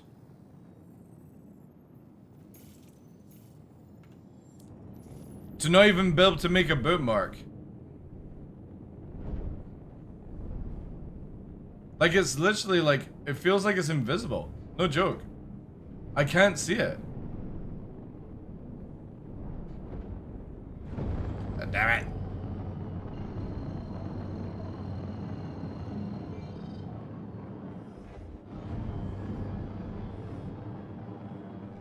Click multiple times? I might have to start doing that then. Oof. I can't wait for quantum boosting, chat. If anybody remembers blind warping back in the day of 3.0, you're going to love quantum boosting. I hate this OM bullshit that they added in. I could have just warped to the tippity fucking top and then... Oh my god, is it still not enough? How the feck is this not enough?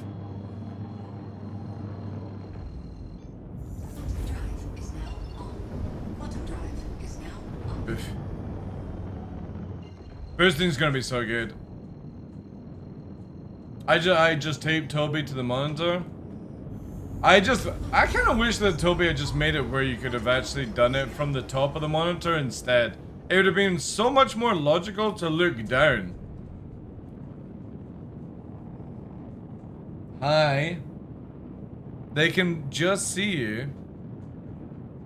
Hello, Fluffy. There's no snacks. There's no snacks. I'm just giving scratches. There you go. I'm getting attacked by the white fluffs. The white fluffs, chat. They've come. The white fluffs. Look at them.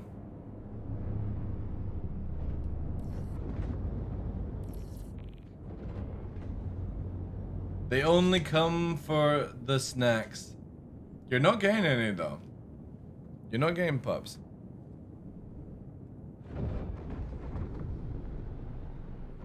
They do want more snacks. The funny thing is, he's got his head down where it is meant to be, right? Landing gear deployed. Hey, Kane, how you doing, dude? My god. See this, again, I hate this. I hate how loose your strafes get inside a hangar. And the moment you leave it, it's nice and, like, normal. They're just so fucking weird. Landing complete. I might put, like, more dampening on them, I don't know. Maybe that's actually something I'll try, right? Let's do it here. I need left joystick. Let's do 3. Let's put a curve on the actual fucking movement. Takeoff complete. Yeah, that's better. Slightly better. Holy shit.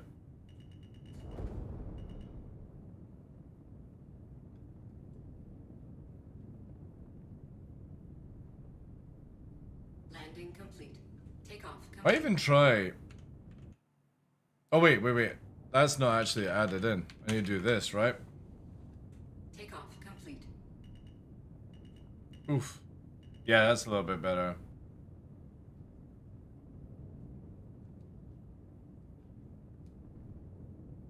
Yeah.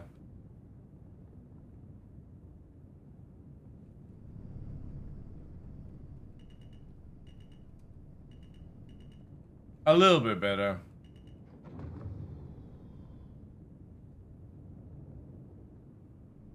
Landing complete. Engines offline. Same one I have on the MTS? Yeah, well, I'm staying in the MTS, dude. That was the upgrade that I worked on with Monster Tech. But yeah, loving the chair. Loving the chair. Yeah, they're dropping a patch today, Crimsonite, that's going to whatever. I kind of feel like I want to make this screen also, like maybe on the other one. I'm going to check that out later tonight. But yeah, there's a patch coming out tonight. Let me just get the details. We're currently working on a 4.1 RC2 build, so that's release client 2 for potential PTU later tonight. So if it goes ahead and it works, we'll get release tonight.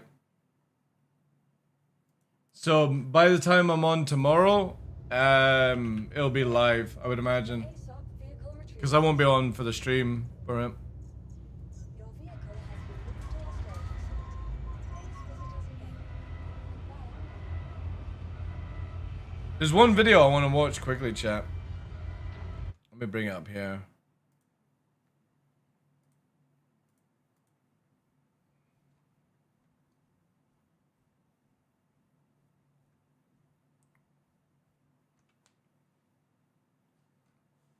Where is it here?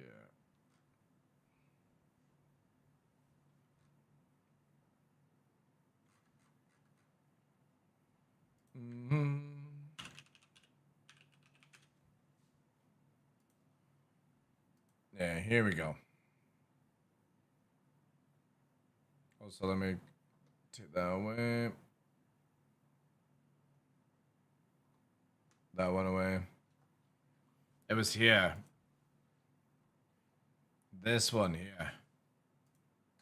So if you include the home build and all the planning, this is like a year's worth of effort all rolled up into one video, and I hope you enjoy it. Hello YouTubers, this is Anubifar. I've been waiting over a year to make this video for you, and I'm very excited to share what I've found out. You may have your own reasons to be interested in such a thing, but mine are the moments, the milestones, and the memories. I can now, because of this, imagine a completely impossible situation and make it possible. You become better, you become quicker, you learn, but you must have fun and you must share the best moments of your life whenever you get the chance. 3 years ago, my QSS-25 arrived. The original video for that system is linked up for you right now. When I first described what QSS-25 was for my dad, he was skeptical. I actually remember it's like the first thing coming out of his 85,000. mouth being, "It's how much?" But he was obviously interested. When he first saw a picture of it, he became more interested in testing it. And when he saw the first videos of it in operation, the teasers, he became very excited. Didn't take very long for him to get in his car and drive the 2 hours to visit.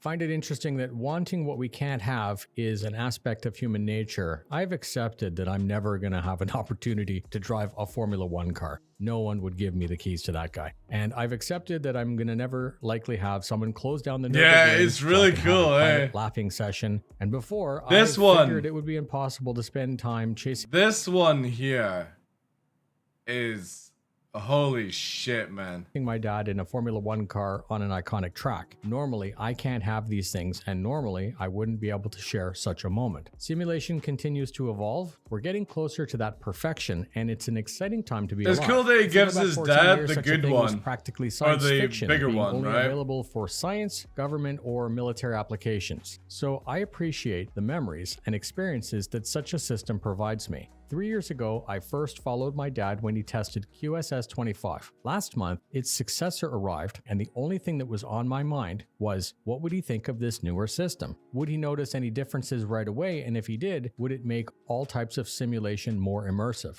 How would more elevate the already incredible experience of the QSS-25? When QSS-35 arrived, yeah, dude, so I would more want than a system more, that and can do a couple full common threads kept 360. coming up. Improvement and evolution. When something evolves in nature, we hope and expect that this new thing would be an improvement over the original. Evolution in engineering a newer version of an existing thing is mainly about addressing shortcomings. The QSS-35 in no way is replacing the QSS-25, and in no way I'm saying that the QSS-25 has shortcomings. The QSS-35, however, is designed to provide a wider performance envelope. Cubic was able to increase the performance from 10 centimeters to over 30 centimeters, which it doesn't sound like a lot, but it is.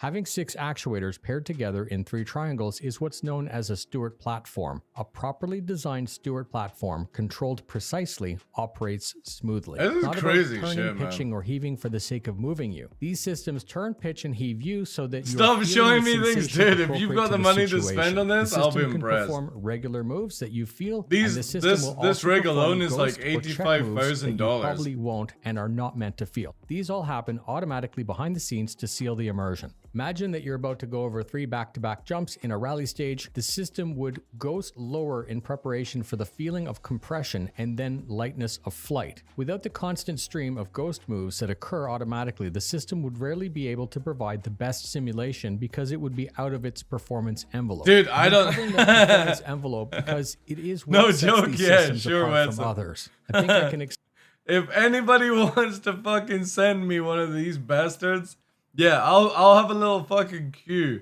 outside explain my this house if you quickly. want to show If up. the maximum excursion of a system We'll do a is 10 ticket centimeters system. in X, Y, $10 or Z, $10 a you might be ride. inclined to just say that Till that's it's the paid off. performance envelope, but it's not that simple. The QSS-35 aims to minimize a disadvantage of the Stewart It's so platform's cool, man. design. If you commit 100% extension in any single direction, the system will not be able to easily move anywhere until it returns. And this is why the ghost moves are so important. Think of them as a reset after each main movement. You get the full heave to feel the jump, and then the system does a check and the simulation can continue. This process is visible to the spectator and it becomes invisible to the occupant. The easiest way to increase the performance envelope of the QSS-25 would be longer, quicker actuators, and this is exactly what was done.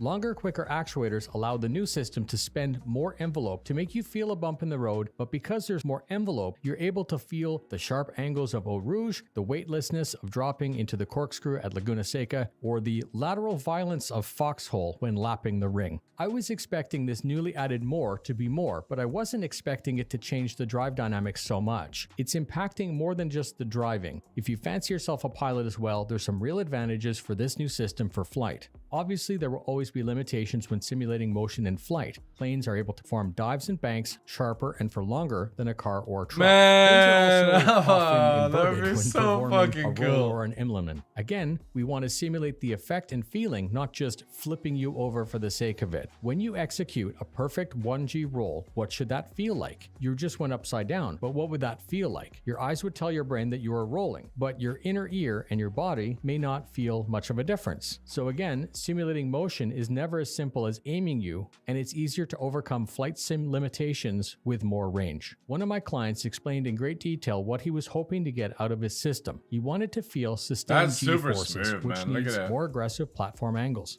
So during takeoff and initial climb, you can achieve the feeling Dude, of sustained VR would G be in a really good fun. QSS-25, but it's much more pronounced with more platform tilt. The overall flight experience with QSS-35 is more believable for flying nape of earth down a riverbed in a helicopter. The greater bank angles and velocity bring a smile to your face. If you try banking sharply in a Cessna to line up with final approach, the extra range of QSS-35 will make a big difference. Finally, this system is capable of better sustained G loading while experiencing turbulence from thermals and your inputs to change your flight path. This new I love system how it has a more big fuck envelope off to spend. emergency It's button. more fun, it can be more If immersive, people freak and it is out a or better if it's a training aid. fire. And before we move on, I wanted to say again that the QSS-25 is still a wicked drive with range, tilt, and speed. But like everything that's good, eventually something new comes along. Up to now, I hope I was successful in covering the feeling, but I also think it's important to cover the real-world details and some logistical considerations that come with owning a system like this. Fuck, Unlike man? the V20 and QSS-25, which we Look at the fucking size of the box. have installed pretty much anywhere for our customers. Holy the shit. QSS-35 is simply too large, too heavy, and too powerful to be installed just anywhere. I knew about S35 for quite some time, and I knew I needed one in the Fuck showroom. me, The man. story of moving to the new house and building it is linked up for you right now. The original plans for the new studio were tweaked a lot and beefed up. I needed to consider power, physical size, and weight. This is the first cubic system that will not operate on 120 volts. This is the first cubic system that will only ship assembled. This is the first cubic system where the triple screen mount is included and should be the recommended monitor setup unless VR is the option that you want. And then, of course, shipping and delivery, these are more complex as well. This is the first cubic system that cannot be lowered by a standard lift gate of a delivery truck. Logistically, this is nothing like the other systems, with much more planning required to execute a clean install. To explain, I would like to quickly go over the special changes that were made to the new studio, and when Like, I say what new, the we fuck, took man? possession of it last week. The three categories I wanted to consider were power, doors, and floor. And this was when designing the studio. Power needs to be 240 volt single phase and a minimum of 17 amps. Yeah, When I designing know. The power for the new house many months ago, I had no confirmation It's a fucking nuclear reactor to run this thing. on what the actual production requirements would be, so we just went. Yeah, big, when you build the opted place to around the install setup, one that I it's knew like would work. watching. 240 volts. It's like watching them build the Warthog, right? They took the gun and they built the plane around it. That's what Nubifire's done. He's got a fucking motion rig and he built a house 50 around amps it. is the same plug that you might install if you own He's an EV and ex-military Crimsonite, so he's got a shit ton.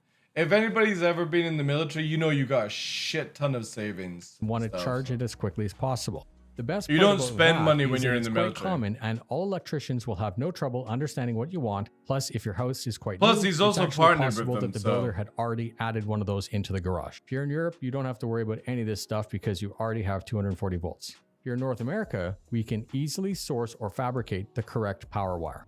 There are four basic types of plugs that in theory would work in North America. This plug is rated to 15 amps at 240 and is incompatible because it's below the needs of the system. This plug is rated to 20 amps at 240 volts, which is a little bit better than the 17 amps needed. I'd consider that to be the minimum, but it's not preferred. Some houses have a blue ring twist lock receptacle, and these are rated for 30 amps and they're normally for generators or charging your EV. The plug is suitable and it's easy to source the required wire because it's a standard plug. The basic dryer plug is 240 volts at 30 amps, and then there's a slight variation to that plug, which is the one that we installed in the studio, 240 volts at 50 amps. If your electrical panel is close to where you want the system, it would be actually very easy to add a suitable circuit. Doors was the next factor. The 8-foot wide shipping box was just able to clear the 9-foot wide garage door when it was delivered.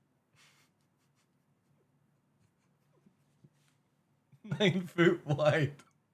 Fucking 9 foot wide doors. What the fuck? Does he need to reverse a tank into his garage? You can see from the photos that we I needed mean, to have to be honest, it already explains why he's driving in his fucking house.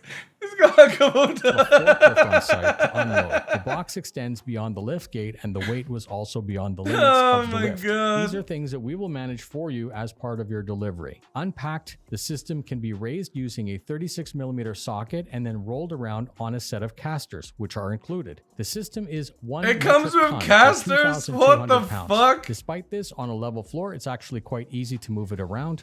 The system is 2 meters wide, feet shy of 7 feet for my American friends. It Just shouldn't be taken casually apart, and fucking it's too heavy moving to this safely around. tilt it up on its side to clear a narrow door. Once in position, it's easy to fine-tune the spot with lasers and tape measures and lower it where it should be. Jesus And finally, we fuck, have the man. floor. Most home garages would be suitable, providing that the grade was mostly Is he gonna level. bolt it When to the planning, we ground? ask the builder to deviate from their normal build standard. They normally apply a slight grade towards the garage door on final polish, but the 3,000 square foot heated slab is flat, with only the last meter towards the door graded for water runoff. We knew the system would need to be bolted to the floor, and we knew the system's basic size. When our contractor laid the tubing for the in-floor heating, they were asked to leave a 3x3 meter square without tubes so that we would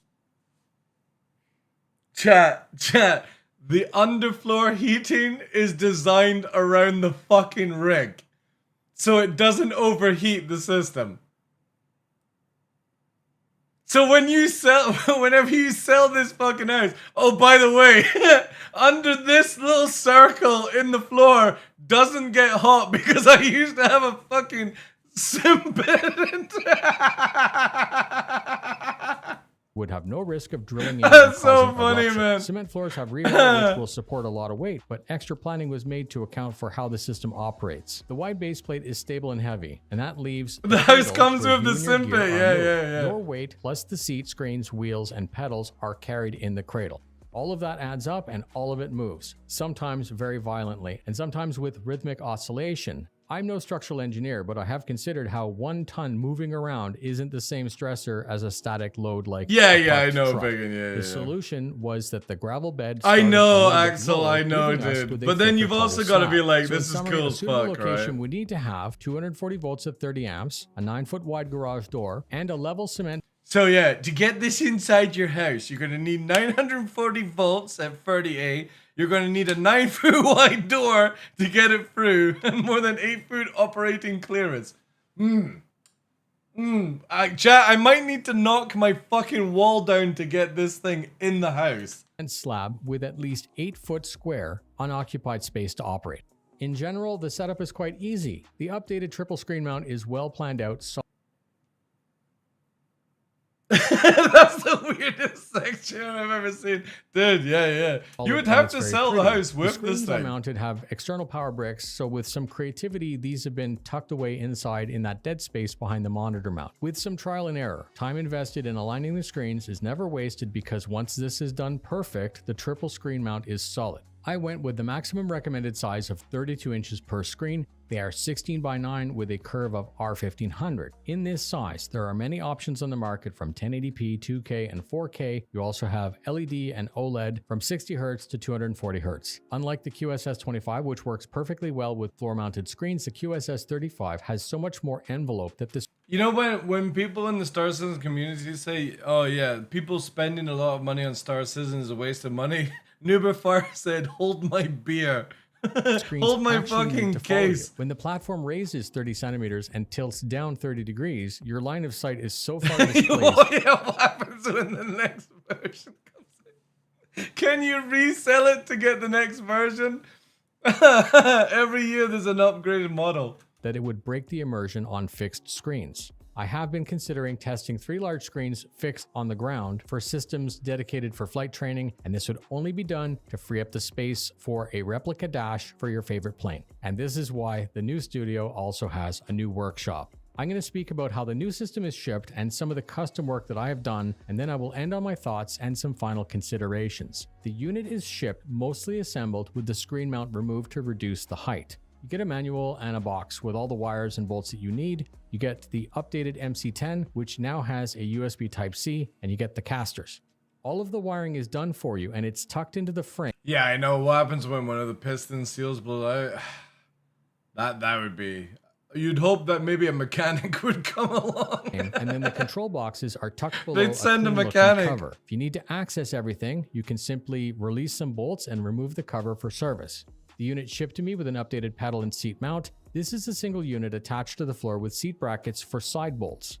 I noticed that because of the width, it was impossible to attach that standard below the bolt seat and rail, and I'm always looking for new ways to quickly switch between driving and flight. If it takes you more than 5 minutes to switch, you probably won't. So I removed, measured, and cut, and then restored the front part, which was the updated pedal mount. This new mount offers more range of adjustment and is really solid. I really like it, but it's narrow, which limits what sort of flight pedals can be attached, which is why I've used the Torque Ace from Virpil. They can be adjusted very narrow. Nubifire's like Tony Stark, man. I repurposed the seat mounting system from Monster Tech with a couple of adjustments. I now retain a low-seated position. I have a seat slider, but more importantly, both sides and the front have aluminum profile, which means that I can take MTS flight modules from anywhere and attach them in seconds. When you buy a system from us, I'm going to ensure that these options are the ones that you will have at your disposal. Without removing the wheelbase, the shifter, or park brake, I was able to add parts that I needed to fly in about 3 minutes. All wires are plug and play. You just select a new profile and launch the game. Cubic has always provided little updates to systems in increments, and what you receive in the future, if you order, might look a little bit different because this is Gen 1. Cubic has always provided little updates to systems in increments as good ideas are discovered.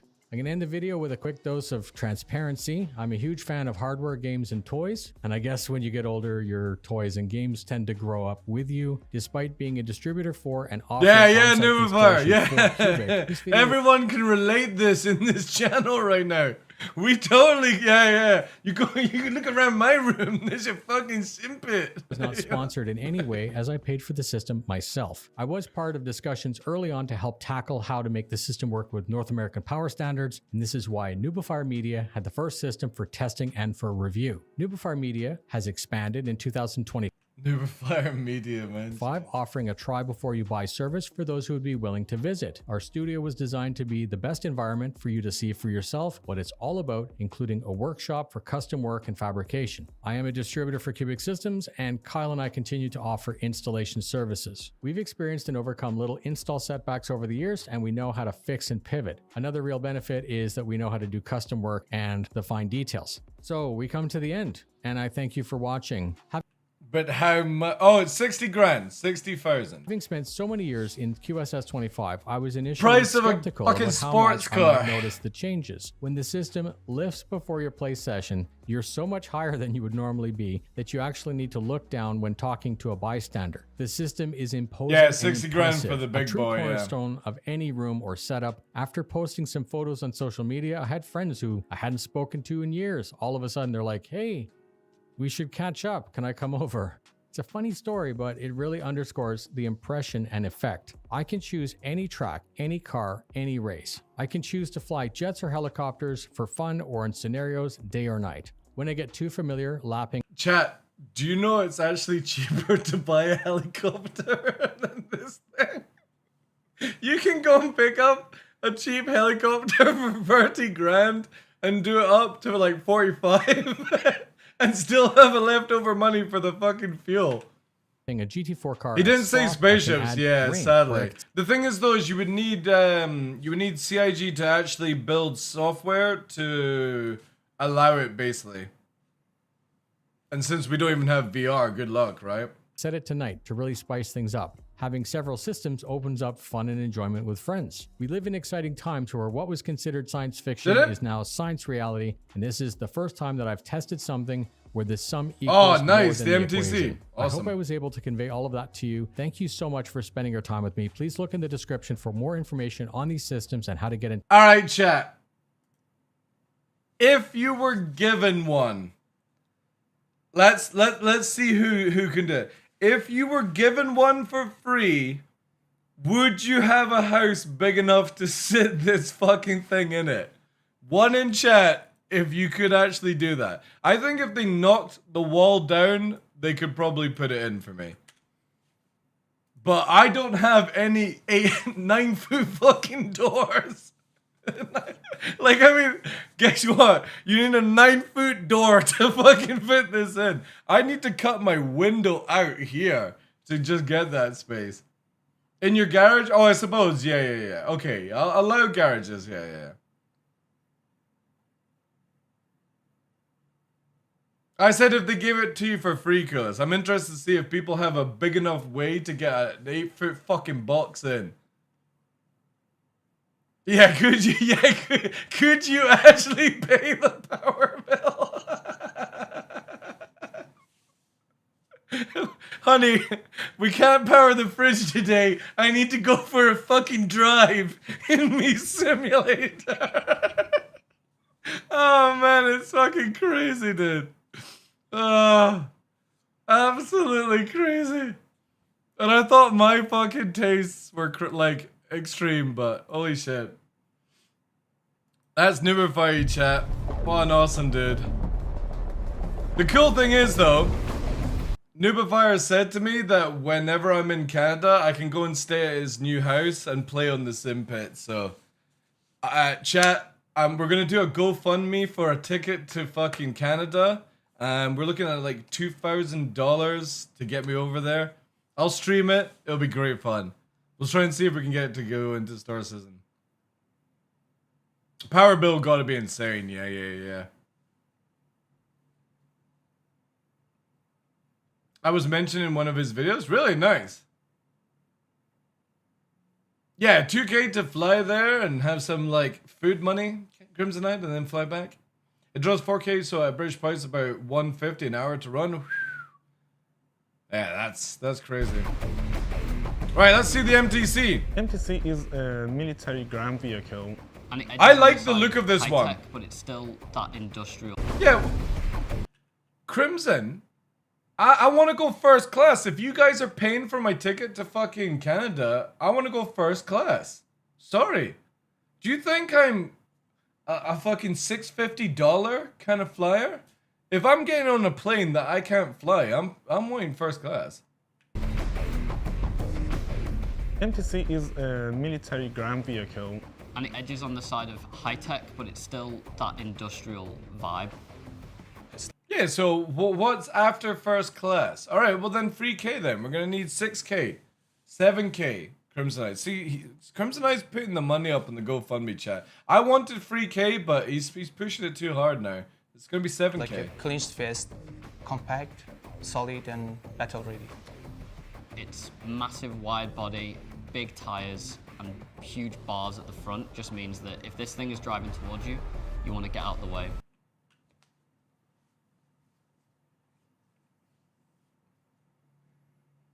Chat, do you think they fucking listen to themselves when they say this shit? Like, when this thing is driving towards you, you want to get out of the way. Even a grey cat buggy can kill you in this game.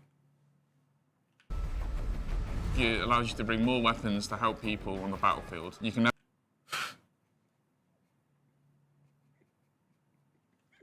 Because everyone climbing out of a Hornet with a railgun, a sniper, a grenade launcher, and a fucking assault rifle isn't enough. Let's bring a vehicle that can bring us more weapons.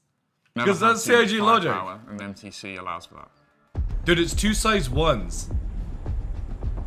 It's designed for easy maintenance, yet when you look at it, it looks really put together and refined. One thing that was really important to us is making sure that you guys had access to things without entering the vehicle, so you can do a quick drive-by, pick up and go. So we put some personal storage on the outside, and we have a big cargo rack on the back. It's a cargo vehicle? It's a new design based on this kind of chassis of vehicle where it has a really low form factor. You'll see when it opens, the door slides along the rail, and that means that when it's fully deployed, it actually sits further back than the tire, allowing you to fit it in more ships. So fuck me. Why did they add the dramatic music when this thing is like shaking around? And it doesn't look like it can drive at all. Holy crap, man. Further back than the tire, allowing you to fit it in more ships. So dramatic! Guns on the top. Wow. By the pilot, or secondary, it can be controlled by the remote turret seat in the rear. Chat. You don't even get a fucking chair. You get a fucking disability chair. What the fuck? They couldn't even make a fucking chair for it. This allows. It's got arms that go up. I shit you not. Who fucking designed this? Look at it. The remote turret seat in the rear. This allows. Holy shit, does it make you fucking shit your pants? How's that second player controlling the turret? Oh, wow. The pilot can then resume control of the turret for backup. Do CIG not realize that everyone running around these locations has a fucking railgun strapped to their back? This thing is going to get one shot. In first look, you see very simple design, but telling a story. It has 3 weapon rack. One of them is between 2 suit lockers for a heavy weapon. Railgun. For regular weapons. There is 4 component bay and 2 suit locker. Sound files are In the good? design of the cockpit, I try to make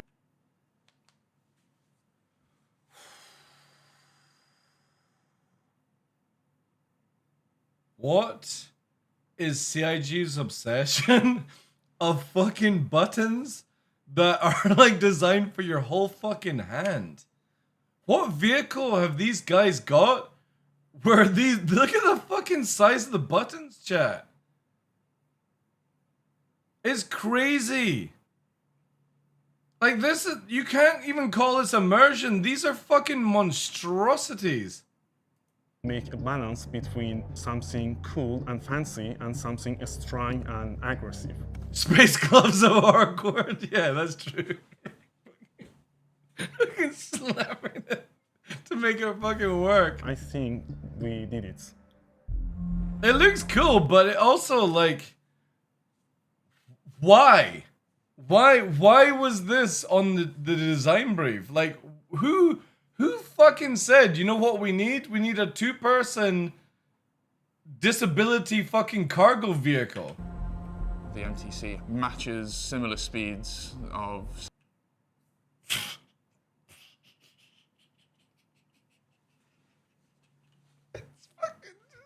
It's going like 20 miles per hour, chat. Aggressive.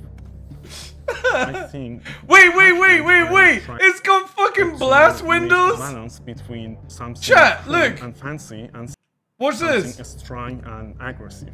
Look. Watch this. In the right corner up here. It's got a fucking blast screen. I think we did it.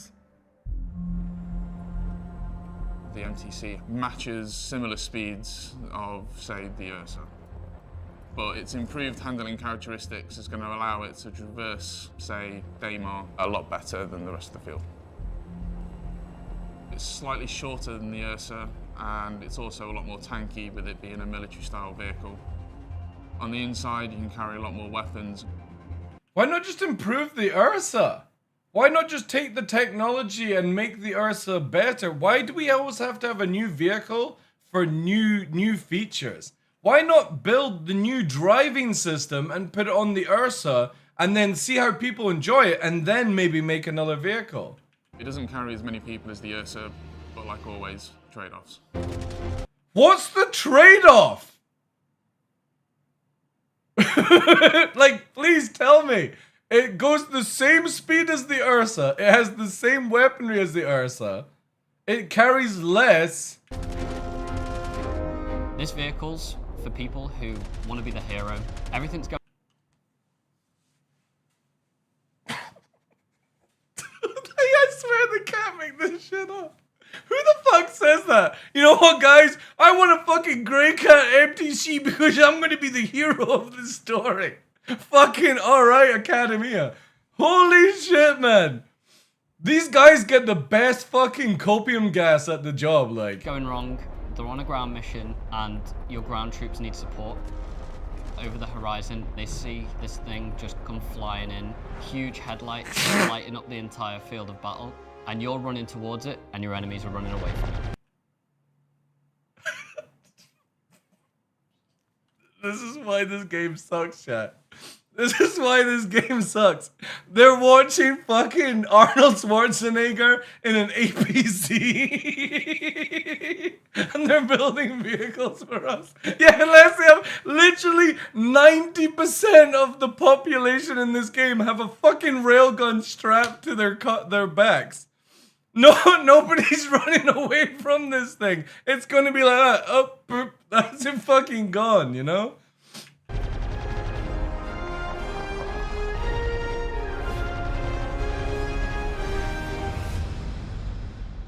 Roll up to the fight, May the 15th. Roll up to the fight. Oh man, I swear, like, CRG are getting even more goofier than they need to be. Ugh. It's tough, man. Roll up to the fight. What's the comment saying? So, when are all those suit lockers actually going to be function? True. Question is, did you fix the wheel physics before this? Super cool, now just needs suit lockers to function. Nice, a light vehicle. Finally an Ursa competitor. How is this an Ursa competitor? Like where? They literally said it's the same speed, it's got the same weaponry, but it's got less than the Ursa provides.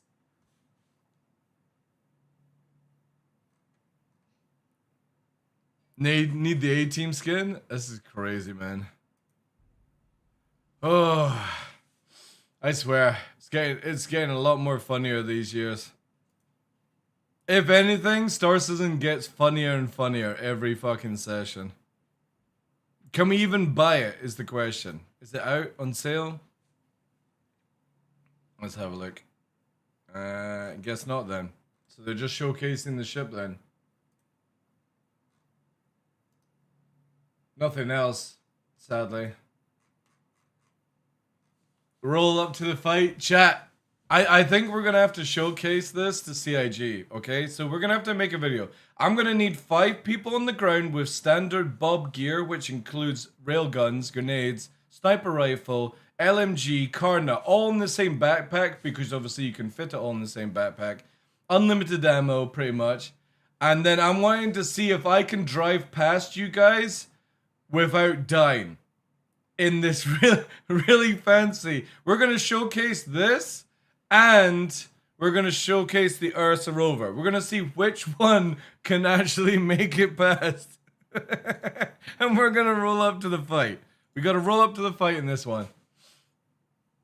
It's crazy. Yeah, everyone will run away in fear. Guys, I finally found the vehicle that I need. That is crazy. Rolling up to the fight. Ugh.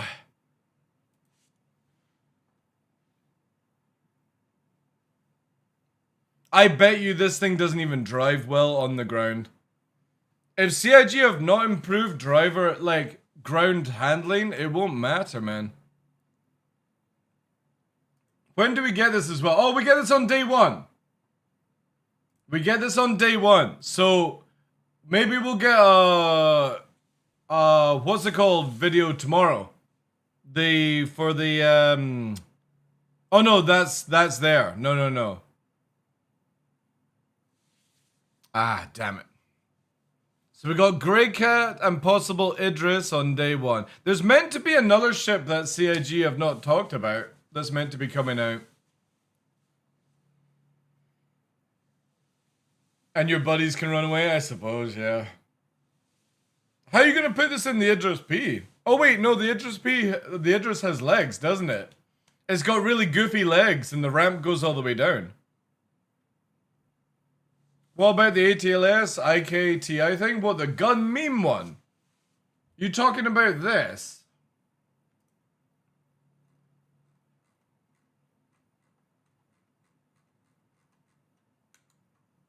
Wait, where's the image? You talking about this thing?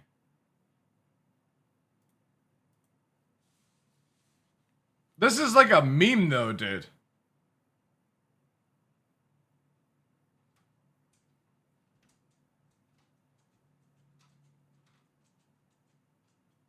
Have you you never been to Invictus, Rude?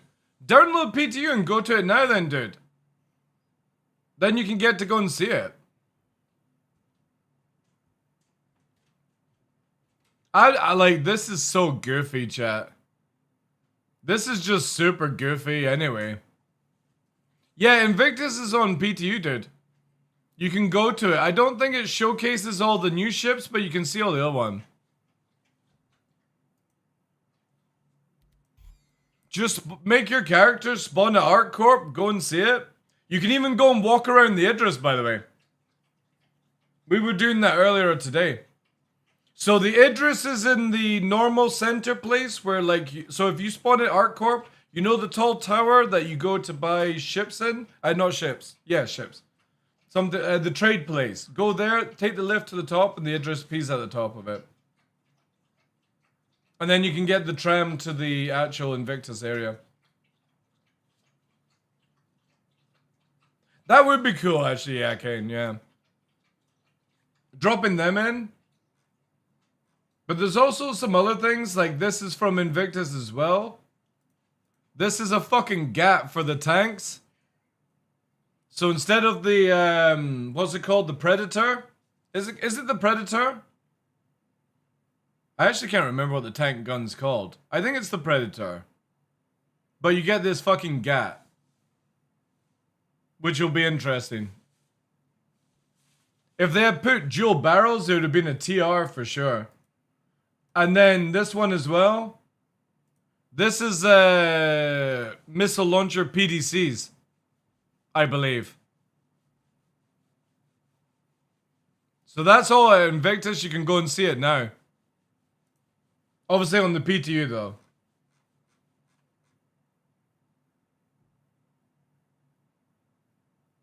Yeah, I'm glad though, because again, like, as much as we're memeing about, well, I'm memeing about the whatever it's called, Grey Cat, CIG need to make land vehicles so much better. The Spartan, the Centurion, and the fucking Ballista are the worst land vehicles I've ever seen. Like, those motherfuckers should have been on split axes. So, like, you've got the cab and the back trailer, and they flex, basically. I can't remember what that term is. Any idea why DefenseCon ain't a thing? Are we not getting it?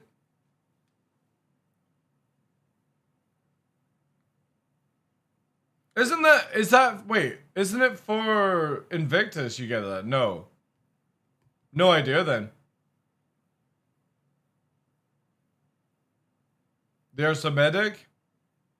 Articulate, that's it, yeah. The Storm is shit.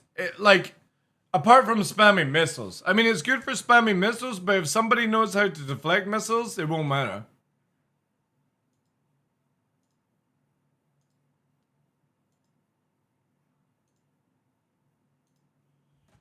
For me, I'm looking forward to Thursday to see if CIG actually release the Idris P to owners. Looking forward to seeing how the Mirai MX is, the Guardian MX. And then obviously the, what's it called? I keep always thinking like, S-tier, what's it called? It's the Asgard. But I guess because they're not doing DefenseCon, this might be DefenseCon though. Because again, you don't really see Drake involved. They normally have it. Maybe they got invited to Invictus this time. Are you going to drive around in that Grey Cat wearing your Space Tiger camo? Oh dude, I will be unstoppable. You know I'm going to be buying that. Apparently there's these ones as well, chat, that you can get from Wicklow. Just in case you didn't want to spend any real money on shit armor, you can also farm up what I would imagine is leopard print, or whatever the fuck that is, and then whatever the hell this is. It's so boring that CIG just keep fucking reskinning same armors, chat. I thought we were done with this. It's so lazy. But look at the crotch. Look at that crotch.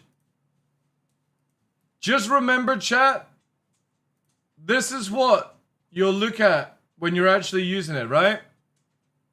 Just remember that. That's what it actually looks like when you're using your tiger print. Alright? In-game. Zero State fucking made that one for me.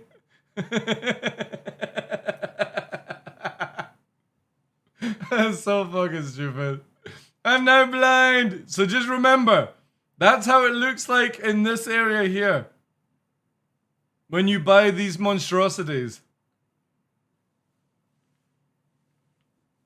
Crazy shit, man.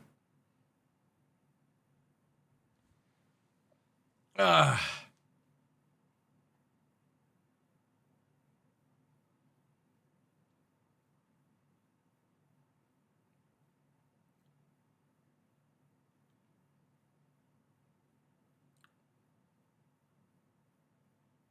Maybe they will show off the new Drake ship? Maybe, yeah. It's that kind of weird one, right?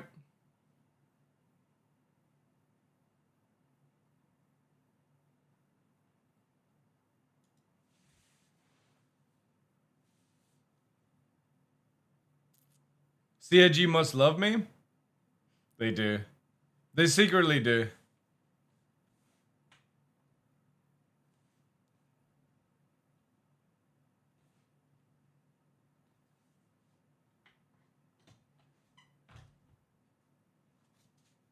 Drake Snub Fighter? I think it's that weird one that was shown at Star Citizen, right? Or Citizen Con.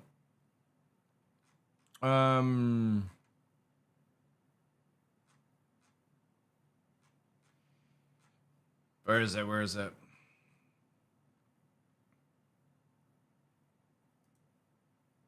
It's like right here, right? Let's have a quick look at just some. So that was the weird hauler vehicle they brought out that nobody uses. This was the medical Ursa. That is meant to be the building vehicle that we're not getting. That was the Ghost and Tracker, medical Terrapin. This is the Guardian MX, I think. Then obviously the Fortune. Then this is the Apollo, I think it is. This is the one you're talking about, right? 8 seconds into vehicle? I'll check it again, dude. Are you gonna watch vehicle? What do you mean watch vehicle? I watched, if you're talking about the Grey Cat one, we just watched it. We had a good laugh at it. Well, I had a good laugh at it. So that's the Drake one. Then you've got this, which is... I can't remember what this one actually is meant to be. Then you've got the TAC. You've got the Perseus coming out. Pioneer is now being postponed till next year. Sorry, that's the Iron Chad. That one's meant to be coming out this year. And then the Pioneer is meant to be sent out. And the ship flying was the Super Hornet. So that's all that we know about. But there's also some little extra trinkets meant to be coming out. There's meant to be another one that's not disclosed. 8 seconds in, you said. MTC is a military. That's in Microtech. It's the garage in Microtech. Ground vehicle. And it edges on the side of high tech, but it's still that industrial vibe. It's like a clenched fist, compact, solid, and battle ready. Yeah, garage in Microtech. Massive wide body, big tires, and huge bars at the front. Yeah, there you go. Garage 12. Front just means that if this thing is driving towards you, you want to get out the way. It allows you to bring more weapons to help people on the battlefield. You can never have too much firepower, and the MTC allows for that.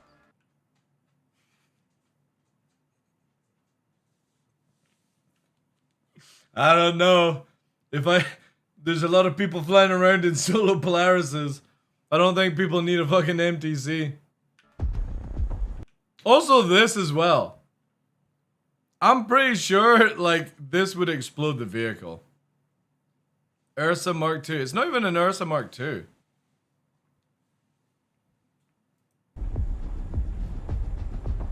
It's designed for easy maintenance, yet when you look at it, it looks really put together and refined.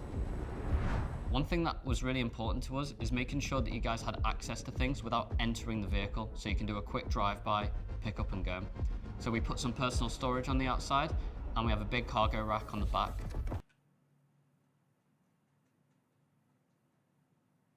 I kind of like the cargo idea.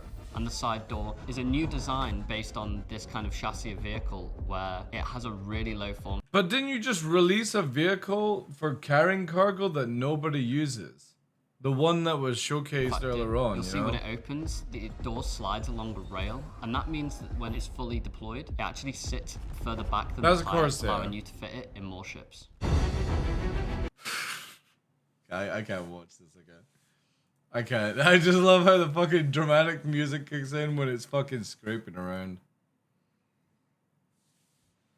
The cargo does look snazzy, yeah. They need to incorporate that in more. Yeah, exactly, Sophie. That's, I mean, it's, well, I mean, to be also, they do talk about, like, you're going, it's the same guy that says, you're the hero. It's like,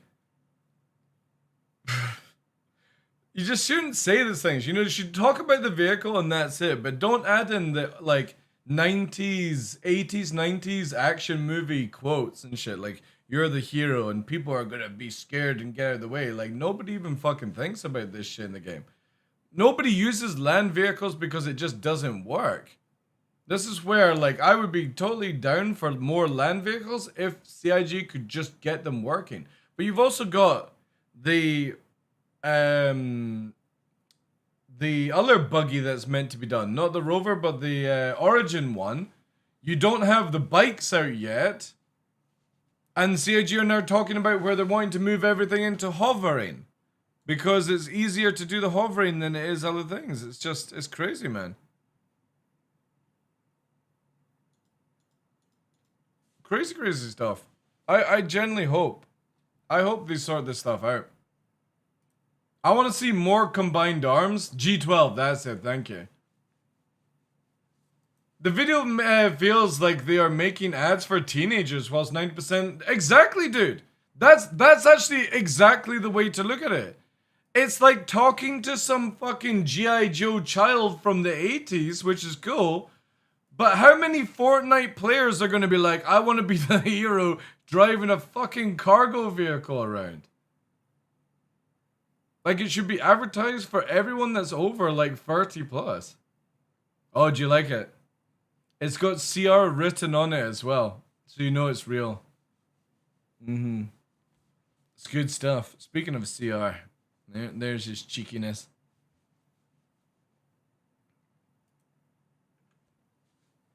Tapping into your inner man child? Chat. Ah, fuck. I'm looking for somebody to fucking raid. And that's what the thumbnail is. Right now. The fuck? Oh no. Oh no. It's a beauty. It's a fucking beauty. Oh Jesus. What a meme. What a meme. It might draw people in, that's true. I'll get new viewers. They'll be like, what is this clown up to?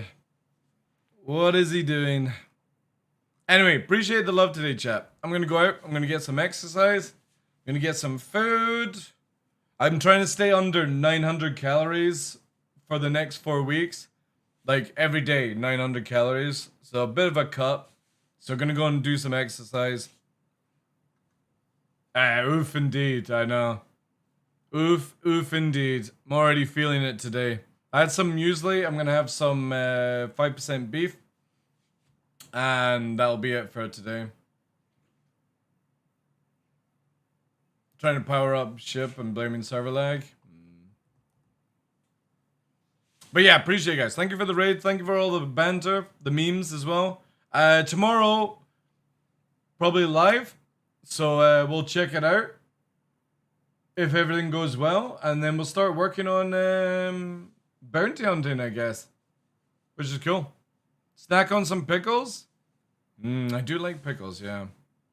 I do like pickles. Is that what you mean, like with gherkins and stuff? Like in McDonald's kind of stuff? Because I know everyone has different way of like talking about pickles. Pickles. Spicy pickles? I just gotta watch on any of the oils and stuff like that. Right, let's get raid 1, raid 2, chat. Appreciate you. Have a good Monday, and we'll be back tomorrow. I'm trying to do a stream every day this week, just because of Invictus. But I would imagine Saturday, Sunday streams are like 2-3 hours in total, just to get through and stuff like that. Appreciate you guys. Enjoy Expat stream, and I'll see you tomorrow. Thank you guys. Take care. Drop all the love. Raid 1, Raid 2. Let's get the Raid 1s out for subscribers. There we go. Thank you guys. Drop all the love on Expat. I'll see you tomorrow bright and early before 12. Have a good night. Take care. Pagan, appreciate you. Faldorn, Sophie, Yulefest, Coolers, Steve, anyone else? Thundercat, Rude Awakening, Shabu, Wetson. Good night, guys. Katana, appreciate you all. Have a good one.